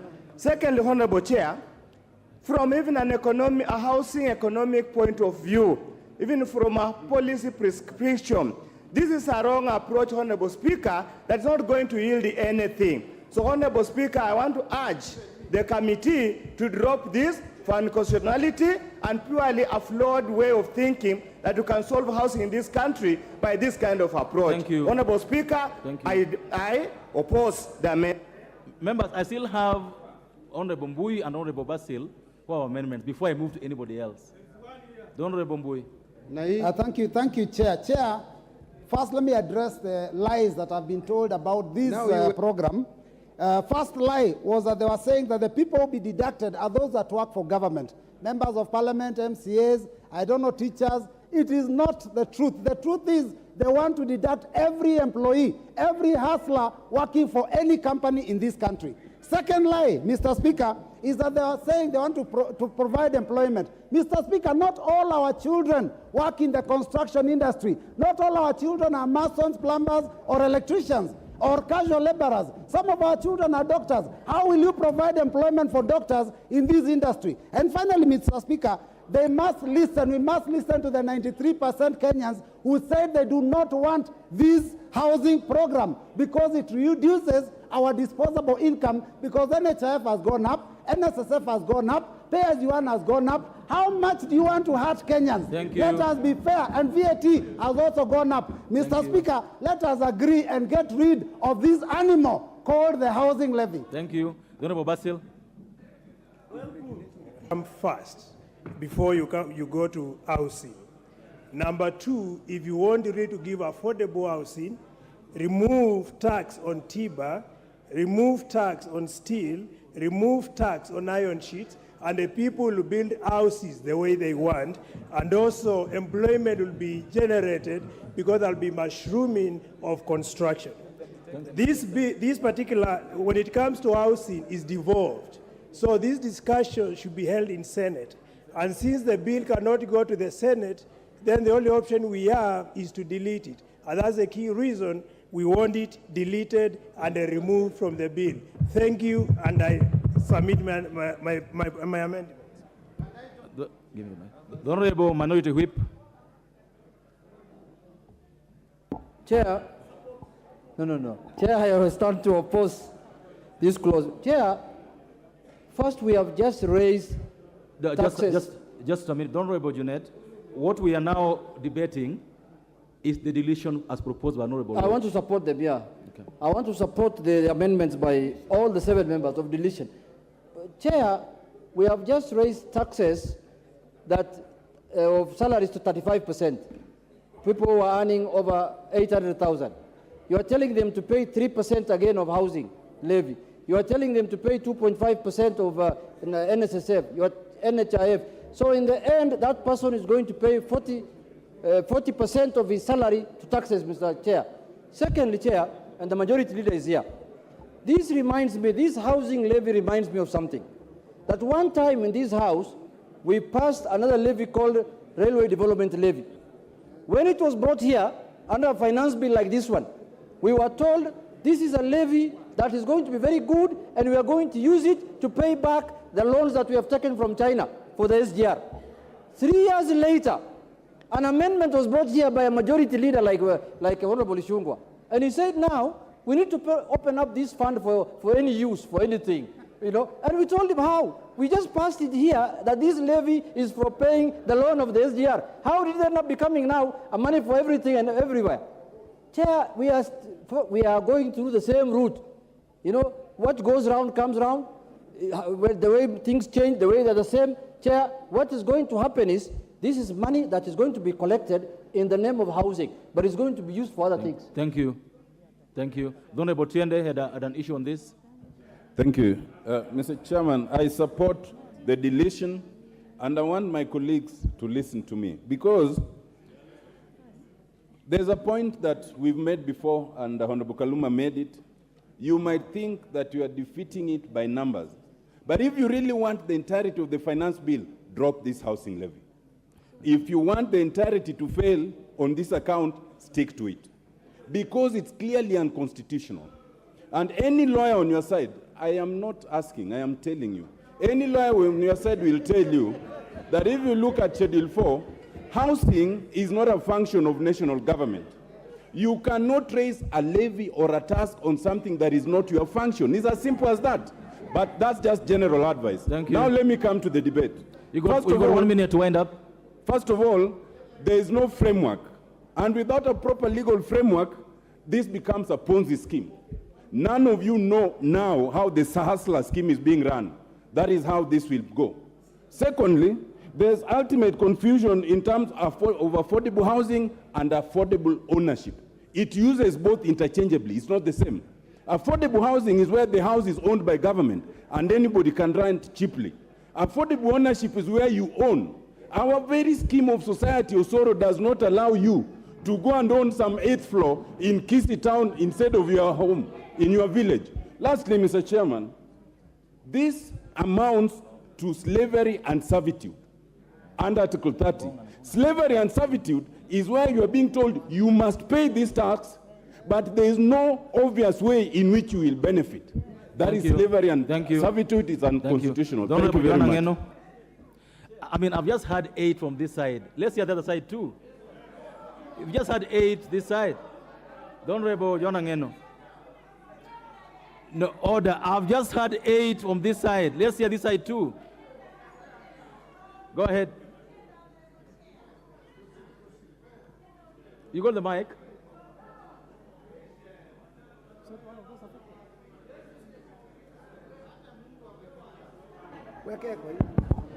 Thank you, Speaker. I think, Mr. Speaker, I just want to assure the House and the nation that this is a very serious project, Mr. Speaker, and we need to support it 100%. Speaker, as to whether this issue is unconstitutional, Mr. Speaker, Article 43 of the Constitution demands from the government to provide housing to the citizens, Mr. Speaker. Shelter, accessible housing, and houses that they can access, even clean toilets and everything, Mr. Speaker. So that one is a constitutional provision. Number two, Speaker, if this housing, when you listen to every member in this House, Mr. Speaker, every member speaks to the fact that there are so many slums in either constituencies they come from, in areas they come from. People talk about informal houses. People talk about slums. People talk about the houses where police live. People talk about the houses where prisoners and prison warders live. Mr. Speaker, the conditions of those particular houses are deplorable.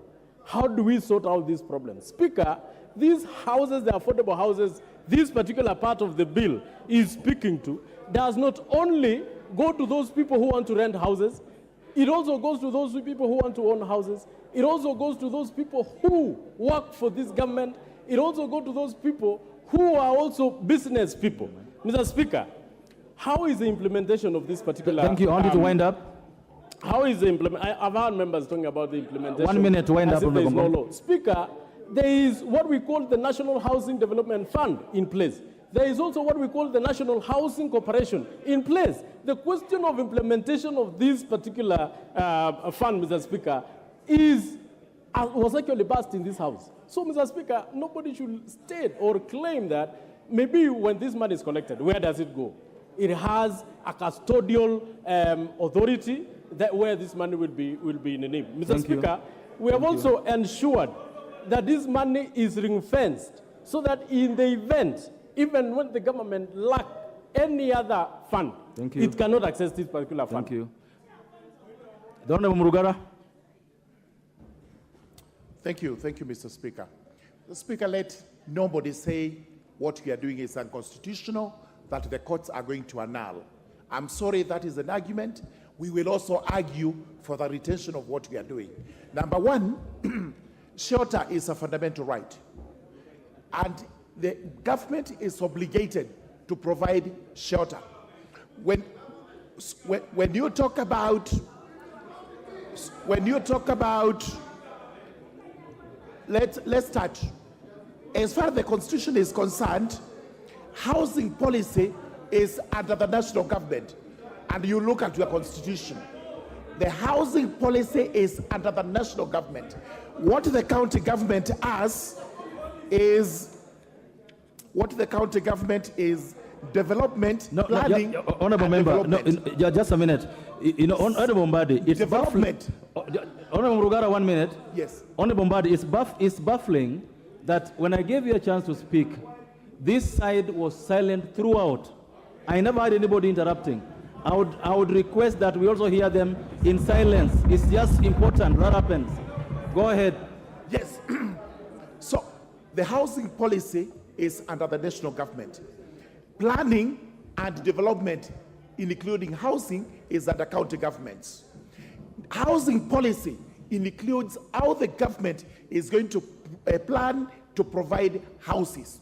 And one such plan is actually the levy, so that we are able to build houses in a consultation and with the planning of the county governments. So for anybody to argue that if we pass this, it's going to be annulled by the courts, that's a fallacy. It's an argument, just the way I will also go to court to argue that we have to retain whatever has been done. Therefore, there is nothing unconstitutional with what we are doing. Thank you. The Honorable Hillary.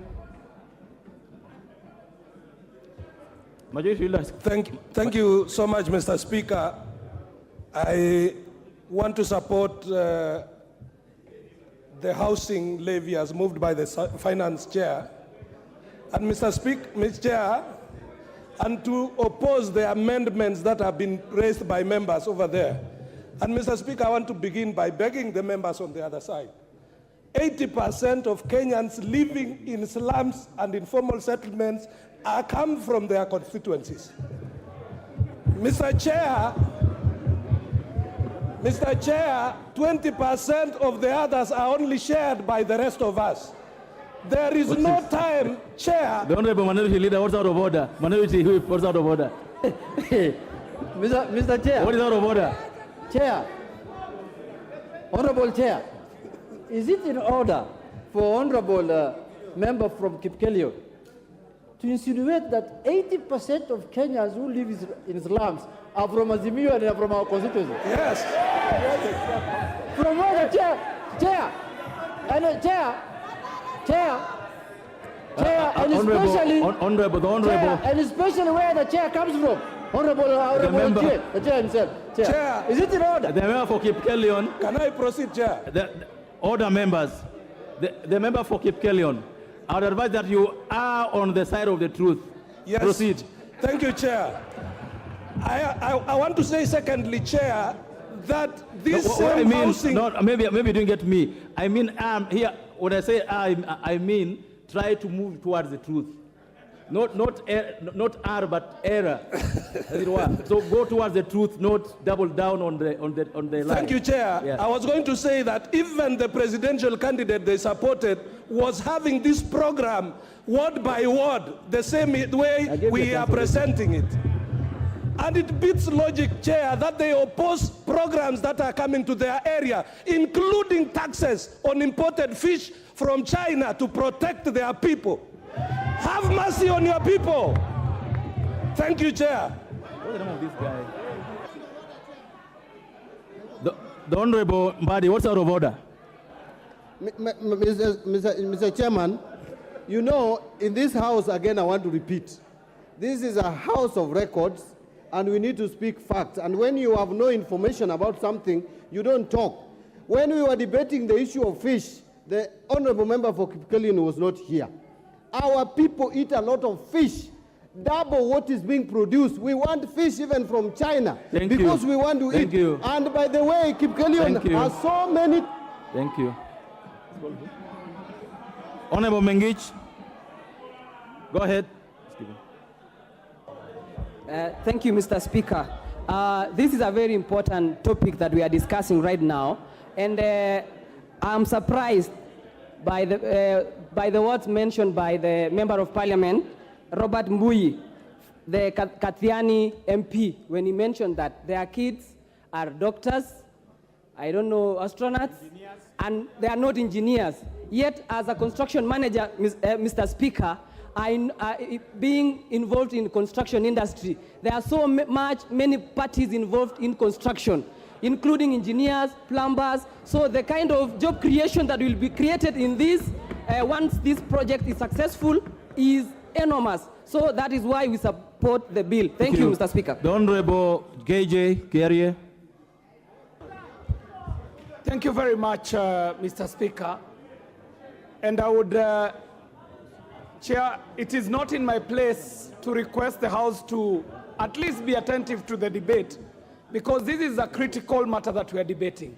In fact, this is a core clause in the finance bill.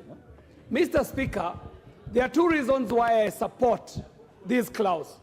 Reason number one is that as much as the argument is being forwarded that it is not the function of the national government to build houses, it is also true that it is the national government that gives policy on housing. And Mr. Speaker, the issue that is at the fore here is not just about housing, Mr. Speaker. If they took time to read the proposal, they would find out that it goes beyond just housing, Mr. Speaker. There are three cases that I can mention that speak to three constituencies in this House. The Dagoretti South artisans who work along Gong Road partnered with artisans from Starehe and artisans from Kamkunji to pilot the first 1,000 houses that were constructed in Park Road. And these artisans, three groups of artisans, netted total 122 million Kenya shillings that went to the pocket of hustlers who only constructed doors and windows. Thank you. So thank you. The Honorable Mutunga. Definitely. Thank you, Chair, for the opportunity. Chair, I just want to pose two questions. The first question is, I would like to know that Kenyan who is unemployed today and looking for a job, who would get an opportunity to get a job, and we ask them to pay 10% or 15% of their salary, and they say no. I would like to have one. Secondly, on our Chair, we are looking at the entire country. We are a country which has no houses. We need to build these houses so that you can bring the cost down, increase the numbers and bring the cost down. Thank you. These are people who can be able to be assisted in this process. The Honorable Kalasinga. Thank you very much. Thank you very much, Chair. Chair, my amendment, Chair, was coming also in same, but now it was about making this scheme voluntary. But now that I've seen this one, Mr. Chair, I also want to agree that now I have a question. If this scheme has to go on as it is, then my question is here. What becomes of people who are almost getting retiring, 55 years? How long will they pay, Mr. Chairman? Mr. Chairman, I have a question on people with very slim pay slips. Some people have as less as 500 shillings on their pay slips. Mr. Chair, when you pay 1,000 shillings per month, this will, by simple calculation, tell me you will pay for 125 years so that you attain this house. Thank you. The Honorable Zamzam.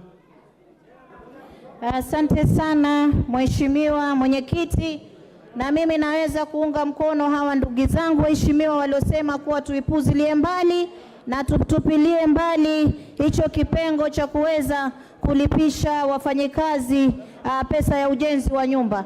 Mimi nataka niseme hivi Mheshimiwa, kuwa wafanyikazi wengi wa Kenya wamechukua madeni. Just a minute. Honorable members, it's just not right to keep shouting at me when another member is on our feet. I can't hear them. Let's just keep our cool. It's our house, it's our debate. When one person is speaking, allow them to contribute. I also want to hear what she's saying. Go ahead. Asante sana mheshimiwa. Wafanyakazi wengi, ukiangalia walimu, hata hawa mapolisi wamechukua pesa kwa deni, wameenda kujenga nyumba. Leo unasema katika pesa zao za mshahara wanakatwa tena pesa ya kwenda kujenga nyumba. Mimi nataka niulize, yule mwalimu ambaye yuko Mombasa, nyumba za jengwa Nairobi, atahama vipi Mombasa wakati amejiestablish kule Mombasa aje akae Nairobi? Huu ni wizi wa dhahiri. Waheshimiwa, mimi nataka niwaelezee, tupanue akili zetu, tufungue akili zetu, tusiwe tunasukumwa kama mteremko, tuwe viongozi ambao sisi tunawaza. Sio kila kitu sisi tunakubali, huyu anapiga huku tax, anachukua na huku, anatolea na huku, na sisi hapa tunagonga miguu tukisema ai. Wakenya wamechoka, Wakenya wamechoka. Huu ni wizi wa dhahiri. Sisi hatutaki watu kujengewa nyumba, tunataka watu wapewe kazi. Thank you. Now 30 seconds each. Babu Wino, 30 seconds. Honorable Babu Wino.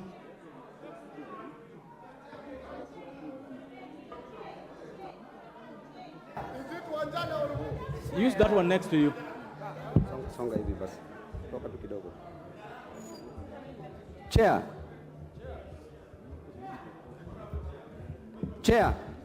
Chair, please. Before I proceed, I would like you to just give me 2 minutes only, because 30 seconds I will not prosecute whatever I want to say. Chairman, thank you very much for giving me this opportunity to educate my fellow members of parliament on this matter. In matters economics, number one, Chair, there are 3 types of goods. Number one, we have what we call the private goods. And in private goods, Mr. Speaker, in private goods, these are goods which are consumed by one party at a time. Example is housing, and another example of the private goods is cell phone and even a dinner. Then there is public goods, Mr. Speaker. Public goods are goods like roads and air, clean environment and air. Please, let me prosecute it. I'm not violent on this because I want it to stick in your mind. Number 3, we have merit goods.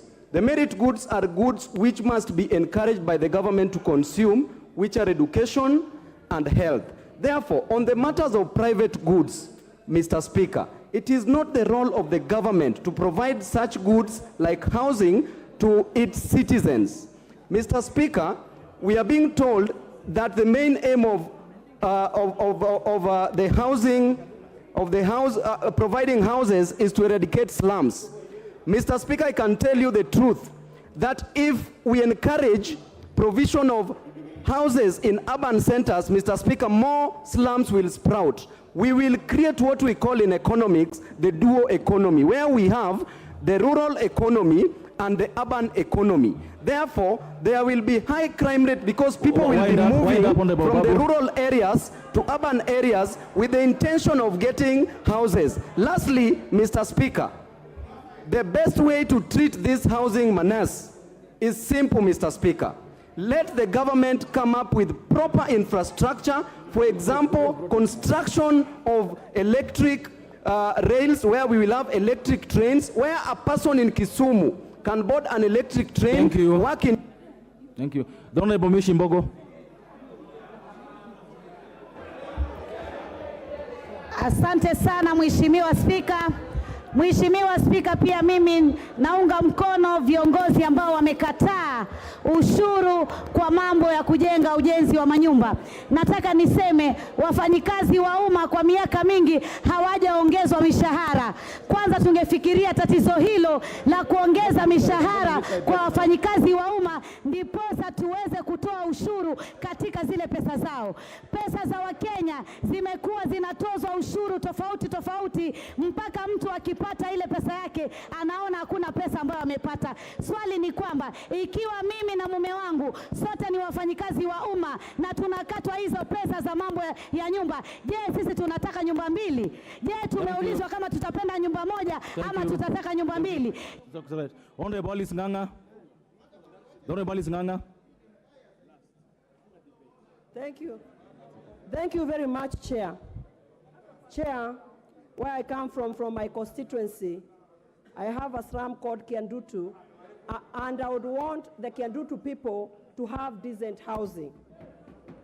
Chair, once you give those people, we used to be told the three basic needs is food, clothes, and shelter. We are giving these people proper shelter. And Chair, I know the other side, they don't want us to give these slum people decent shelter. So that when the campaign period comes, they want these people all the time to keep on clapping for them when they are poor and they're in a poor state. We need to give these people the dignity they deserve. They want Kibera to remain Kibera so that they can find a place where they'll be campaigning all the time because those people are vulnerable. It's a high time as a nation we say enough is enough and we give every Kenya a decent housing project. Thank you. They have to live with that. Thank you. Honorable Nyoro.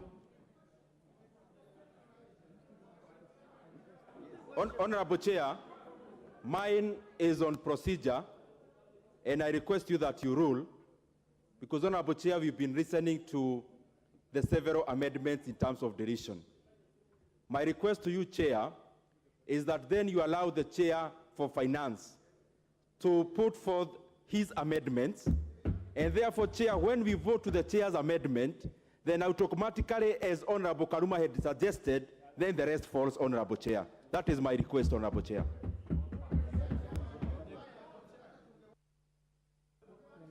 The honorable members, the order. The consequence of the Honorable Lord's amendment is that if it is passed, then the matter ends there. There's nothing to talk about. And that's why you have to spend it. I want that to be understood very well. And I want us to be procedural. That order, members, order. We had 8 amendments with the same effect, deleting. And we have allowed members to ventilate on this matter. I'm going to give the last 2 to the leaders, both sides, leaders, not members anymore, leaders, and then we proceed to division. The Honorable Njoki Irene.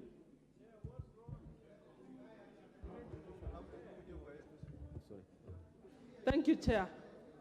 It is very ironical when we sit here as members of parliament, we are getting loans of 3%, yet we don't want the normal hustler to get a loan of 3%. It is shameful, very, very shameful. It is very shameful when we, as members of parliament, we have hustlers in our constituencies. We don't want them to pay mortgages of 5,000 shillings where they can afford. We want them to pay mortgages of 15,000 shillings.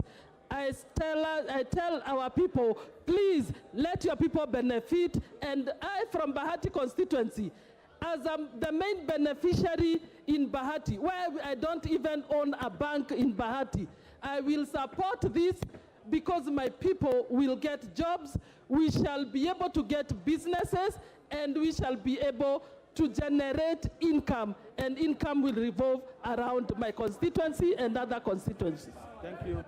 Thank you. This chance now goes Honorable Minority Leader. Mr. Chair, let me just say a few things. First and foremost, Chair, as I've said before, this housing levy or tax, in my view, is the mother of all scandals in this finance bill. If you ask me, there are very many other scandals in this bill, but this is the mother of all scandals. Mr. Chair, and I also want to state this, that this housing levy is akin to a pyramid scheme. Because as we speak, without the infrastructure, without the mechanisms, without the framework for administering it, we are basically throwing good money after bad money. Mr. Speaker, Mr. Chair, let me say this. I am sure the average age of members of parliament in this house is about 40 years or so. Let me ask you, say 50. Let me ask you, for the time you have lived on this earth, in your village, who have you ever heard that has died because of lack of house or shelter? Who? Who has died in the village for lack of a house? I can tell you, the majority of the people who have died in the villages have died because of hunger, lack of food. I can tell you. Who did this survey or research to come up with this need for houses for Kenyans? Who asked you for houses? Who asked you? Why are you addressing a problem that is not there? Why can't you deal with the problem which is there, which is lack of food, Mr. Chairman? Why? Why are you insisting? Why are you insisting on providing a house to somebody who is starving? Mr. Chair, it is unbelievable that we want to tax Kenyans. In fact, this animal has continued to mutate. It was initially a fund, it became a saving, it became a circle, it became a fine, it went and became a penalty, now it is a tax. Mr. Speaker, Mr. Chair, this animal, this mongrel called housing... Thank you. Add in 1 minute, I agree. Mr. Speaker, thank you very, very much for that indulgence. Yes. And therefore, really, if we want to save Kenyans, let us not indulge in this kind of scandalous adventure. We cannot afford to get into this kind of scandalous adventure when Kenyans are dying of hunger. Deal with the immediate problem, which is to address the issue of lack of food. Thank you. The Honorable Majority Leader. Honorable Speaker, I want to agree with the Leader of Minority. We need to deal with the scandalous adventure of millions of Kenyans living in slums. We need to deal with the scandalous adventure of millions of Kenyans going without food. And he has asked us very pertinent questions. Why are we worrying about shelter and not food? We are worrying about shelter and food at the same time. The reason why we have no food, why we are food insecure in this country today, is because millions of acres of land in Kiambu County, in Nakuru, in Karachuonyo constituency, in Narok, all over the country, where people are farming, we have disintegrated all that land to build slums in this country today. That is why we are food insecure today, Honorable Speaker. Honorable Speaker, I will beg for your protection, as I protected the Leader of Minority, from members of the Kenya Kwanza Coalition. Honorable Speaker, we are being told by the Minority Whip that, like the Railway Development Levy, this housing levy, probably speculating that it may be opened up at some time in the near future to other uses. Minority Whip, I want to assure you the housing levy as early as tomorrow or the day we do the appropriations bill, we shall ring fence this money to go only to housing, and we shall be appropriating the 73 billion shillings coming out of this levy to go to the Ministry of Housing to deal with affordable housing in Suna East constituency, among us the 100 constituencies. Honorable Speaker, ask the Honorable Junet to hold on. The Honorable Senior Counsel Tiende Omolo. And you know, the Honorable Senior Counsel speaks good English, as much as he never went to Alliance. But he went to a good school. And in his good English, he may convince the world to believe that he's the only one who can read this Constitution. But this Constitution, Honorable Speaker, the heart and soul of this Constitution is... Honorable Speaker, can you protect me? Honorable Speaker, you know, Senior Counsel is a good lawyer. Order, Honorable Junet, order. The Majority Leader will be heard in silence. I will stone you, Junet. The Honorable Junet, resume your seat. No. Proceed. Thank you, Honorable Speaker, for the protection. I know Honorable Junet is averse to the truth when the truth is being laid bare. I was speaking to my good brother, Senior Counsel Tiende Omolo. The heart and soul of this Constitution that you wrote is the Bill of Rights in Chapter 4. In this Bill of Rights, other than the Schedule 4 that you are talking to on the functions of county governments and the functions of the national government, under Article 43 of the Constitution, the right of every Kenyan to accessible, adequate housing and to reasonable standards of sanitation, not in slums. Reasonable standards is a right enshrined under the Bill of Rights. The Bill of Rights is the soul of our Constitution. If there is anything to protect in this Constitution, Honorable Speaker, is the Bill of Rights. And in pursuit Honorable, of proceed to wind up. Honorable Speaker, just order, members. Order, members. Honorable members. Honorable members. Order. Order. Members. Members, you know, I've seen those who want to speak. We have time because once, allow me, I've noticed Honorable Wanjala, I've noticed everyone else want to speak on this. Once we finish this matter, there will be another amendment which will speak to. Allow him to finish. We proceed with this process. Honorable Majority Leader, please proceed to wind up. Honorable Speaker, thank you for your protection. Honorable Speaker, if you can protect me. Allow him to wind up. Allow him to wind up. Allow him to wind up. Proceed, please. Honorable Speaker, I beg that you add me the 2 minutes that have been wasted with the shouting on points of order, frivolous ones. But I was saying this, Honorable Speaker. The Honorable Watch, resume your seat and allow the Majority Leader to finish his contribution. Then I will be able to see what to do about it. Thank you. Thank you, Honorable Speaker. Honorable Speaker was saying the heart and soul of our Constitution is the Bill of Rights. Fittest to argue that since housing under Schedule 4 of our Constitution is a function of the county governments, that it is unconstitutional. The Bill of Rights is the heart and soul of this Constitution. Just like, Honorable Speaker, if we appropriate national government resources or resources raised by government through taxation to health care, that is outrightly a devolved function, we also can appropriate resources to housing, just like we appropriate resources to deal with health care, that is a devolved function, Honorable Speaker. Honorable Speaker, I also had my good friend Otiende Amolo tell my Majority Whip that in his village in Kisii, he cannot live on the 8th floor. He must build a shanty in his village.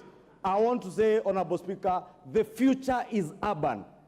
And with urbanization, that is how we shall grow our economy. With urbanization and building of these houses, Honorable Speaker, we have said it numerous times that this is beyond housing. It is about millions of our youth who are languishing in poverty, who are languishing without jobs in our slums. Millions of youth in Kathiani constituency, lawyers, engineers, who will access jobs, architects who will access jobs. It is not just about the manual jobs. It is about lawyers. Thank you. 30 seconds. 30 seconds. 30 seconds, wind up. 50 seconds to finish that point. Proceed. And I was mentioning Kathiani for deliberately, because the Honorable Mbui told us that housing will not create architectural jobs. It will not create jobs for doctors. It will not create for engineers, for lawyers. Honorable Mbui, I want to tell you, all those jobs will be created by housing through urbanization. Even doctors, when people live together, will be able to amalgamate land and secure food security for the people of Ukambani, who for many years have had to depend on relief food. Thank you. Thank you. No, members, allow me to guide this way. We are doing very well, members. Allow me to guide this way.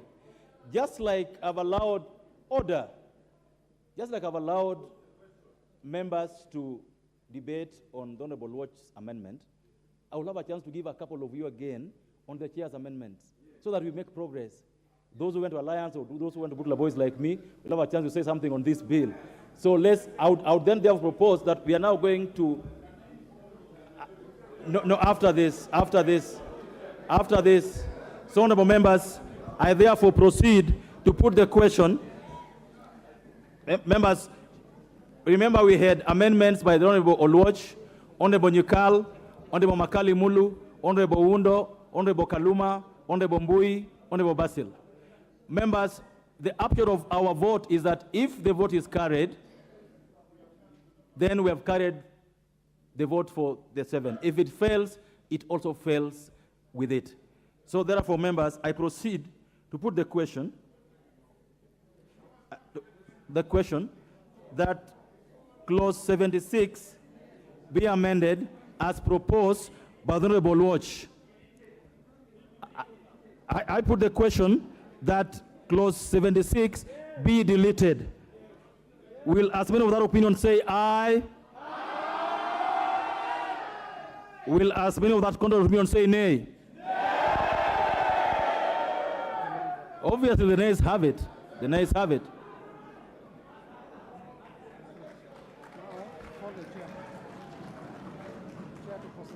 That's Brett. Thank you. Order, members. Order. Order. Order. Now, this is now the time for the chair to move his amendment. Thank you, Honorable Chair. I beg to move. Please protect me from the noise from behind. I can't hear myself.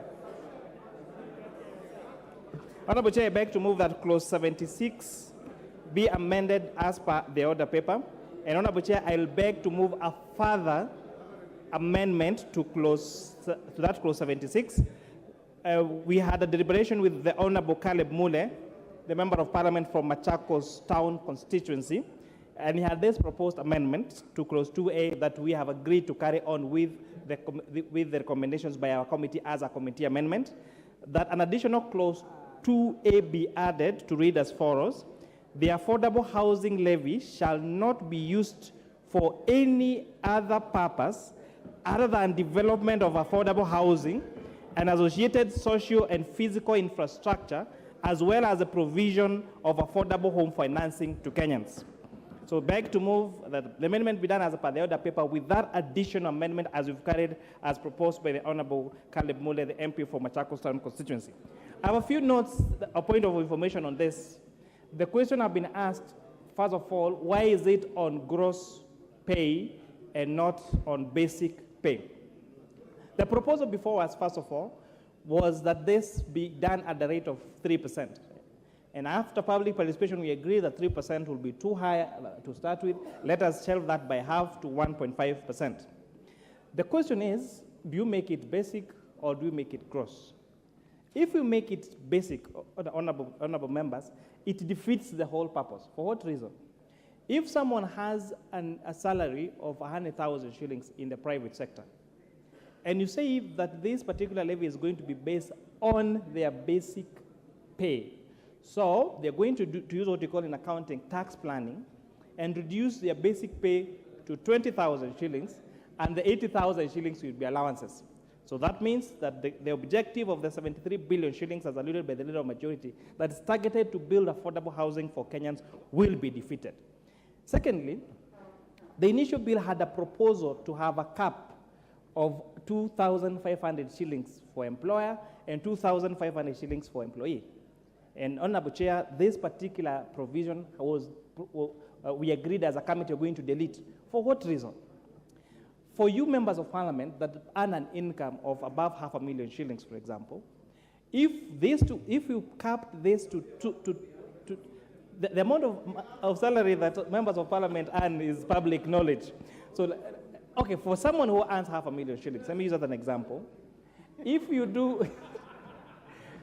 cap their contribution to 2,500, then it will mean they're not contributing if they even earlier proposed 3%. For what reason?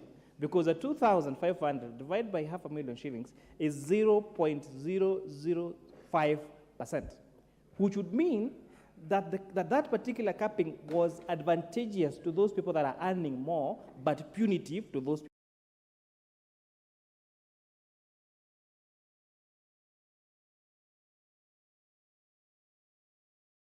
Anybody would have argued that it was discriminatory for those people who are earning less and advantageous to those people who are earning more. On the question of this affordable housing, because I want to make this last contribution, we have, as at yesterday, 42 signed memorandum of understanding between the State Department of Housing and county governments. And key to note is that the 42 county governments are across the political divide. So our governors, both Kenya Kwanza governors and Azimio governors, have actually signed MOUs with the State Department of Housing, giving land in their counties to be used for affordable housing. Everyone is agreeing that this is a noble cause, and that is why I beg that this House agrees with the amendments as proposed by the committee. And with that, I beg to move, Honorable Chair.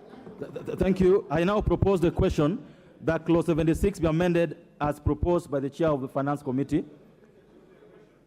The members, we agreed we will give, first of all, there's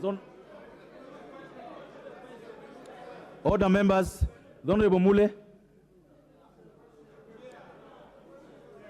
Honorable Mule had an amendment which was carried, so I would like him to just say a word. Okay, the Honorable Wanjala. Oh, the Honorable Mule, go ahead. 1 minute, Honorable Mule. It's okay.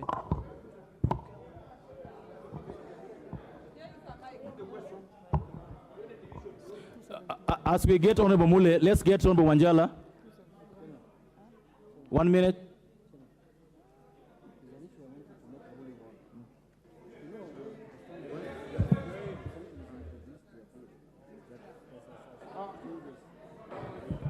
Mr. Chairman, thank you. Mr. Chairman, we have institutions in this country that can build houses.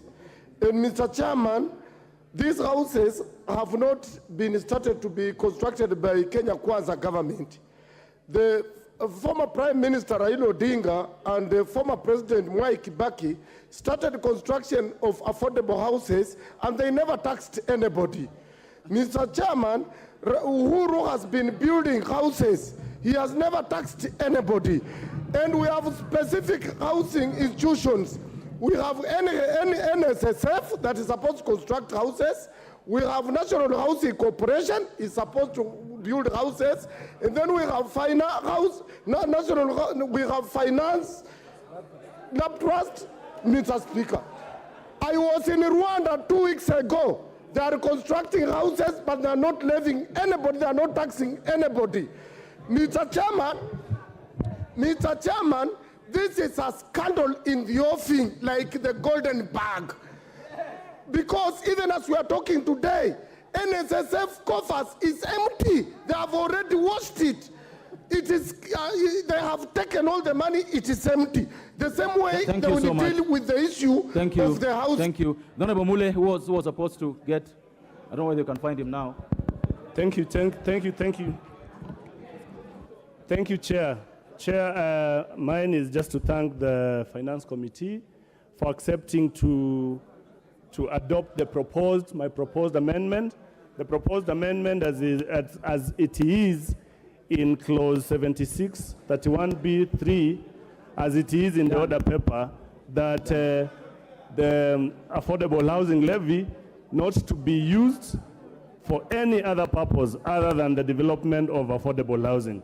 Basically, this was to ring-fence the fund not to be used in any other purposes other than to build houses, affordable houses. Thank you. Chair, Thank you. Chair, just a minute, Chair. This was necessitated by other funds that have been there in the country, like the sports fund. The sports fund was set aside to grow and develop sports, which does not do that, does not serve that purpose. So, Honorable Chair, I thank the... Thank you. Thank you so much. Honorable members, I proceed to put the question that Clause 76 be amended as proposed by the Chair of the Finance Committee. Will as many of that opinion say aye? Will as many of that contrary opinion say nay? The ayes have it.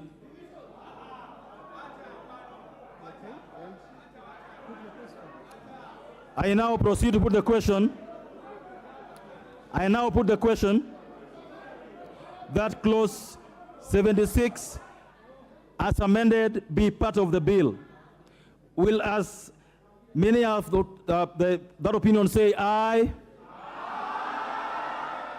Will as many of the contrary opinion say nay? The ayes have it.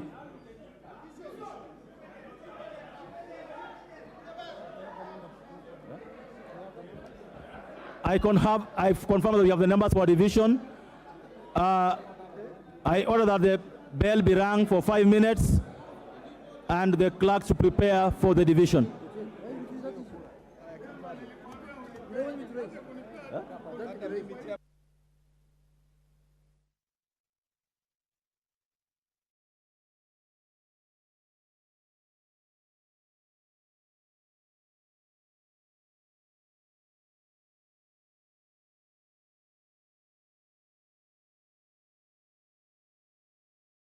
Welcome to the Parliamentary Broadcast Unit in collaboration with KBC, where the National Assembly is currently on a 5-minute break, where the bell for division has rung for 5 minutes, and political leaders from across the political divide are currently on a break to marshal numbers ahead of the voting. Remember, the National Assembly is currently considering several proposed amendments to the Finance Bill 2023 that is currently at the Committee of the Whole House stage before it's enacted into law. The members of Parliament had been considering Clause 76 of the Bill on Housing, where the Employment Act 2017 is amended by inserting the following into the new sections. That is, notwithstanding the provision of Section 3(2)(a), B, C, and D of the Act, each employee and all employers shall pay a monthly levy to be known as the Affordable House Levy.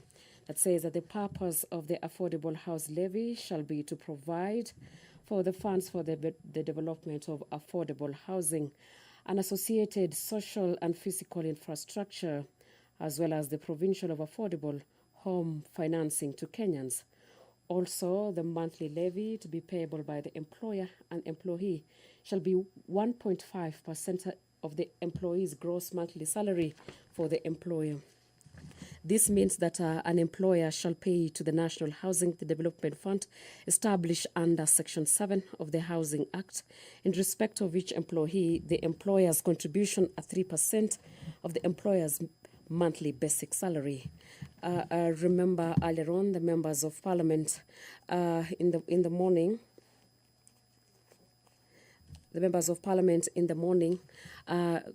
capped at the housing contribution, which was earlier capped at a maximum of 2,500 and matched by employers, will now go directly to the government's bank's account as opposed to a fund.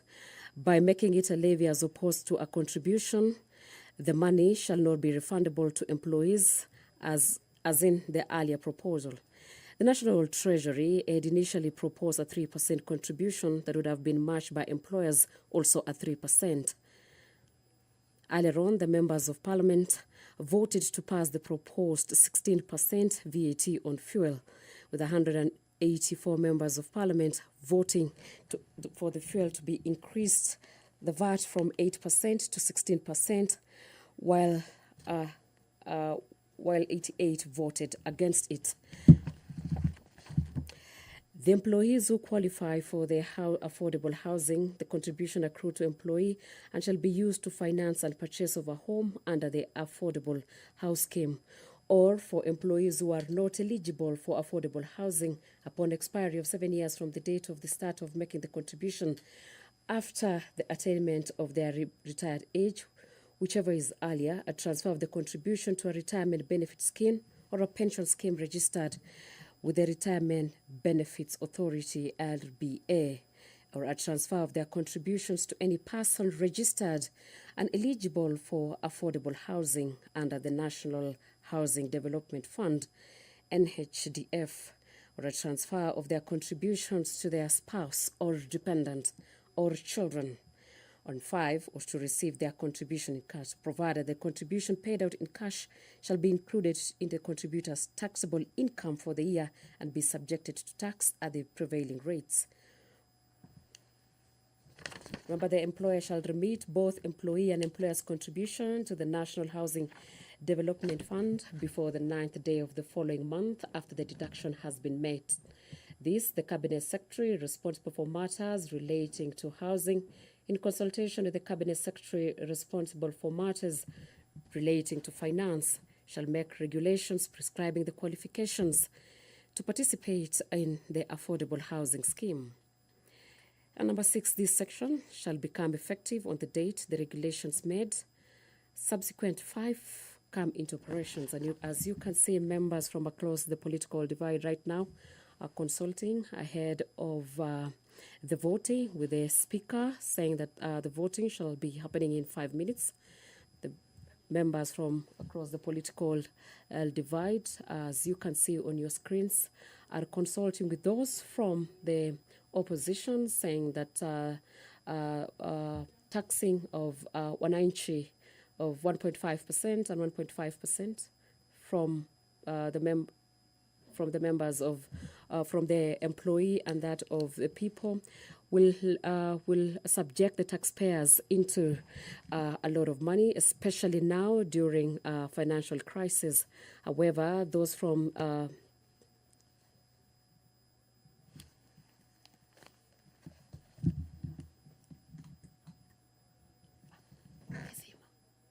resume your seat. Members, resume your seats. Members, resume your seats. I now order that the bar be drawn. Order, members, resume your seats.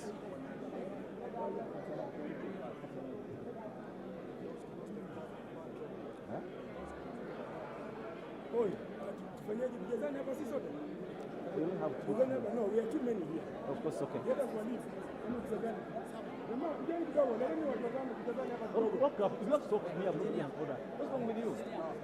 I'm going to order that you sit back there so they give me another instruction. You can't do that. Order, members. May we resume our seats? Order, members. The Honorable Memusi, resume your seat. The Honorable Luke, resume your seat.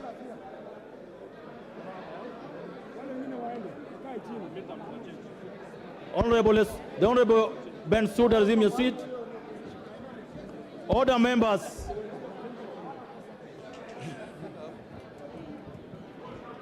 Order, members. Order, members.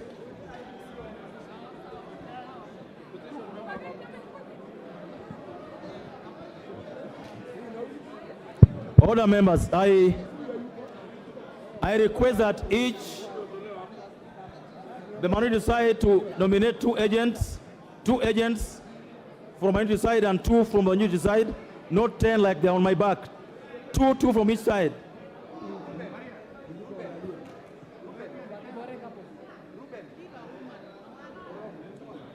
Members, resume your seats. Honorable DK, Honorable Ruto, resume your seats.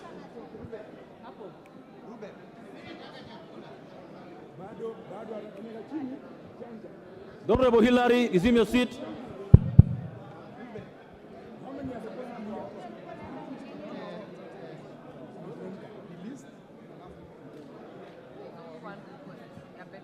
The Honorable Maua, resume your seat.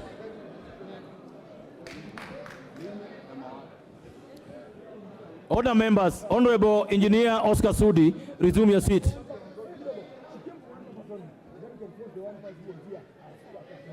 Honorable Dipo Kwame, resume your seat. The Honorable Dipo Kwame, are you standing or sitting? Resume your seat.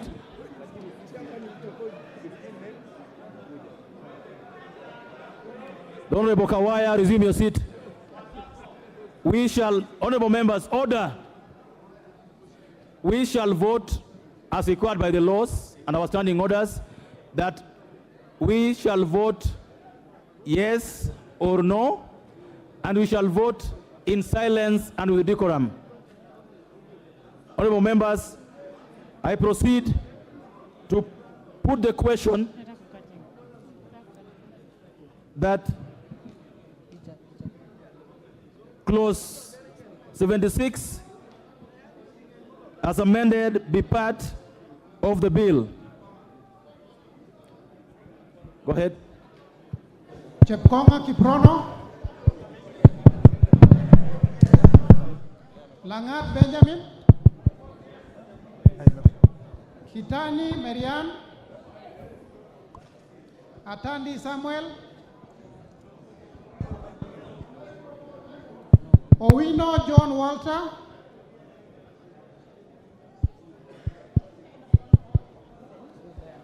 Mrembo Irene Joki,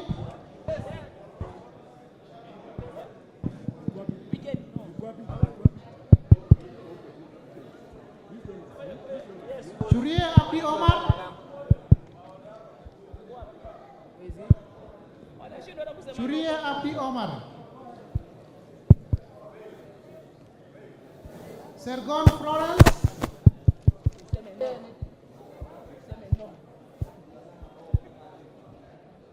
Kandie Joshua,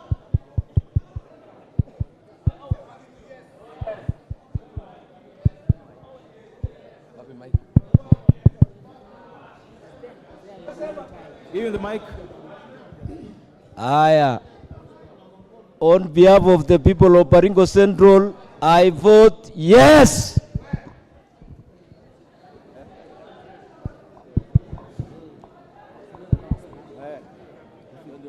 Kipkoros Joseph Makilap,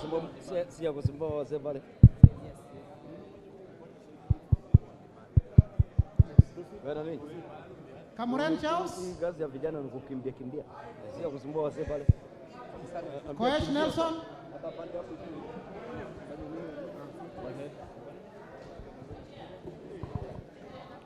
Momanyi Innocent, Momanyi Innocent,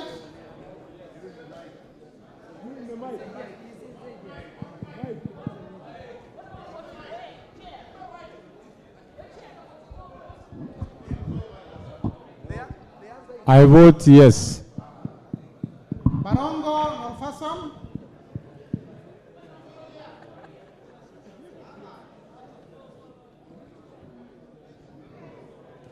I vote no. Alpha Miruka Ondieki,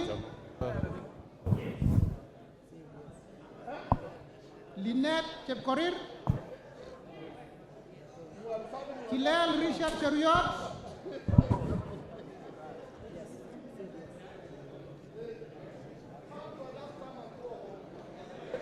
Yegon Richard, Members, be loud enough. Be loud enough. Members, be loud enough so they can hear you. Mwamacha Onchoke,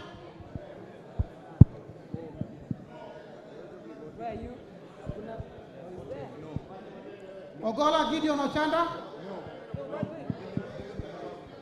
No. Yes. Ogola Gideon Ochanda,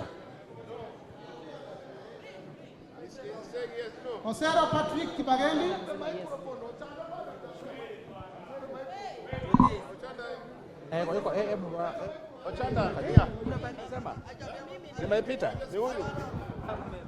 Obara Eve, Kabondo Kasipul votes no. Order.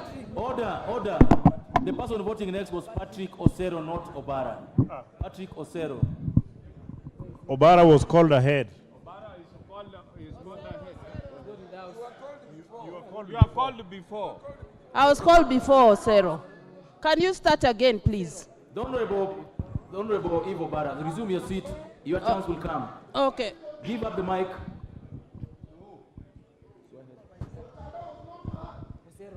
Osero Patrick Kibagendi, Wanjala Raphael,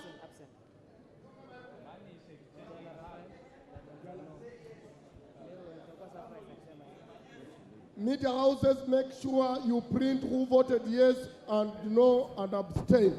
I vote no. Wamboka Nelson. Wamboka Nelson.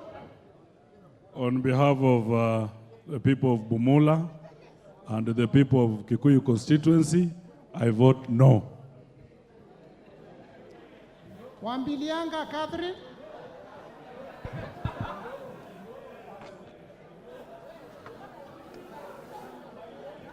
Wambilianga Catherine.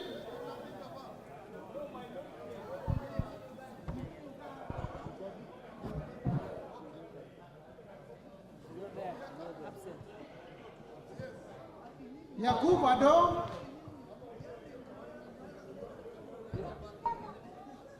Yakub Ado. Komingoi Kibet Kirui. Komingoi Kibet Kirui. Omanyo Catherine.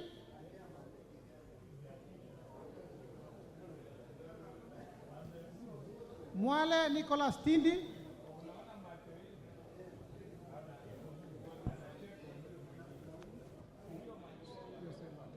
Oyula Joseph.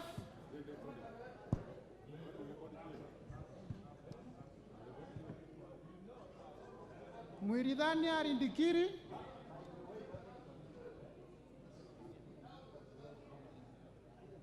Kirema Moses Gishune.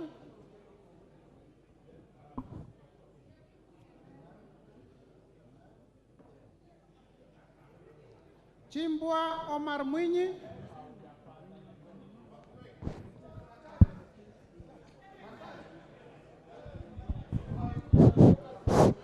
Testing, testing, 1, 2, 3, testing, testing.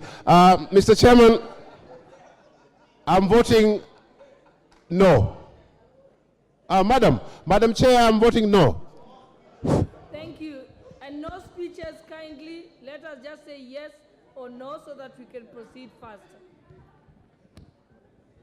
Koech Victor Kipngetich. Baraza Patrick Simiu.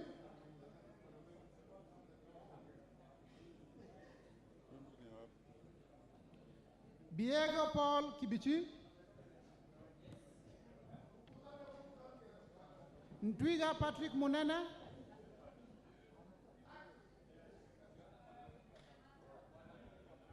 Mahali Mfara.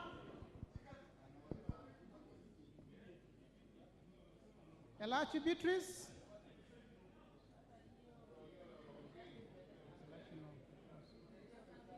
Waweru John Kiaria. Order. Don't Wamboka, you do that again, there'll be consequences to it. Members will vote individually. Don't Wamboka. You try to vote for another member again, there'll be consequences. Members are voting for themselves. Allow members to vote for themselves, not you voting for members.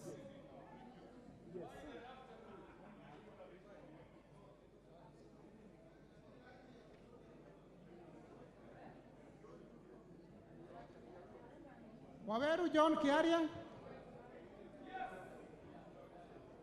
Sirma Musa.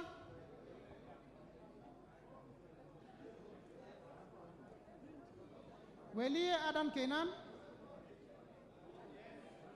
Caroline Geptong Eleche.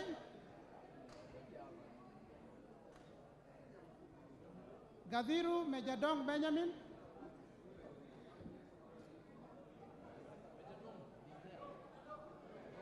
Mejadong.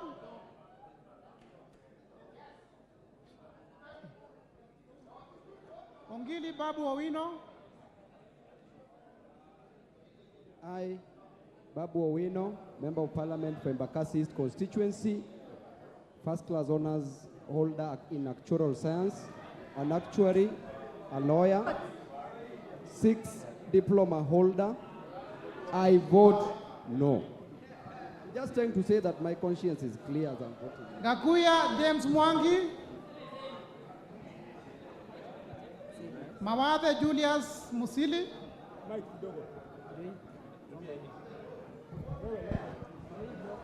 Vote from here. From here,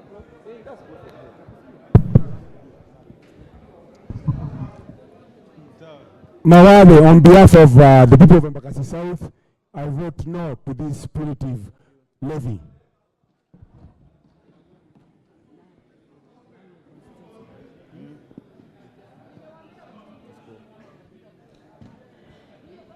Proceed. Mwenje Mark Samuel Muridi. I vote no. Thank you. Double N Pamela Njoki. Lelmengit Jose Kipto. I vote yes. Omboko Milemba. Omboko Milemba. He's not there. He's not here. He is not in the hall. Kipiegon Johanna Ngeno. Pukose Robert. Yakub Farasala.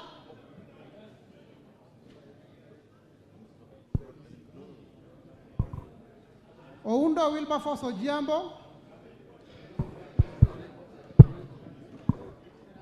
On behalf of suffering workers in this country, I vote no. Members, if any member anymore now makes a speech, we will not use the mic going forward. It's either yes or no. Proceed. Yakub Farasala.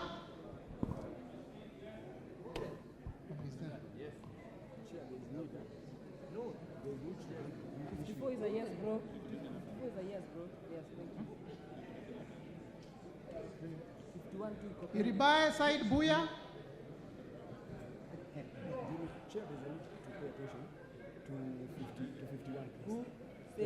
Tungule Sharo Kenneth. Is he back? Confirm again, come on, you put the Tungule Charo Kenneth. Siar Amina Udgon. Where?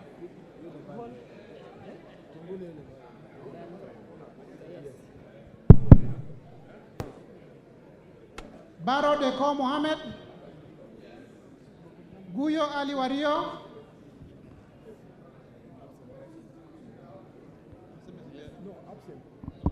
Guyo Ali Wario.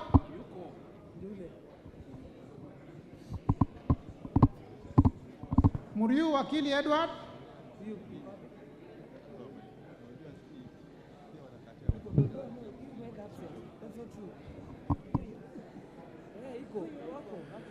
Kururia Elijah Njora. End 60, number 60 again. Number 60. Guyo Ali Wario. The Honorable Guyo Ali Wario, are you in the house?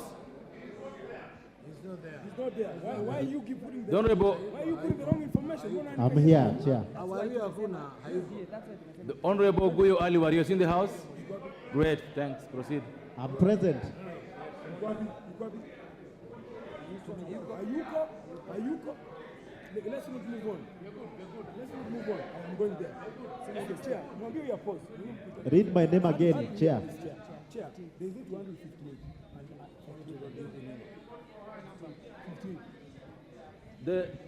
The Amina Udogon, is she in the house? Okay. Kururia, I vote yes. Order. The Honorable Omboko Milemba. Absent.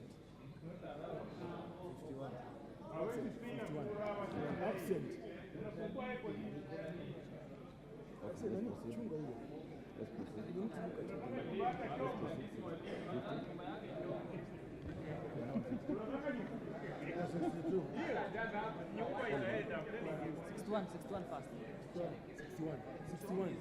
61 rudia tusikie. Okay. Kururia Elijah Njore. I vote yes. Who's Kururia? Over there. Who's Kururia? Over there.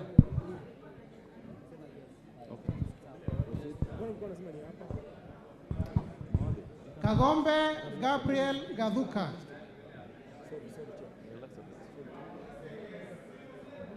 Yes.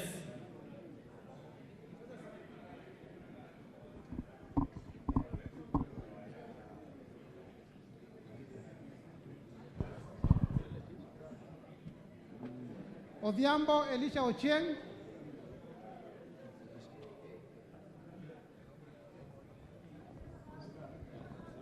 Gedenji Robert Gishimo,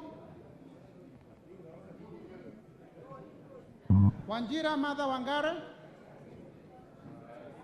Wamushomba Gadhoni,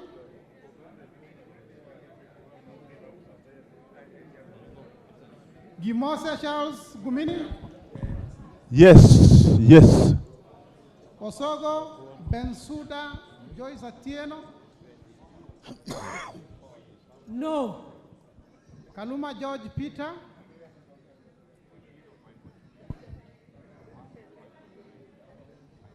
No, because this provision is unconstitutional, I say no. Karido Kiili Daniel,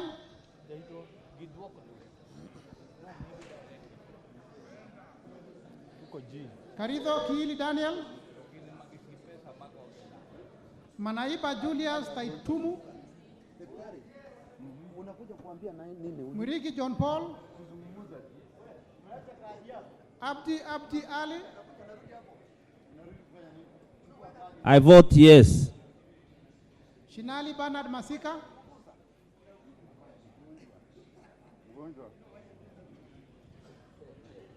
Shinali Bernard Masika, Bonaya Mumina Golo, Lomwa Joseph Samal, Tubi Bidu Mohammed, Badibadi Twalib,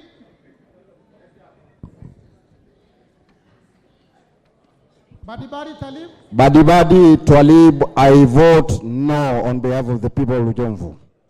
Ndongo George Koimburi,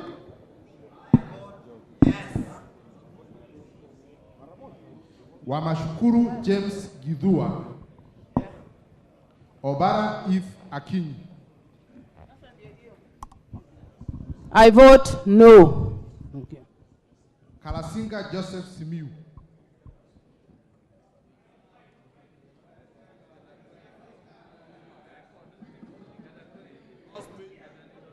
For the sake of people Kabuchai, no.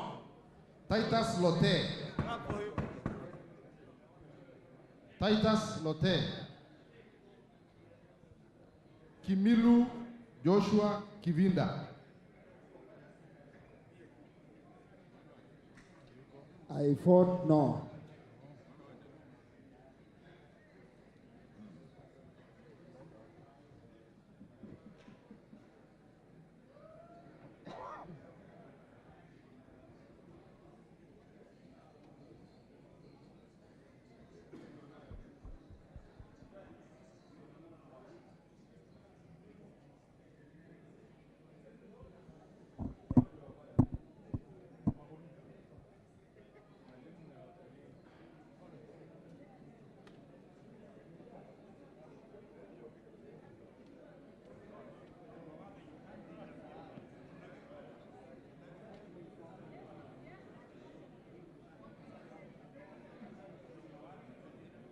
Titus Lote. Kimilu Joshua Kivinda.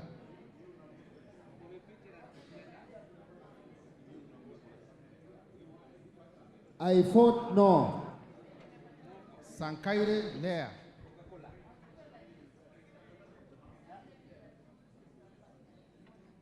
Kanchori Elijah.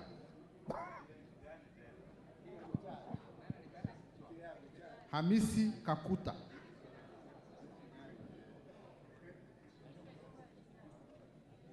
Nguro Onesimus. Sakimpa Parashina.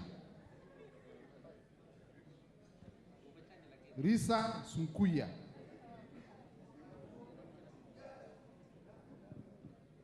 Muhanda Elsie.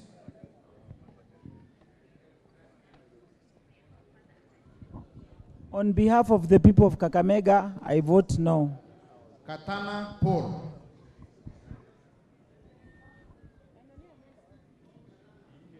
Kwa niaba ya wakazi wa Kaloleni nasema la. Hassan Abdi Yusuf.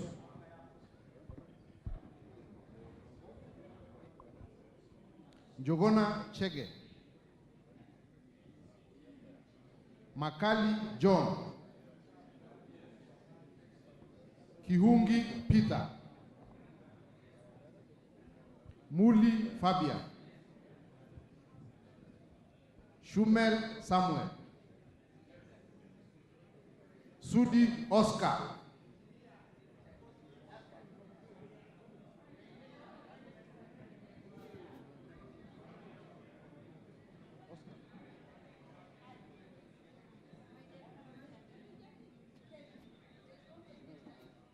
Okweme Andrew,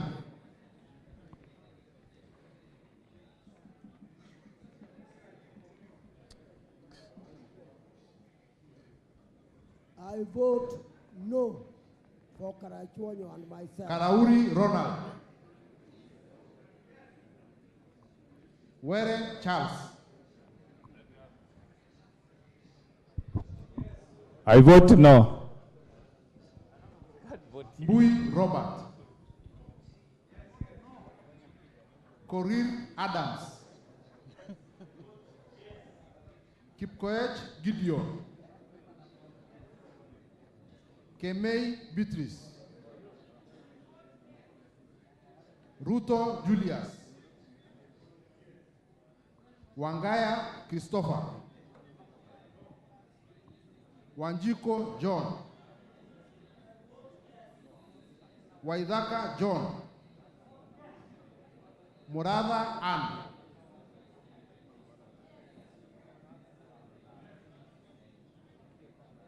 Orero Peter, Balu Jessica,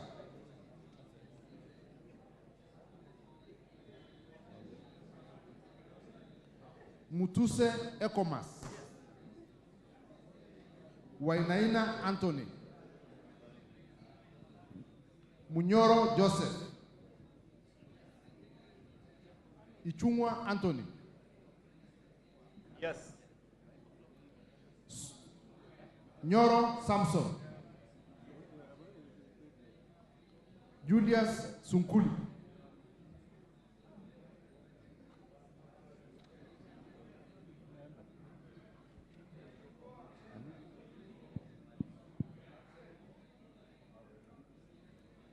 Mwanyanje Gatwi,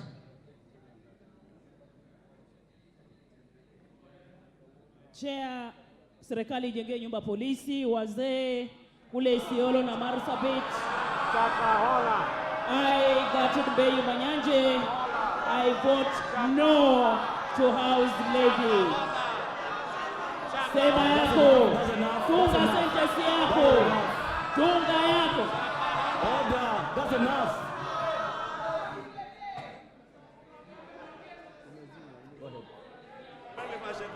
Go ahead. Baya Owen,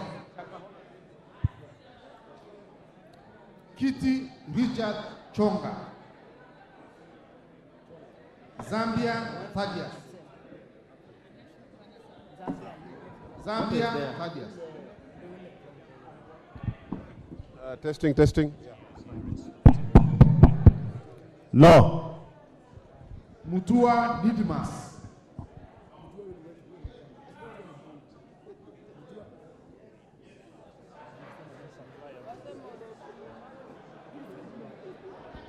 Order.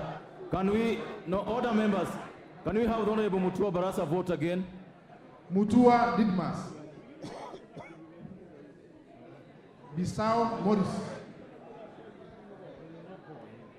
Bissau Morris,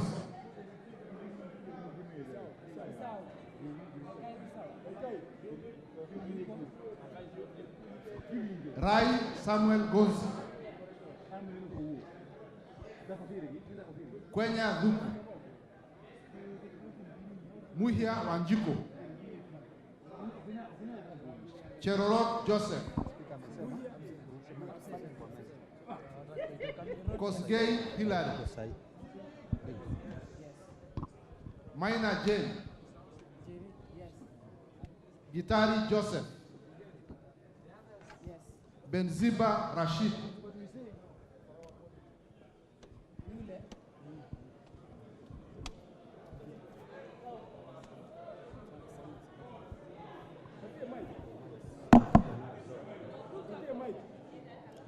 Just vote. Aburi Donya. Proceed. Busia Ruth Adhiambo. Just vote from where you are.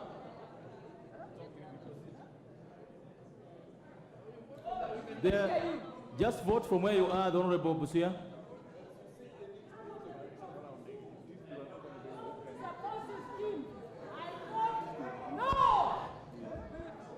Oron Joshua.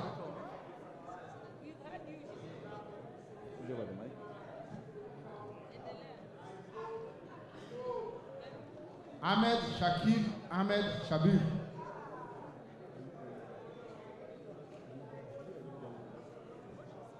Buyu Rosa. Kasalu Irene. Just vote, just vote.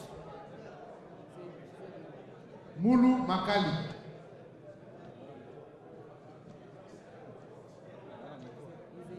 Mbai Nimro.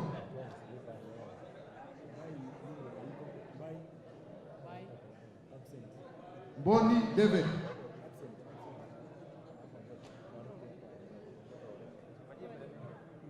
Nyamai Rachel.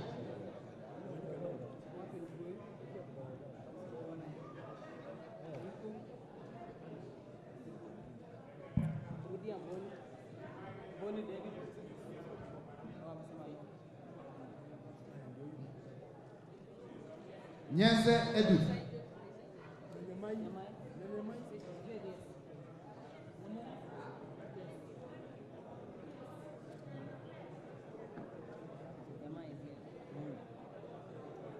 So, just where are you? Just hold there, hold there. Where are we? Nyamai. Are you at Nyamai also? Are you at Nyamai also? Are you at Nyamai? Okay, let's proceed then. Nyenze Edith.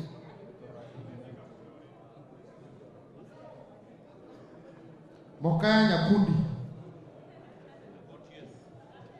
Kibagendi Anthony. Isairo Clive.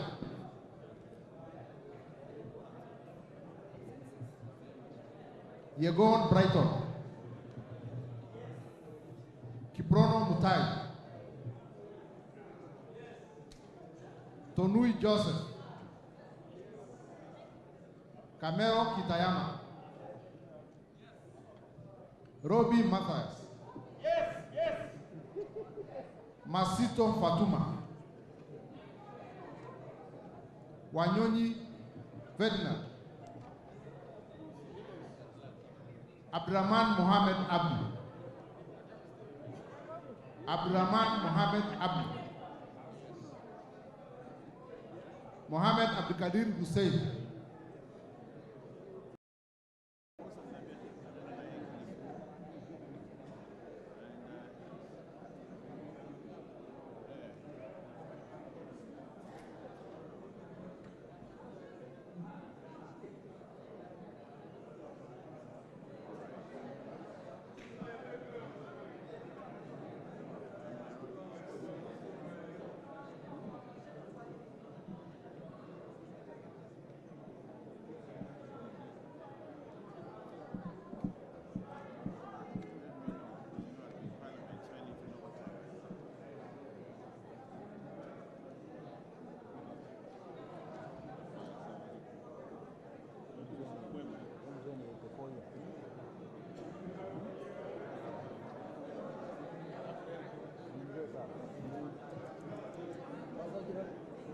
Para kurudi.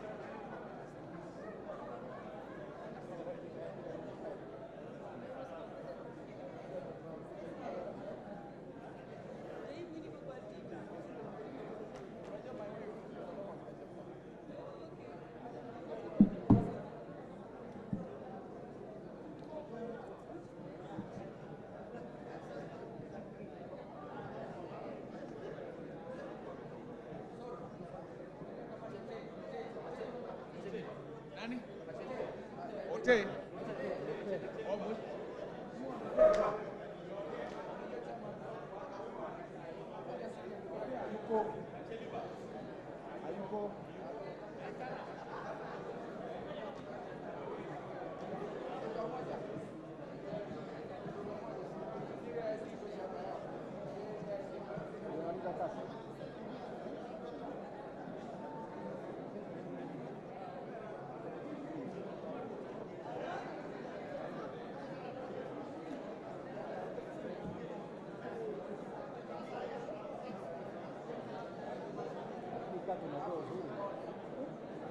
Uzuri unauliza watu wamefika wapi kusoma. Peke yako. Hawezi ile maneno nifikirie aje.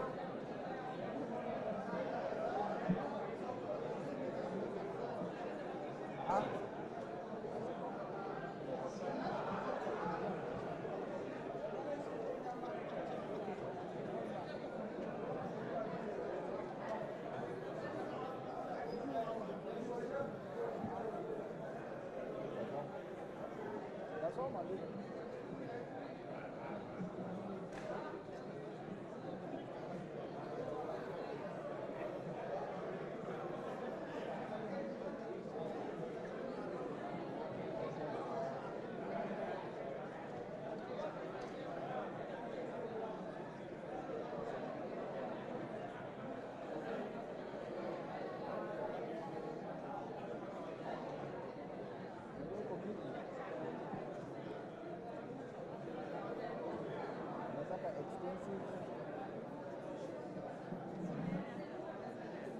Expensive planner. Degree yako ni 2 years.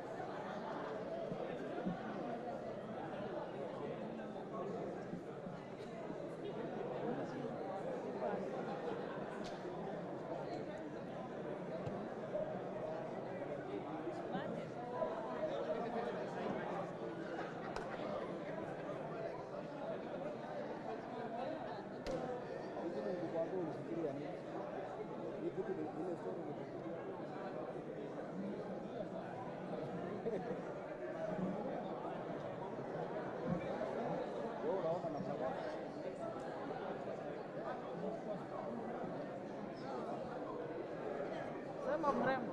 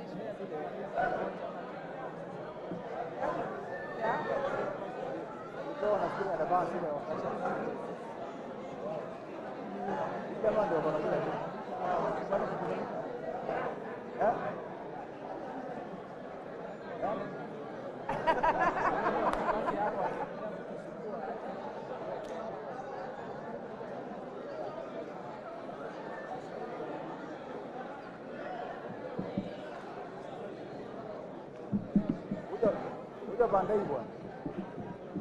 Kuja huku. Tunaongea tu.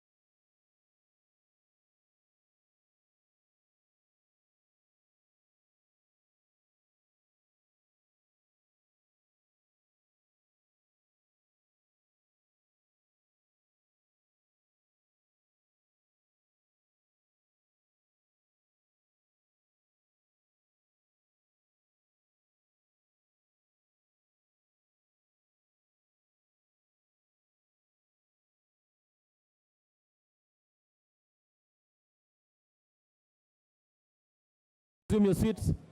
Members, voting is over. Will you resume your seats? The Honorable Lachi, the Honorable Koi Waluke. Honorable members, order. The Honorable Sunkuya. Order, members, resume your seats. Resume your seats. Order, members.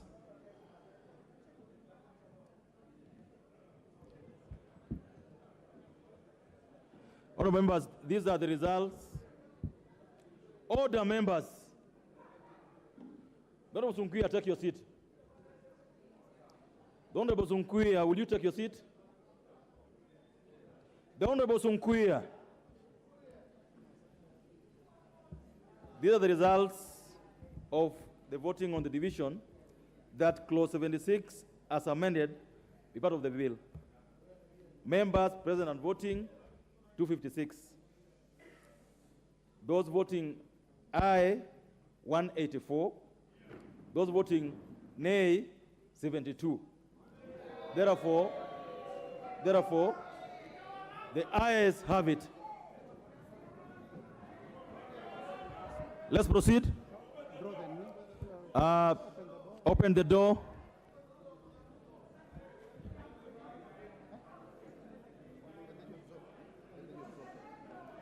Clause number 77.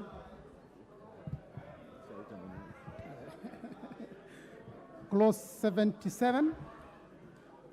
I propose a question that clause 77 will be part of the bill. I now put the question that clause 77 will be part of the bill. Will as many of that opinion say aye? Will as many as the contrary opinion say nay? The ayes have it. Clause 78. Clause 78. I propose the question that clause 78 is part of the bill. Chairman. Honorable Chair, I would like to move that clause 78 be amended as proposed on the order paper. And Honorable Chair, I would like to move a further amendment to that clause 78, deleting 2023 and replacing that to 2013. So I beg to move that clause 78 be amended as per the order paper. I also propose that a further amendment to that, to deleting the figure 2023 and replacing it thereof with 2013. And I thank you, Honorable Chair. I propose the question that clause 78 be amended as proposed. I put the question that clause 78 be amended as proposed. Will as many other opinions say aye? Will as many other opinions say nay? The ayes have it. I now put the question that clause 78 as amended part of the bill. Will as many other opinions say aye? Will as many other opinions say nay? The ayes have it. Clause 79. The Honorable Tiende, what is the problem? Order, members. Just a minute. Those who are withdrawing from the House, withdraw peacefully. Those who are not withdrawing to take their seats. Go ahead, Honorable Tiende. Mr. Chairman, I guess the vote has been taken, but I had wanted to draw the members' attention. Mr. Chairman, if those withdrawing could leave. Order, members. Order. Order, members. Order, members. Go ahead, Honorable Tiende. As an unlawful Kamukunji with the Deputy Speaker. Honorable Tiende, go ahead. Yeah, Mr. Chairman, I had wanted to point out and had conferred with the chair of the committee that actually that amendment had a mistake, and that's why it's been corrected. But it's an example, Mr. Chairman, of why we must be vigilant. Because the original amendment was actually going to take away the power of this House to review subsidiary legislation, and that's very serious. Thank you. Because some people, like the Honorable Ichungwa, who's not here, think that you can read laws like novels. And if you read them keenly, then you'd realize the mischief. So I just wanted to point that out, but it's now overtaken by events. Thank you. Thank you. Order, members, let's proceed.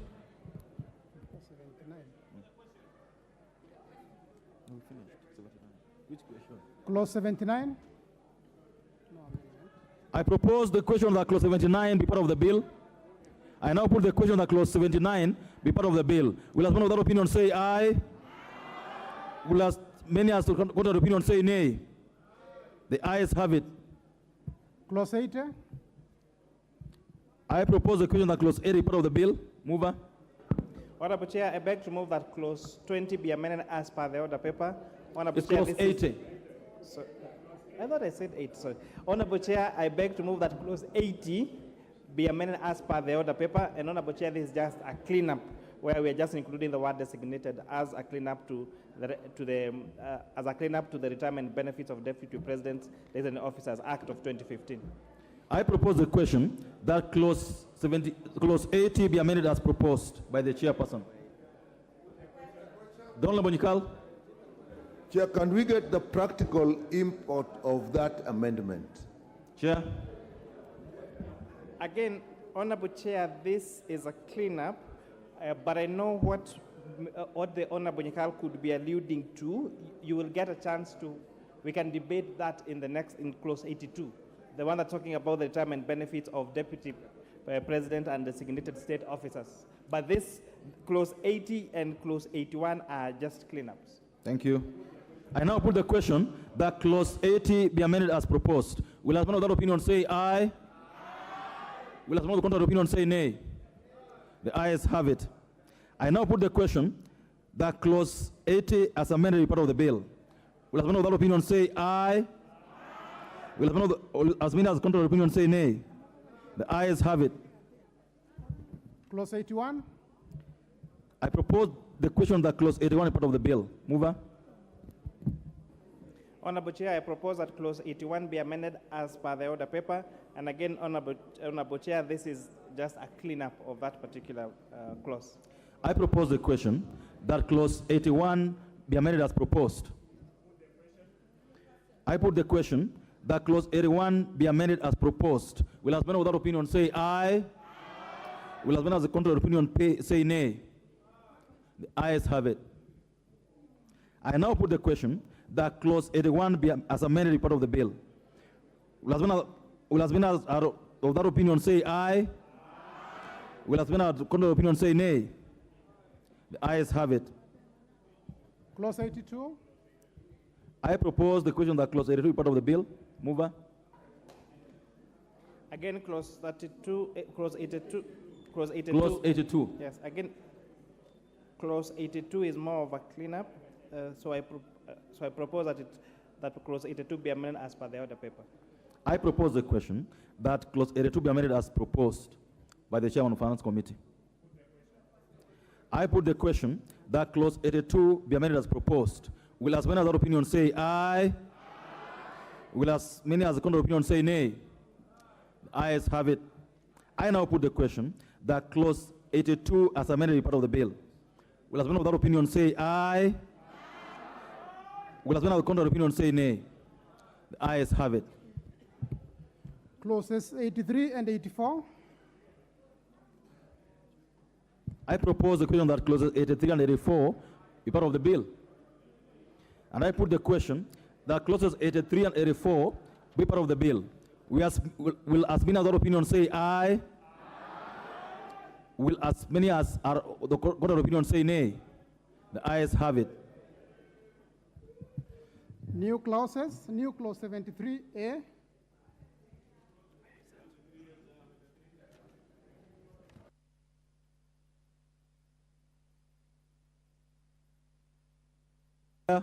To move.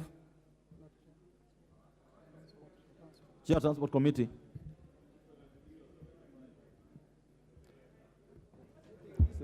Thank you, Honorable Chair.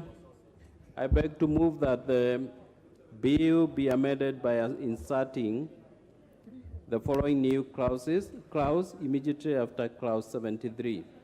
73A, Section 7 of the Kenya Roads Board Act 1999 is amended in subsection 1 by A, deleting paragraph G, and B, deleting the word 8 appearing at the beginning of the paragraph and substituting therefore the word 5. And secondly, Honorable Chair, that the bill be amended by inserting the following new clause immediately after clause 74. New clause 74A, the first schedule to the KRB Act. Order. You'll move the 73A and we vote on it before you go to 74. So, Chair, Okay, Chair, I beg to move. Just do it again and say that you move that we read that new clause a second time. Thank you. Honorable Chair, I beg to move that 73A be amended as read. I propose the question that the new clause 73A be now read a second time.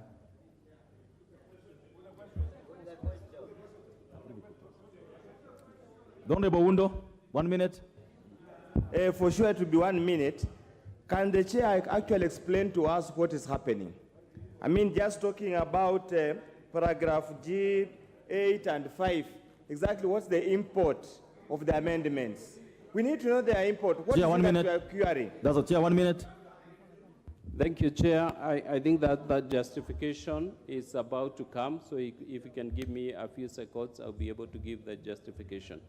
And the point is, we are reducing the number of directors from 12 to 9, in line with the Mongozo Code of Administration. Directors of what? Of which body? That's KRB, Kenya Roads Board. Thank you. Yes. I now put the question that the new clause 73A be now read a second time. Will as many of that opinion say aye? Will as many of the contrary opinion say nay? The ayes have it. I propose the question that the new clause 73A be part of the bill. I put the question that the new clause 73A be part of the bill. Will as one of that opinion say aye? Will as one of that contrary opinion say nay? The ayes have it. New clause 74A. Chair of Transport Committee. Honorable Chair, I move that the bill be amended by inserting the following new clause immediately after clause 74. New clause 74A. Honorable Chair, you will go with me. Yes. And move that the new clause be now read a second time. Right. I move that the clause 74A be read the second time. If I got you right, Chair. The first schedule to the Kenya KRB Act 1999 is amended by A, deleting paragraph 4, deleting paragraph 5, and deleting paragraph 6. Thank you, Honorable Chair.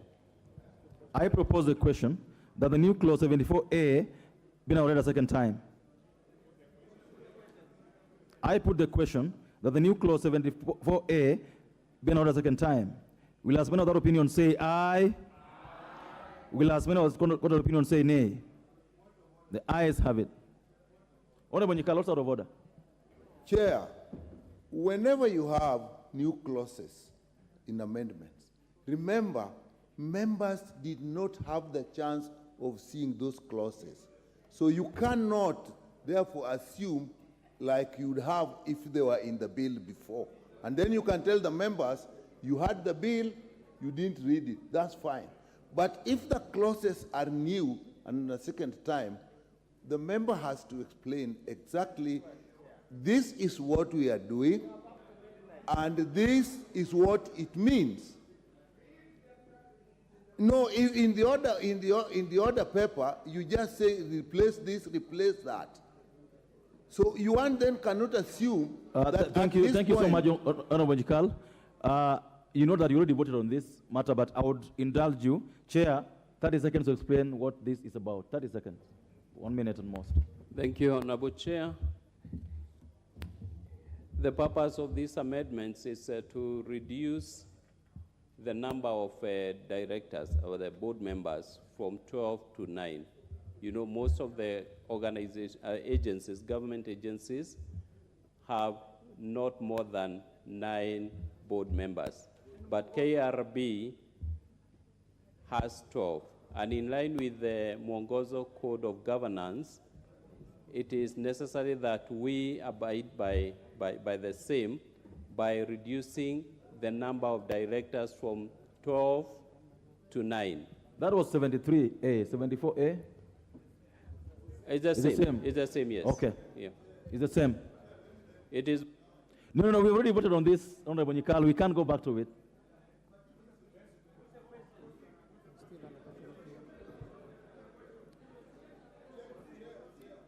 Oh. The Honorable Nyikal, resume your seat. I'll give you a chance. I want to propose the question that new clause 74A be part of the bill. Now go ahead. Chair, when you are taking a very substantive amendment, remember that actually the finance bill, in a way, is a miscellaneous amendment bill because it is touching on very many acts at the same time.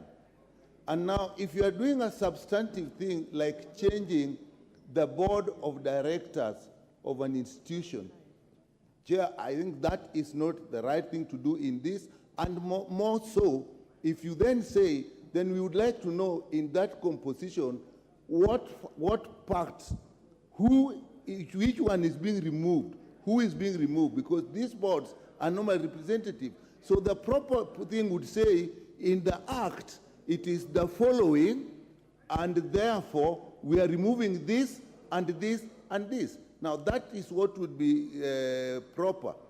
And another thing, Mr. Chair, Mwongozo is not a legal entity, it is a policy. You as a lawyer will guide us whether you can actually change a whole act in a situation like this using in line with Mwongozo, which in itself is not an institution. Thank you. So that's my concern. The Honorable Chungwa, what is out of order?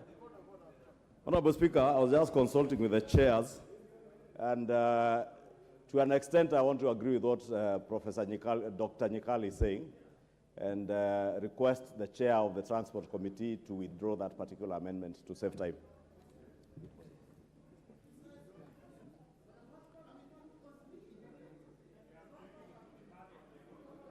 Chair. No. I want to make a ruling on this matter. Okay. I think, Chair, I think the horse has bolted. The first part of the amendment has been carried, and the global question has been. Just put the second question to Malizar and I. 1 minute. The Honorable Makali Mulu. 1 minute, Makali. Honorable Makali. Thank you, Mr. Chairman. I will be very brief. Mr. Chairman, I think as a matter of procedure, it is important that where we have new clauses, the people who are making those proposals explain to the House the issues, and in line with what the majority leader has said, you know, we have already passed 73A. Now, if you delete 74A, then you leave it hanging, because I think 74A has been informed by 73A, so that you reduce some institutions to remain with 9. So I think it's important we just either do a voting for 74. Thank you, Honorable Makali. Honorable Wandai, 1 minute. 1 minute. Chair, I agree with Honorable Makali Mulu and Honorable Nyikal that the neatest thing is to allow us to go the full hog and take a vote on this matter. Okay? I am one of those people who have in the past advocated for the reduction of those numbers. In that board, the Kenya Roads Board has had a very high number of directors. But without taking a position, let us go the full hog and take a vote. The idea of withdrawing doesn't arise at this late hour in the day. Thank you. The honorable members, you know what to do on these kind of matters. You know what to do, right? So, because what you have reached, the chair cannot withdraw. So you know what to do. I put the question that the new clause 74A be part of the bill. Will have another opinion say aye? Will have another opinion say nay? The ayes have it.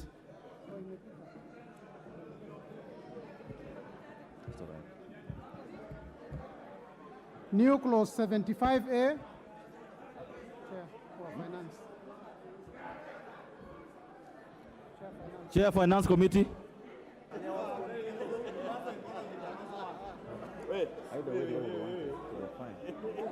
Order members. I'm so sure that both sides got what they wanted, so that's all right. The chairperson Committee of Finance. New clause 75A. 75A. Thank you very much. I beg to move that the new clause 75A be read a second time. Honorable Chair, this particular clause is giving power the board of Kenya Revenue Authority to appoint deputy commissioners, something that was not there before in the Act. With that, I beg to move, Honorable Chair. I propose a question that the new clause 75A now be read a second time. I put the question that the new clause 75A be now read a second time. Will as many of that opinion say aye? Will as many of the contrary opinion say nay? The ayes have it. I propose a question that the new clause 75A be part of the bill. Yes, Honorable Nyikal. I know I may not be very well informed. I didn't read that in detail. I have to get the other act and read it.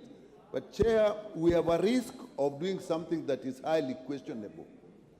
Using the Finance Act to actually change the structure of an authority like this is something that may be questionable. And I know we have done that, and I see some mischief. I think people should be sober enough to actually do the correct thing. Mwongozo is in itself not a legal document. So it's not over now. Now we are on 75 and we are still doing the same thing.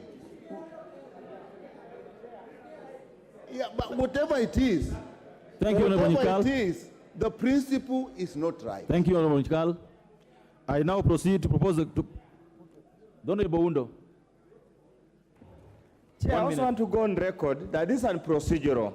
This is a substantive matter that has not been subjected to public participation, and it has found its way in this bill.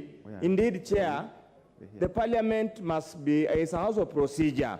I would kindly request the Chair to withdraw this particular amendment before you vote on it, so that it's subjected to proper legislative process, because introducing offices in an authority without following the law and public participation is unprocedural and unfair to the people of Kenya. Thank you. Chair. I now put the question that the new clause 75A be part of the bill. Will anyone without opinion say aye? Will anyone has a contrary opinion say nay? The ayes have it. New clause 75B. Chair of Finance Committee. That's what I'm telling you. Honorable Chair, I beg to move that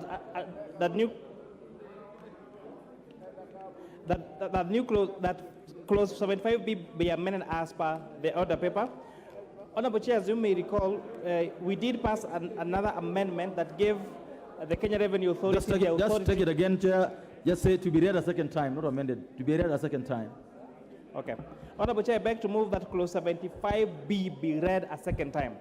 As you may recall, Honorable Chair, yesterday we did pass a requirement. Order, members, order. Go ahead. Go ahead.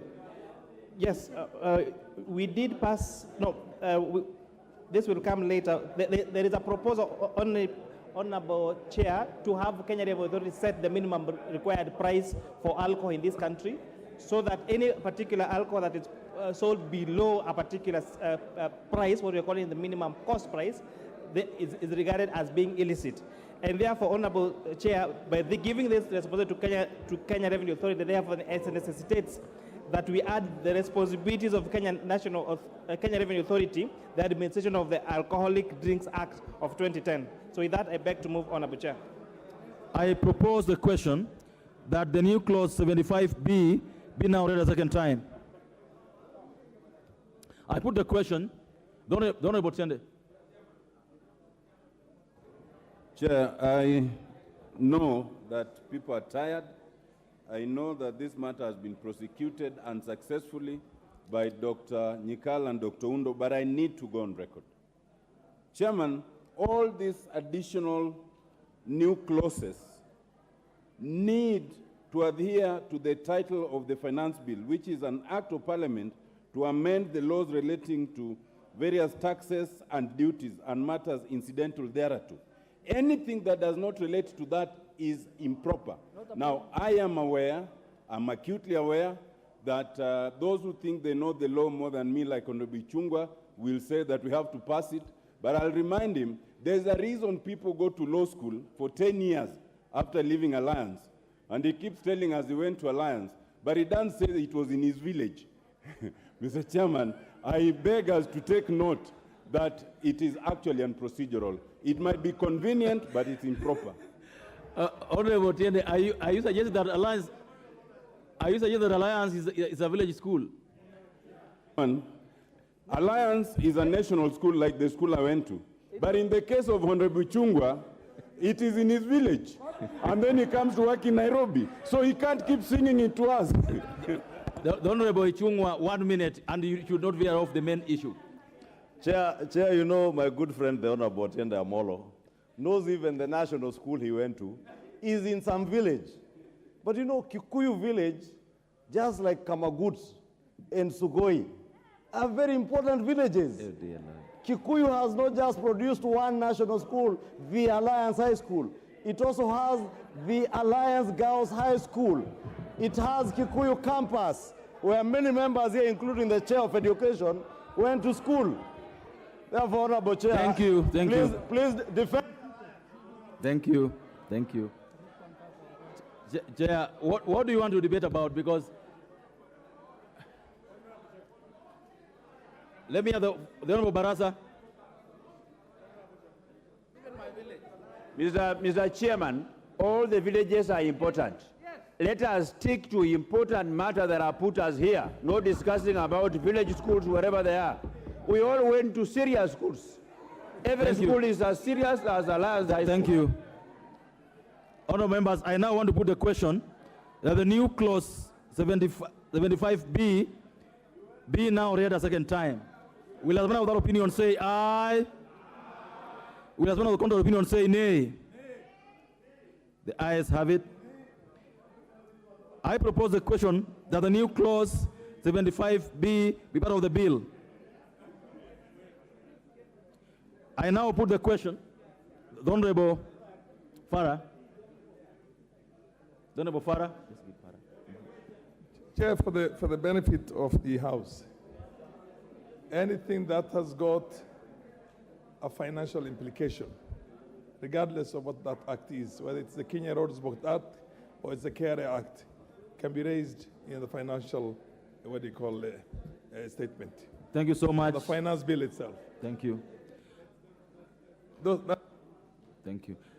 I now put the question that the new clause 75B be part of the bill. Will as one of that opinion say aye? Will as one of the contrary opinion say nay? The ayes have it. New clause 75C.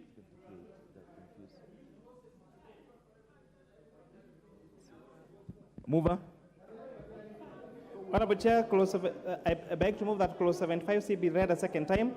This particular clause, Honorable Speaker, is an amendment to the Retirement Benefits Act that removes the requirement for share capital holding for pension schemes to Kenyans to foreign to reduce the requirement for foreigners for pension scheme to have shareholding of 66% to reduce that to 33%. Honorable Chair, these are some of the issues that came from public participation. I beg to move, Honorable Chair. Thank you. I propose the question that the new clause 75C be now read a second time. I put the question that the new clause 75C be now read a second time. Will as many as are that opinion say aye? Will as many as the contrary opinion say nay? The ayes have it. I propose the question that the new clause 75C be part of the bill. I put the question that the new clause 75C be part of the bill. Will as one of that opinion say aye? Will as one of the opinion say nay? The ayes have it. New clause 76A. Mover. Honorable Speaker, I beg to move that new clause 76A be read a second time. This clause, Honorable Speaker, Honorable Chair, sets the minimum input cost price for alcoholic drinks in the country. So this would mean that the Kenya Revenue Authority will have the mandate to set the minimum price particular drink should be sold. And this, Honorable Speaker, is intended to ensure that we get rid of the illicit brews that are sold to our young people in this country. I beg to move, Honorable Chair.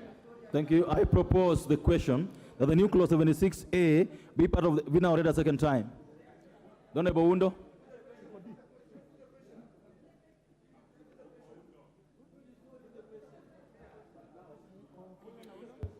Chair, I find this amendment seriously outrageous, and it offends public policy. We have an open economy, a market-driven economy. This is in a way introducing price controls that were discontinued very, very many years ago. A businessman should be allowed to trade. He produces, he sells, depending on demand.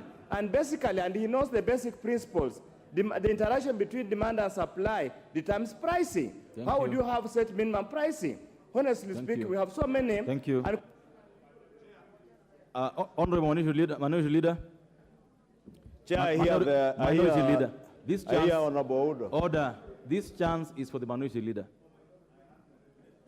Yeah, I also just want to support, to agree with the Honorable Dr. Ojiambo Oundo.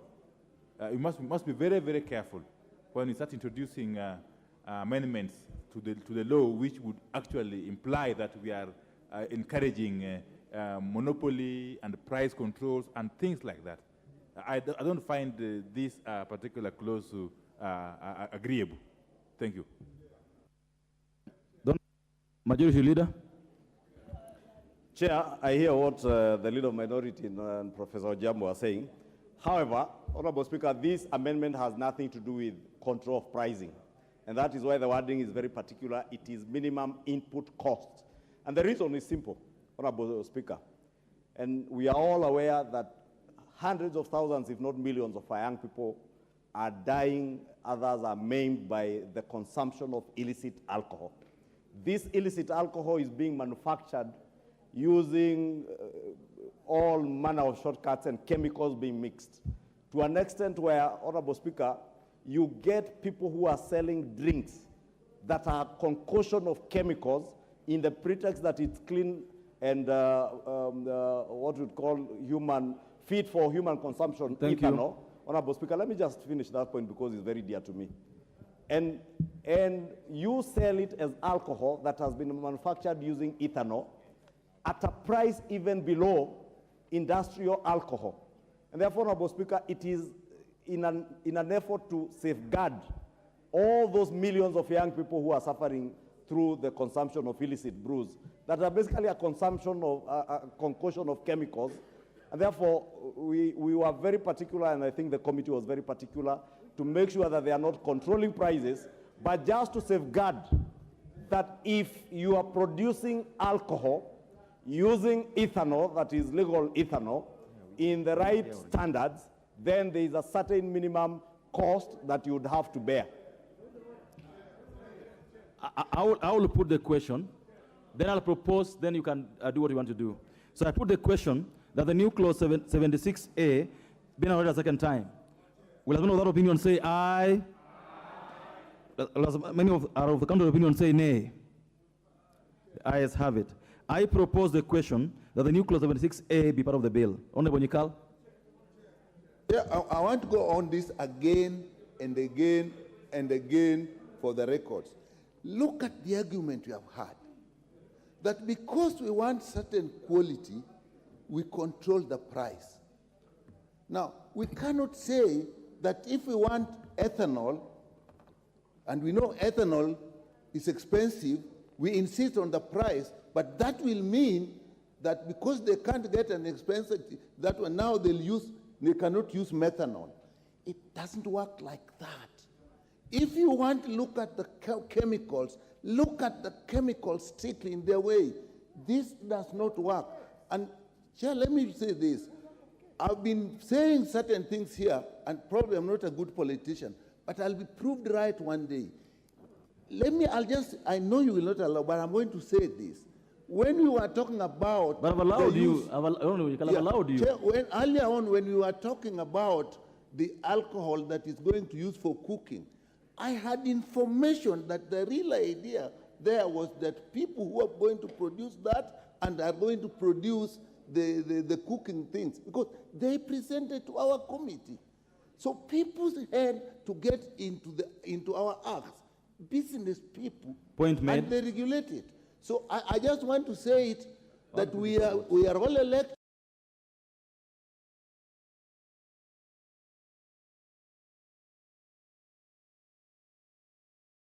Honorable Farah, finally. Chair,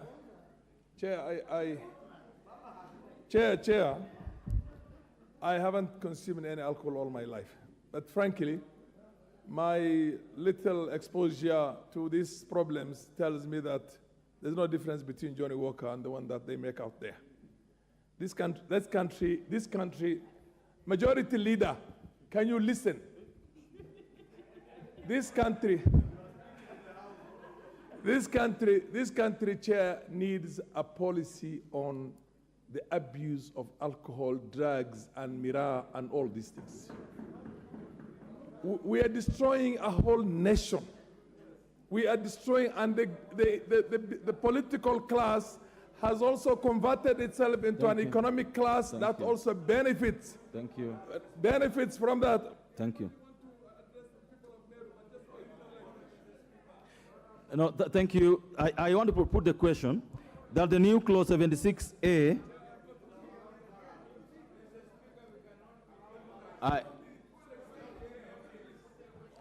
order members, at the point you've reached, we are not debating.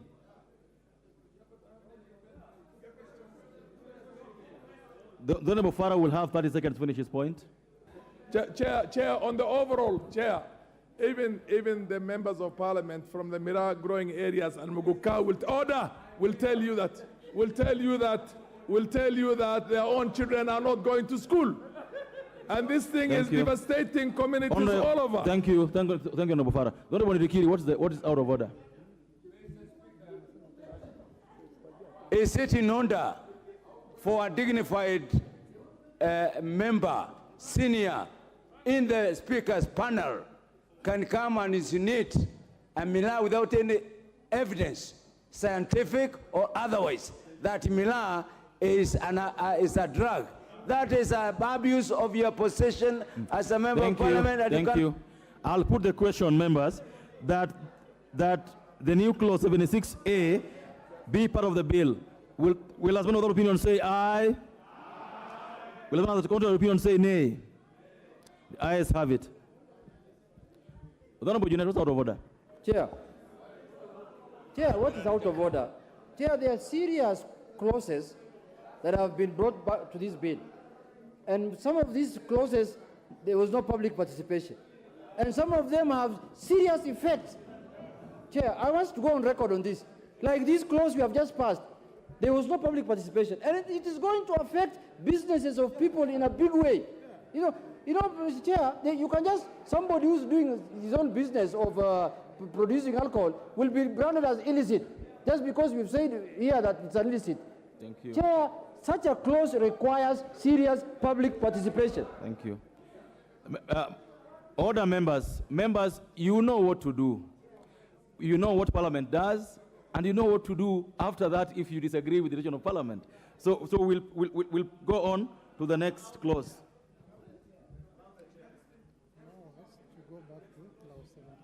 Members, I want you to go back to clause 75D. 75D. New clause 75D.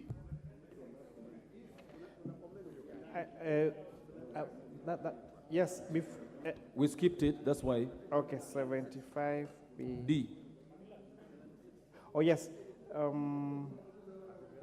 Yes, I propose that clause 17B be read a second time.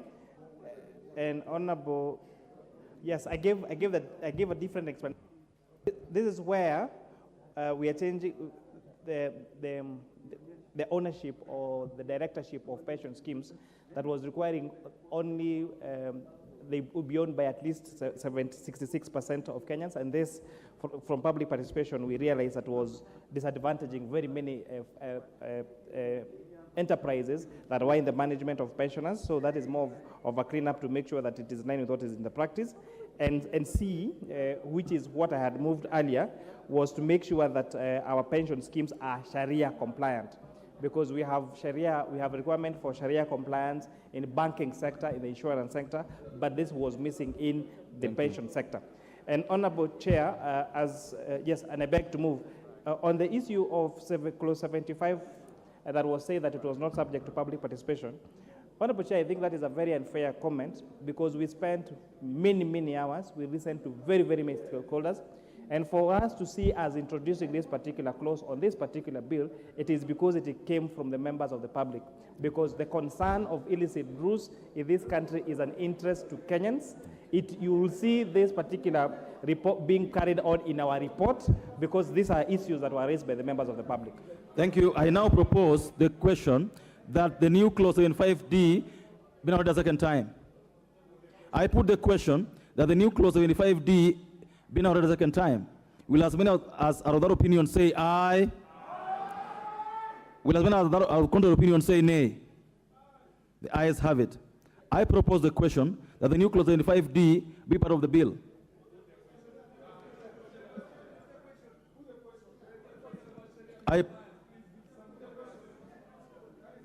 I put the question that the new clause 75D be part of the bill. Will husband of the opinion, that opinion say aye? Will husband of the contrary opinion say nay?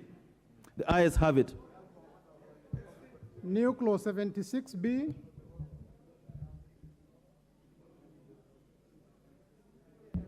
Honorable Chair, I beg to move that clause 76B be read a second time, and this is in line with clause 76A that is setting the minimum cost price, where we're saying a person shall not sell, manufacture, pack, or distribute alcoholic drinks at a price below the minimum cost price. And that I beg to move, Honorable Chair. Let me propose, then you do your point of order. I propose the question that the new clause 76B be noted a second time. Honorable Wandai, what's out of order? Chair, there's a problem here. Even though we seem to be in a hurry to go home. Chair, some of these new clauses were not in the order paper of yesterday. Yes. They have found their way in today's order paper, and they're establishing fundamental changes. Like the issue of alcoholism. I know there's been a campaign in central Kenya of late to deal with alcoholism, but the way to deal with alcoholism is not to bring this kind of amendments. Is to provide jobs to those youth. You promise those youth jobs. Give them the jobs and they will not go out drinking alcohol. Honorable Wandai, you raise a very important issue. Yeah. Order members. No. Order members, I want this to be responded to. The Honorable Chair, the point raised by the Honorable Wandai, that order members, that the amendments you are now prosecuting were not in the order paper yesterday. Is that the case?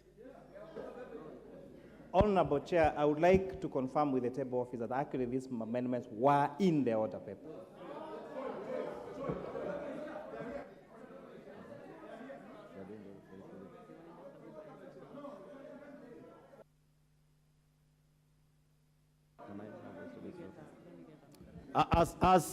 As I confirm that, as I verify that, let me hear from the Honorable Farah. Chair, can I get Chair? It's order members. The Honorable Farah is on a point of order. Chair, I salute the chair of the Finance Committee for saying that pension has got to become Sharia compliant. But how does it become Sharia compliant without introducing most Sharia compliant products into the capital markets? You see what I mean? Because interest, you cannot invest them in places where they are earning interest because Muslims do not want to earn. Wait. Yamaza. Thank you. Thank you. The Honorable Tiende, what's out of order? Chair, they're giving me problems. Thank you. I thought you'd finished.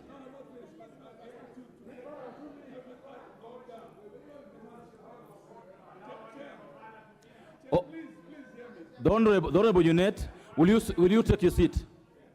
Will you take your seat? The Honorable Farah, finish your point. Chair, I am happy and thank you very much because you have solved almost 25% of the population of this country who are earning pensions and who don't know whether they're getting halal or haram. But then please, let's also go and introduce the products into the Capital Markets Authority. Thank you. The Honorable Tiende. Thank you, Chair. I wanted to tell the Honorable Farah that what he's speaking to already passed and he seemed to support it. So it's too late. Just as you said, he knows what to do. But on this one, Chair, as pending confirmation, and I wanted to speak to this. No, Honorable Farah, you allow others also. No, Honorable. You are a sinner. Order, Honorable Farah. Order. Chair, I wanted to say that in addition to the irregular introduction of these new clauses, it is standard practice that, just like with the bill, where there's any amendment, you don't just introduce what you're amending. In the bill itself, you must contain the objects of the amendment and the original provisions. So when you are introducing it in this order paper, where does the member cross-check? Because these are fundamental matters. You know, one day we will be asked, you were in chambers. So, Chair, we must take this matter, and this is not about which side you are in. This is just about good lawmaking. Thank you. The Honorable Chair of the committee. You know, Honorable Chair, we are really coming to the tail end of these amendments. And our committee took hours to work on these particular documents. So I'm very disturbed when honorable members and senior members in leadership come and say that I sneaked in an amendment. The supplementary order paper, in fact, I have actually had to borrow one so that it's not on my notes. On page 609 has that particular proposal. So if you are not reading the order paper, do not come and accuse me of sneaking things into the supplementary order paper. This, in fact, this is a supplementary order paper of Tuesday, the June 20th, 2023. So this is what you had yesterday. So when you come in and tell me that I sneaked in, I am not taking that kindly, especially after the hours of work I've put on this particular task. Thank you. Honorable Bowen. I will give the person that I should give, not the person who said Honorable Chair. Honorable Bowen. Honorable Mbui, take your seat. Honorable Chair, because the Chair has really substantiated, Honorable Chair, I was disappointed that we sat here up to the middle of or this morning, or about 1 a.m. this morning, and a new clauses was introduced. But now that the Chair has clarified that actually that part of the amendment is there, I want to support the... Thank you. Okay, Honorable Mbui, then I will rule on this. Thank you, Chair. Chair, the order paper for Tuesday. And the beautiful thing with Parliament is that every page of the order paper passes and a new page comes for later. Now, page number 554 has the new clause 75 and it reaches up to C. After that, it is clause 76. On this one, we have on page 689 is where we have the new clause 75C and 75D. It is here we have the evidence. It is in the, it is, any Kenyan can access it. It is on the website. So the thing is, Mr. Speaker, the fact is this. The order paper did not have 75D. Thank you so much. I will. Order, members, order. The Honorable Majority, take your seat. What I'm holding now is the supplementary order of Tuesday, June 20th, 2023, at the Honorable Majority Leader, your order of order. 2023 at 2:30 p.m. And if you have it, go with me to page 606. Go to your order paper, page 606. 606, read with me, new clauses 75A, B, and C. Then just turn to 607. We have 75C. Let's just stand there. 75. If anybody has that order paper, to go with me, in page 607, 75C, 75, order members. So what I'm holding now is page 607, 75C, and 75D. If you go to page 608, it has new clauses, 76A and B. If you go on like that, you get all this. This is the order paper for yesterday, the 20th of June 2023 at 2:30 p.m. So all these that are being discussed this evening were in yesterday's order paper. Nothing, and I want to repeat so that it's very clear, none of the clauses we're discussing today were not in yesterday's order paper. All of them were in yesterday's order paper, and I've confirmed that.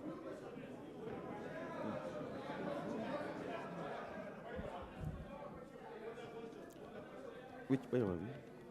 Which clause were we at? I now put the question that the new clause 76B, part of the bill, will as many of that opinion say aye? Will as many of the contrary opinion say nay? The ayes have it. Honorable Majority Leader.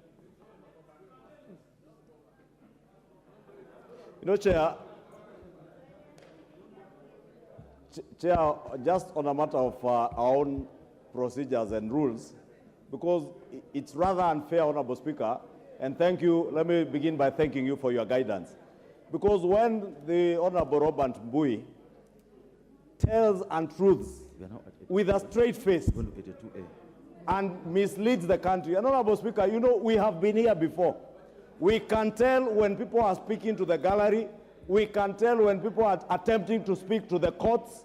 But I want to encourage you, if you want to speak to the courts on Abombui, I know you are Mwalimu, and I had senior counsel say you take about 10 years at law school. Maybe you take another 10 years and go speak to the courts from the courts, but don't attempt to speak to the courts from this floor.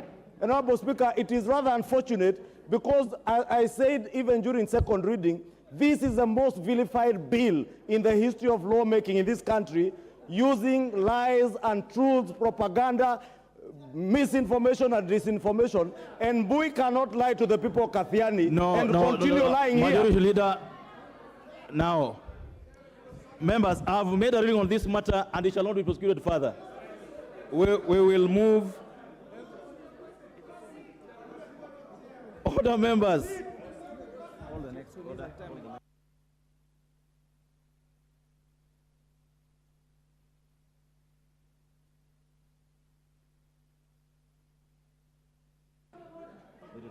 New clause 82A. Mover. Honorable Chair, I beg to move that clause 82A be read a second time. Honorable Chair, this is a clause that is extending the benefits that are given to deputy presidents and designated state officers, including those of the Speaker and the Deputy Speaker. Honorable Chair, and that I beg to move. I propose the question that clause, the new clause 82A be now read a second time. I put the question that the new clause 82A be now read a second time. Will as many other opinion say aye? Aye. Will as many as contrary opinion say nay? The ayes have it. I propose the question that the new clause 82A be now be part of the bill. I put the question that the new clause 82A be part of the bill. Will as many other opinion say aye? Aye. Will as many contrary opinion say nay? The ayes have it. New clause 82B. Honorable Chair, I beg to move that clause 82B be read a second time, and then clause 82B and C and D and E are similar to clause 81A. So I beg to move that clause 82B be read a second time. I propose the question that the new clause 82B be read a second time. I put the question that new clause 82B be now read a second time. Will as many other opinion say aye? Aye. Will as many contrary opinion say nay? The ayes have it. I propose the question that the new clause 82B be part of the bill. Honorable Wundo. Chair, I find the drafting very curious, Honorable Chair, and it's discriminatory in the sense if you look at the last sentence, it says, but if it's a female child that is not married or is cohabiting with any person. Honorable Chair, why do you have to discriminate between the boy child and the boy girl? Thank you. I mean the girl child, sorry. Thank you. Why do you have to discriminate? Thank you. I put the question that the new clause 82B be part of the bill. Order, members. Order. I now put the question that the new clause 82B be part of the bill. Will as many of that opinion say aye? Will as many of the contrary opinion say nay? The ayes have it. New clause 82C. Mover. Honorable Chair, I beg to move that clause 82C be read a second time, and again this is similar to A and B. So I beg to move. Thank you. I propose the question that the new clause 82C be now read a second time. I put the question that the new clause 82C be now read a second time. Will as many as our opinion say aye? Will as many as our contrary opinion say nay? The ayes have it. I propose the question that the new clause 82C be part of the bill. I put the question that the new clause 82C be part of the bill. Will as many as are of that opinion say aye? Will as many as contrary opinion say nay? The ayes have it. New clause 82D. Honorable Chair, I stand to move that clause 82D be read a second time, and again this is similar to the rest of the clauses, so I beg to move. I propose the question that the new clause 82D be now read a second time. I put the question that the new clause 82D be now read a second time. Will as many are of that opinion say aye? Will as many as of the contrary opinion say nay? The ayes have it. I propose the question that the new clause 82D be part of the bill. I put the question that the new clause 82D be part of the bill. Will as many as of that opinion say aye? Will as many as of the contrary opinion say nay?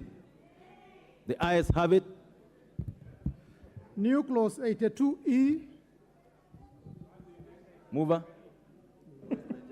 Honorable Chair, I beg to move that, that clause 82E be read a second time. This is the last clause on that 82, so it's similar to the others, and that I beg to move.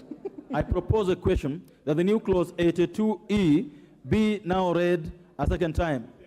Yes, Honorable Nikal.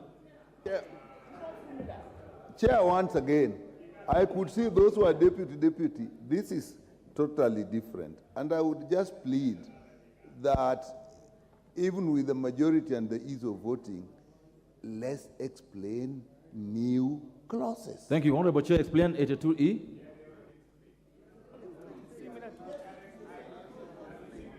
The Honorable Nikal will be attentive this time round. Go ahead.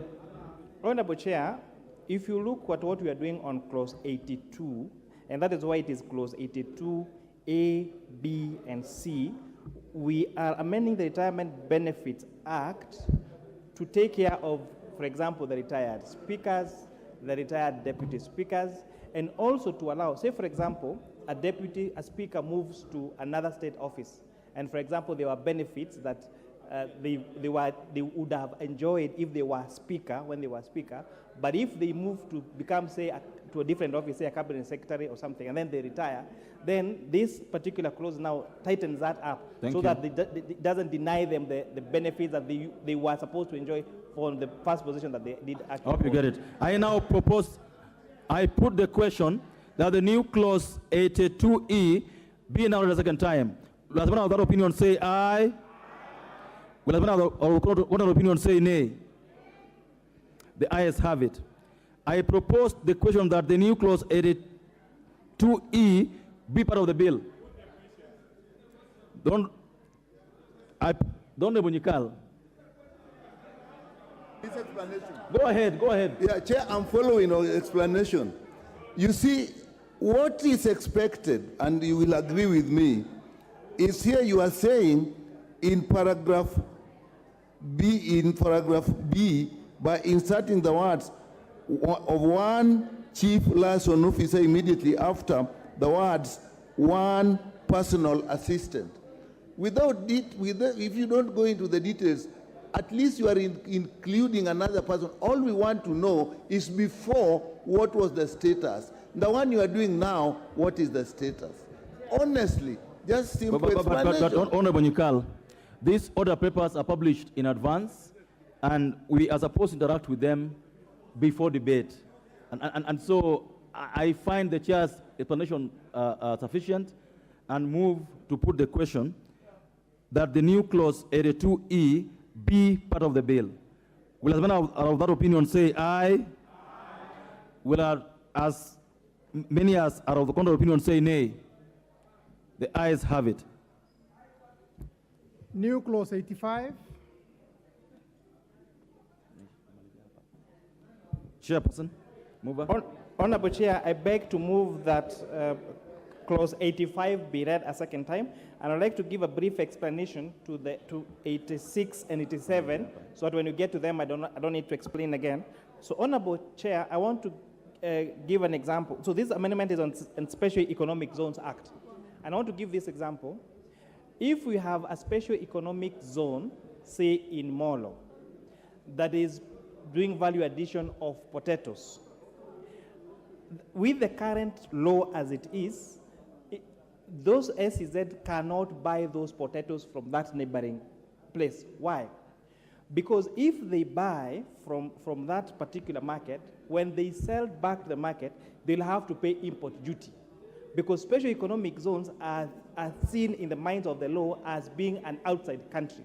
So, however, if the same developer, if the same processor of that project at that SEZ, Special Economic Zone, imports potatoes from Uganda, those potatoes are going to come without import duty of 35%. So these particular proposals are supposed to incentivize our special economic zones to buy their raw materials from the local areas and not necessarily import from COMESA countries, because if they imported, then they will not pay import duty. And with that, I beg to move, Honorable Chair. Thank you. I now propose the question that the new clause 85 be noted a second time. I put the question that the new clause 85 be noted a second time.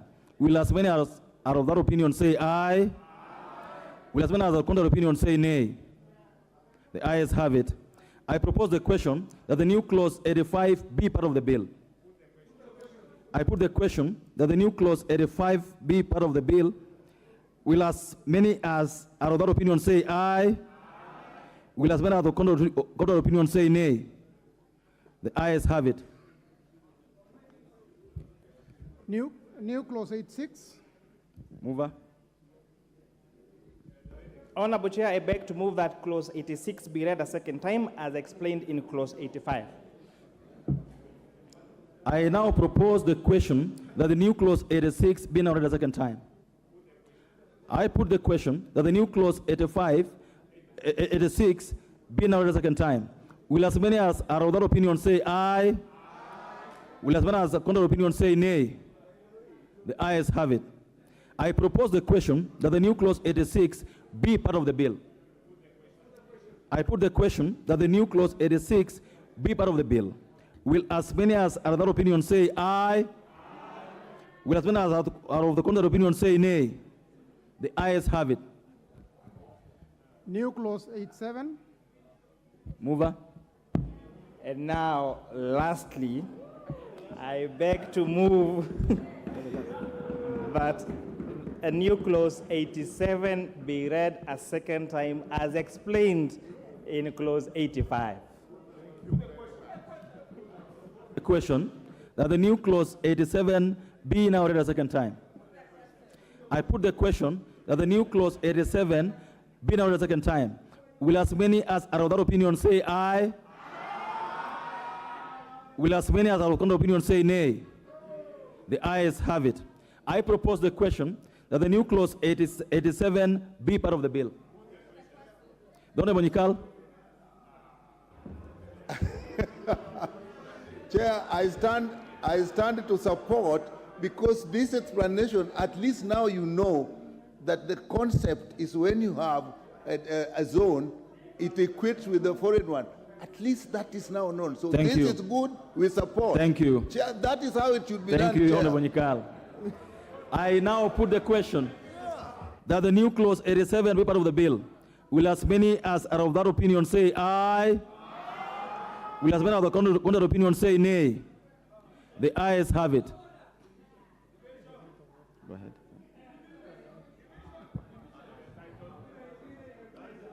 Title. Just to say title be the title of the bill. New proposal.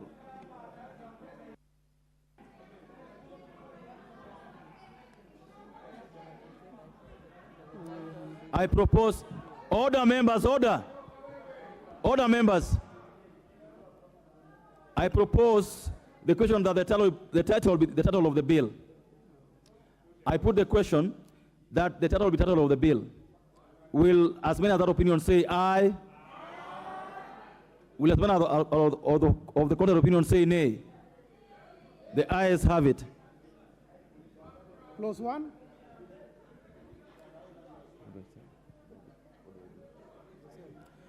Clause 1, I propose the question that clause 1 be part of the bill. I put the question that clause 1 be part of the bill. Will as many as are of that opinion say aye? Will as many as are of the contrary opinion say nay? The ayes have it.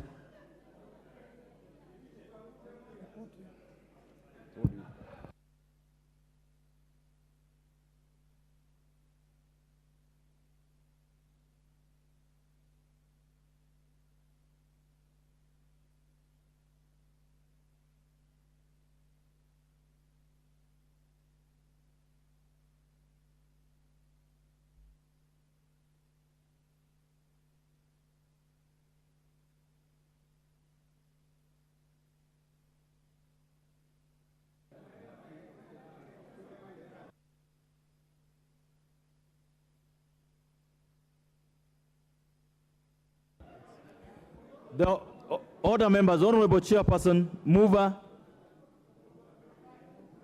you remove for reporting. Honorable Chairperson, I beg to move that the committee do report to the House its consideration of the Finance Bill, National Bill number 14 of 2023, and its approval thereof with amendments. Thank you. I now put the question, members, which is that the committee do report to the House its consideration of the Finance Bill, National Assembly Bill number 14 of 2023, and its approval thereof with amendments. Will as many as of that opinion say aye? Will as many as of the contrary opinion say nay? The ayes have it.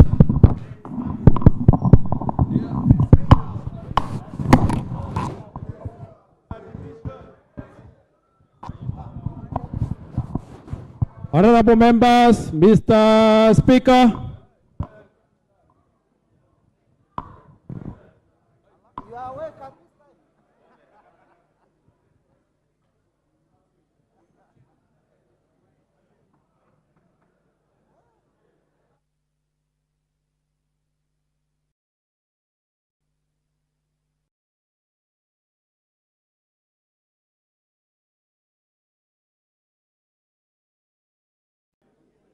Chairperson, order, honorable members.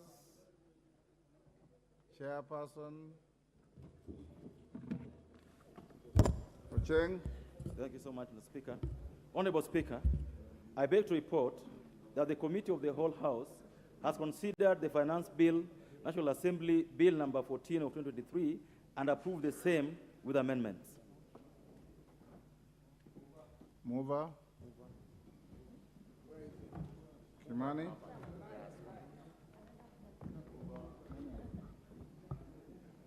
Honorable Speaker, I beg to move that the House do agree with the committee in the said report, and as I ask the Honorable Leader of Majority Kimani Ichung'wah to seconds, I would really like to thank the Honorable Members of Parliament for supporting the amendments. I can say that even those that oppose particular clauses, we really benefited, and especially speaking on my behalf, on the reasoning. And this being the first finance bill that this administration is processing, we look forward to an even improved process, improved judgment, improved debate, and improved provisions so that we can make sure we grow this country forward. With that, I ask the Leader of Majority to second. Honorable Speaker, allow me also, as I second, to thank all these members who have sat through this 2 days to the wee hours of the morning and late at night, Honorable Speaker, debating issues that have concern to the Kenyan people from both sides of the coalition. And as the chair of the Finance Committee says, this has enriched the debate of this assembly, enriched the value that we give back to the people who elected us to this house. And just in the words of the chair of the Finance Committee, let me also take this opportunity to thank even those of our colleagues on the minority side who had their say, as the majority had their way, because that is what pertains a democracy. And it is testament now to the world, not just Kenyans, that we are a true democracy, that where we can come into this debating chamber, debate without having acrimony, without having chaos. And I must commend the decorum that we have conducted ourselves with over these 2 days, even under very strenuous circumstances, when it's very late and members are tired. Many of these members from across the board have really behaved well. I do not want to say it may have anything to do with those who have not been there, but let me also use this opportunity to ask all of us, just as we have allowed each other to be heard and put our points across always during the debate, to allow each other to speak and be heard. When you have an opinion different from mine, it doesn't add any value shouting at me from your seat or me shouting at you from my seat. It only adds value me listening to you And when I get an opportunity or any of my colleagues gets an opportunity to answer you back. But overall, Honorable Speaker, I must say that for the first time, we have indeed tried to do our best and articulated issues that have concern to the Kenyan people. And to the Kenyan people, Honorable Speaker, in conclusion, let me say, as I said during the second reading of this bill, that we had a robust public participation on this bill. It is one of the bills where Kenyans from all walks of life had something to say about. A lot of it, Honorable Speaker, based on information that was being peddled in the media that was untrue, and they will now bear as witness when this bill comes to be assented to by His Excellency the President, whenever he assents to it, that many of the things that Kenyans were being scared about, especially by our media houses, Honorable Speaker, may not be necessarily what they were being told. And with time will prove us right. And Honorable Speaker, it is a huge sacrifice, not just for members of Parliament, but even for the people of Kenya, that we have got to take a painful walk for a short time to get back our economy to where it ought to be. We are in this economy, in the situation it is in together, and together as Kenyans, we will get out of it and be on a path of renewal, a path of economic recovery, and a path of unmatched prosperity with the sacrifices that people of Kenya and all of us will make. With those very many remarks, Honorable Speaker, I beg to second. Thank you, Majority Leader. Honorable members, I now propose the question, which is that the House do agree with the committee in the said report. I now put the question, which is that the House do agree with the committee in the said report. As members of that opinion say aye. Aye. Will those of the contrary opinion say nay? Nay. The ayes have it. Mover. Honorable Speaker, I beg to move that the Finance Bill, National Bill number 14 of 2023, be now read at that time. And Honorable Speaker, before I do that, I would really like to, in a very special way, thank our people, our team, that's our secretariat team. This dedicated parliamentary staff spent hours, when you're doing the reports, they actually translated, making sure that everything is done. And perhaps I feel we do not appreciate enough the work that is done by the staff of Parliament. And this is proof that the thousands of documents they process, the great sacrifice they did make, some of them are still seated with us here, and even after this, they'll go to work again. Tomorrow morning, we start vetting of the chairperson for the Commission on Revenue Allocation, and expect that they will have prepared, and that before now we start on that. And so I really want to thank the dedicated parliamentary staff that really did their work to make this a success. And lastly, I want to thank the members of the public that sent us more than 1,500 memoranda, the more than 200 stakeholders that took their time to come and share their views with us. We tried as much as we can to carry as many views of the members of the public as we could, and it's good that this particular debate has demystified the fact that there were no any amendments, that the public participation was an exercise in futility. We have all seen proposals that came through from members of the public, and we really want to thank them. They should not tire. The next time there is any bill of parliament, let them come and give their views, because they have been able to see that their views actually do count. And with that, Honorable Speaker, I beg to move that the committee be read, that the finance bill be read a third time. And lastly, Honorable Chair, it would be very wrong if I don't appreciate the members of the committee. We never struggled to get quorum. In fact, most of the time we were full house or really near full house. Out of 15 members, we are 13, 14, or 15. And our members are from across the political divide. They really sat with us, they gave us ideas, and they are still with us here to make sure that this particular exercise is what those. This was really a demonstration of what teamwork can possibly achieve. And in fact, I really want to thank them and ask Honorable Makilap to second.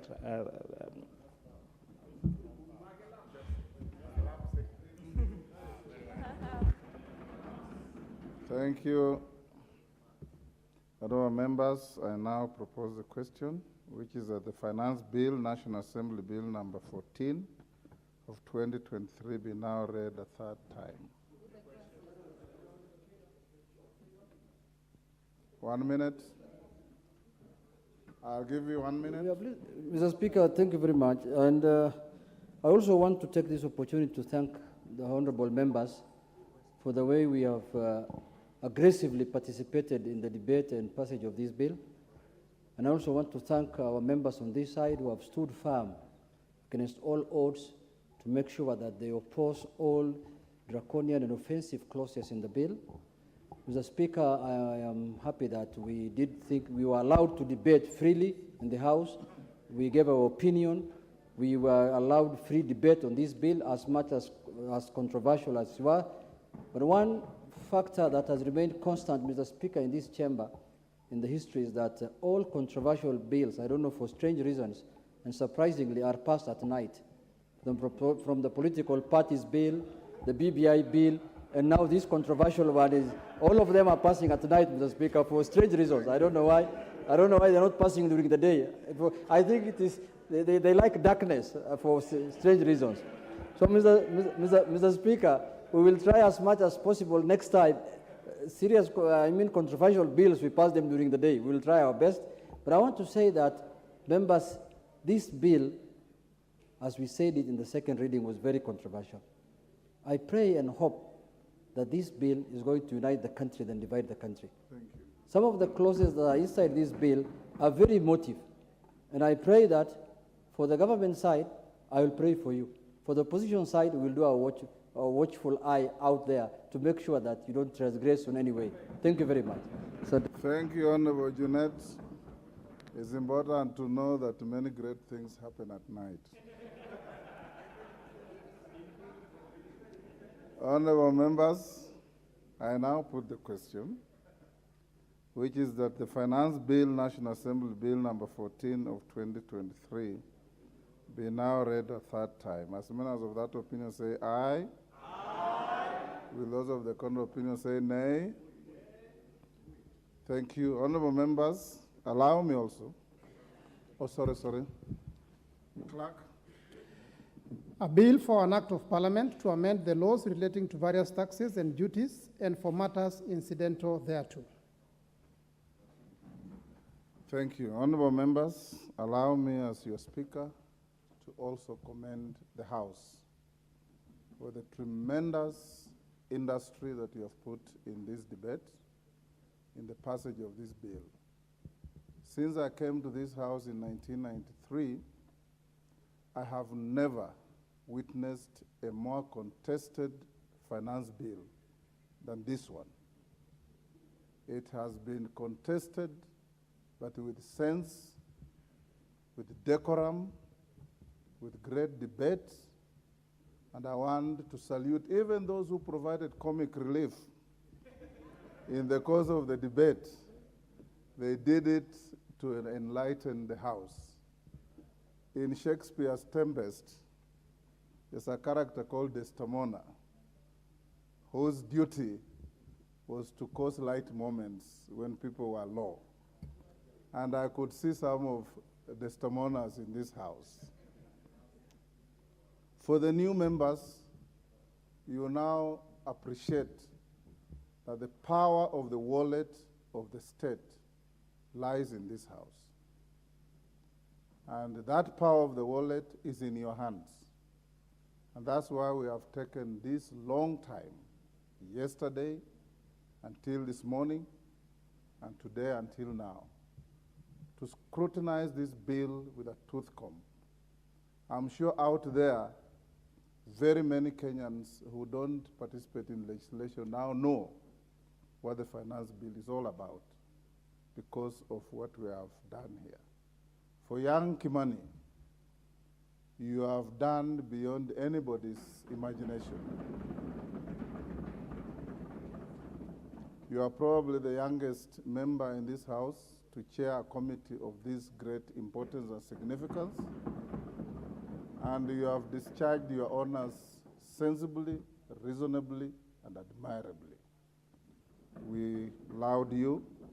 And members on my left, I want to thank you for putting the members on my right on their tenterhooks and pointing out what you have pointed out, and never losing your cool, never boycotting the sittings, because it's only by speaking that we get to arrive at reasoned judgments.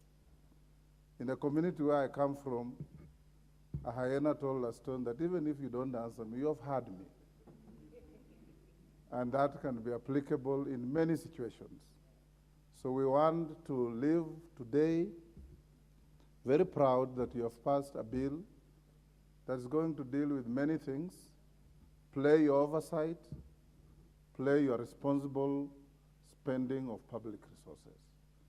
And that is what is expected of all of us. So we live here tonight very happy on my part that what looked like the most divisive piece of legislation has in fact united you even more. Because sitting in my chamber, I saw many times your leadership and many of you crossing over to whisper to each other across the dispatch table and generally having a lot of camaraderie that has been very, very encouraging. So this, honorable members, brings us to the end of the proceedings of today.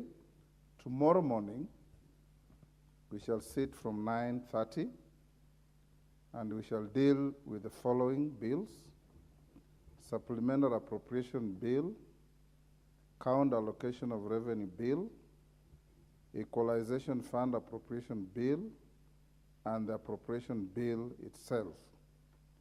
There will also be the Public Finance Management Amendment Bill and any other business that may be there. Remember that all these finance-related bills must be concluded by the 30th of this month.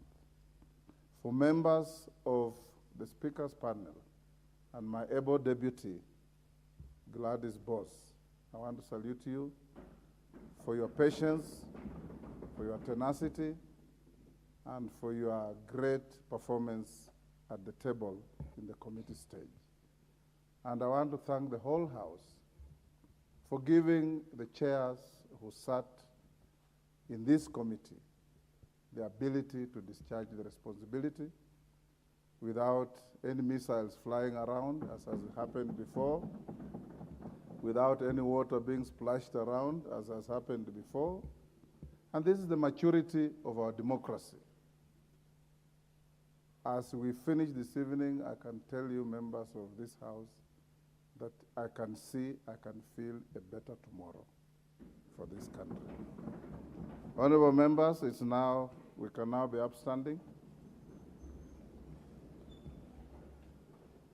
The House will now stand adjourned to tomorrow, Thursday, the 22nd of June, 2023, at 9:30 a.m. for the morning sitting.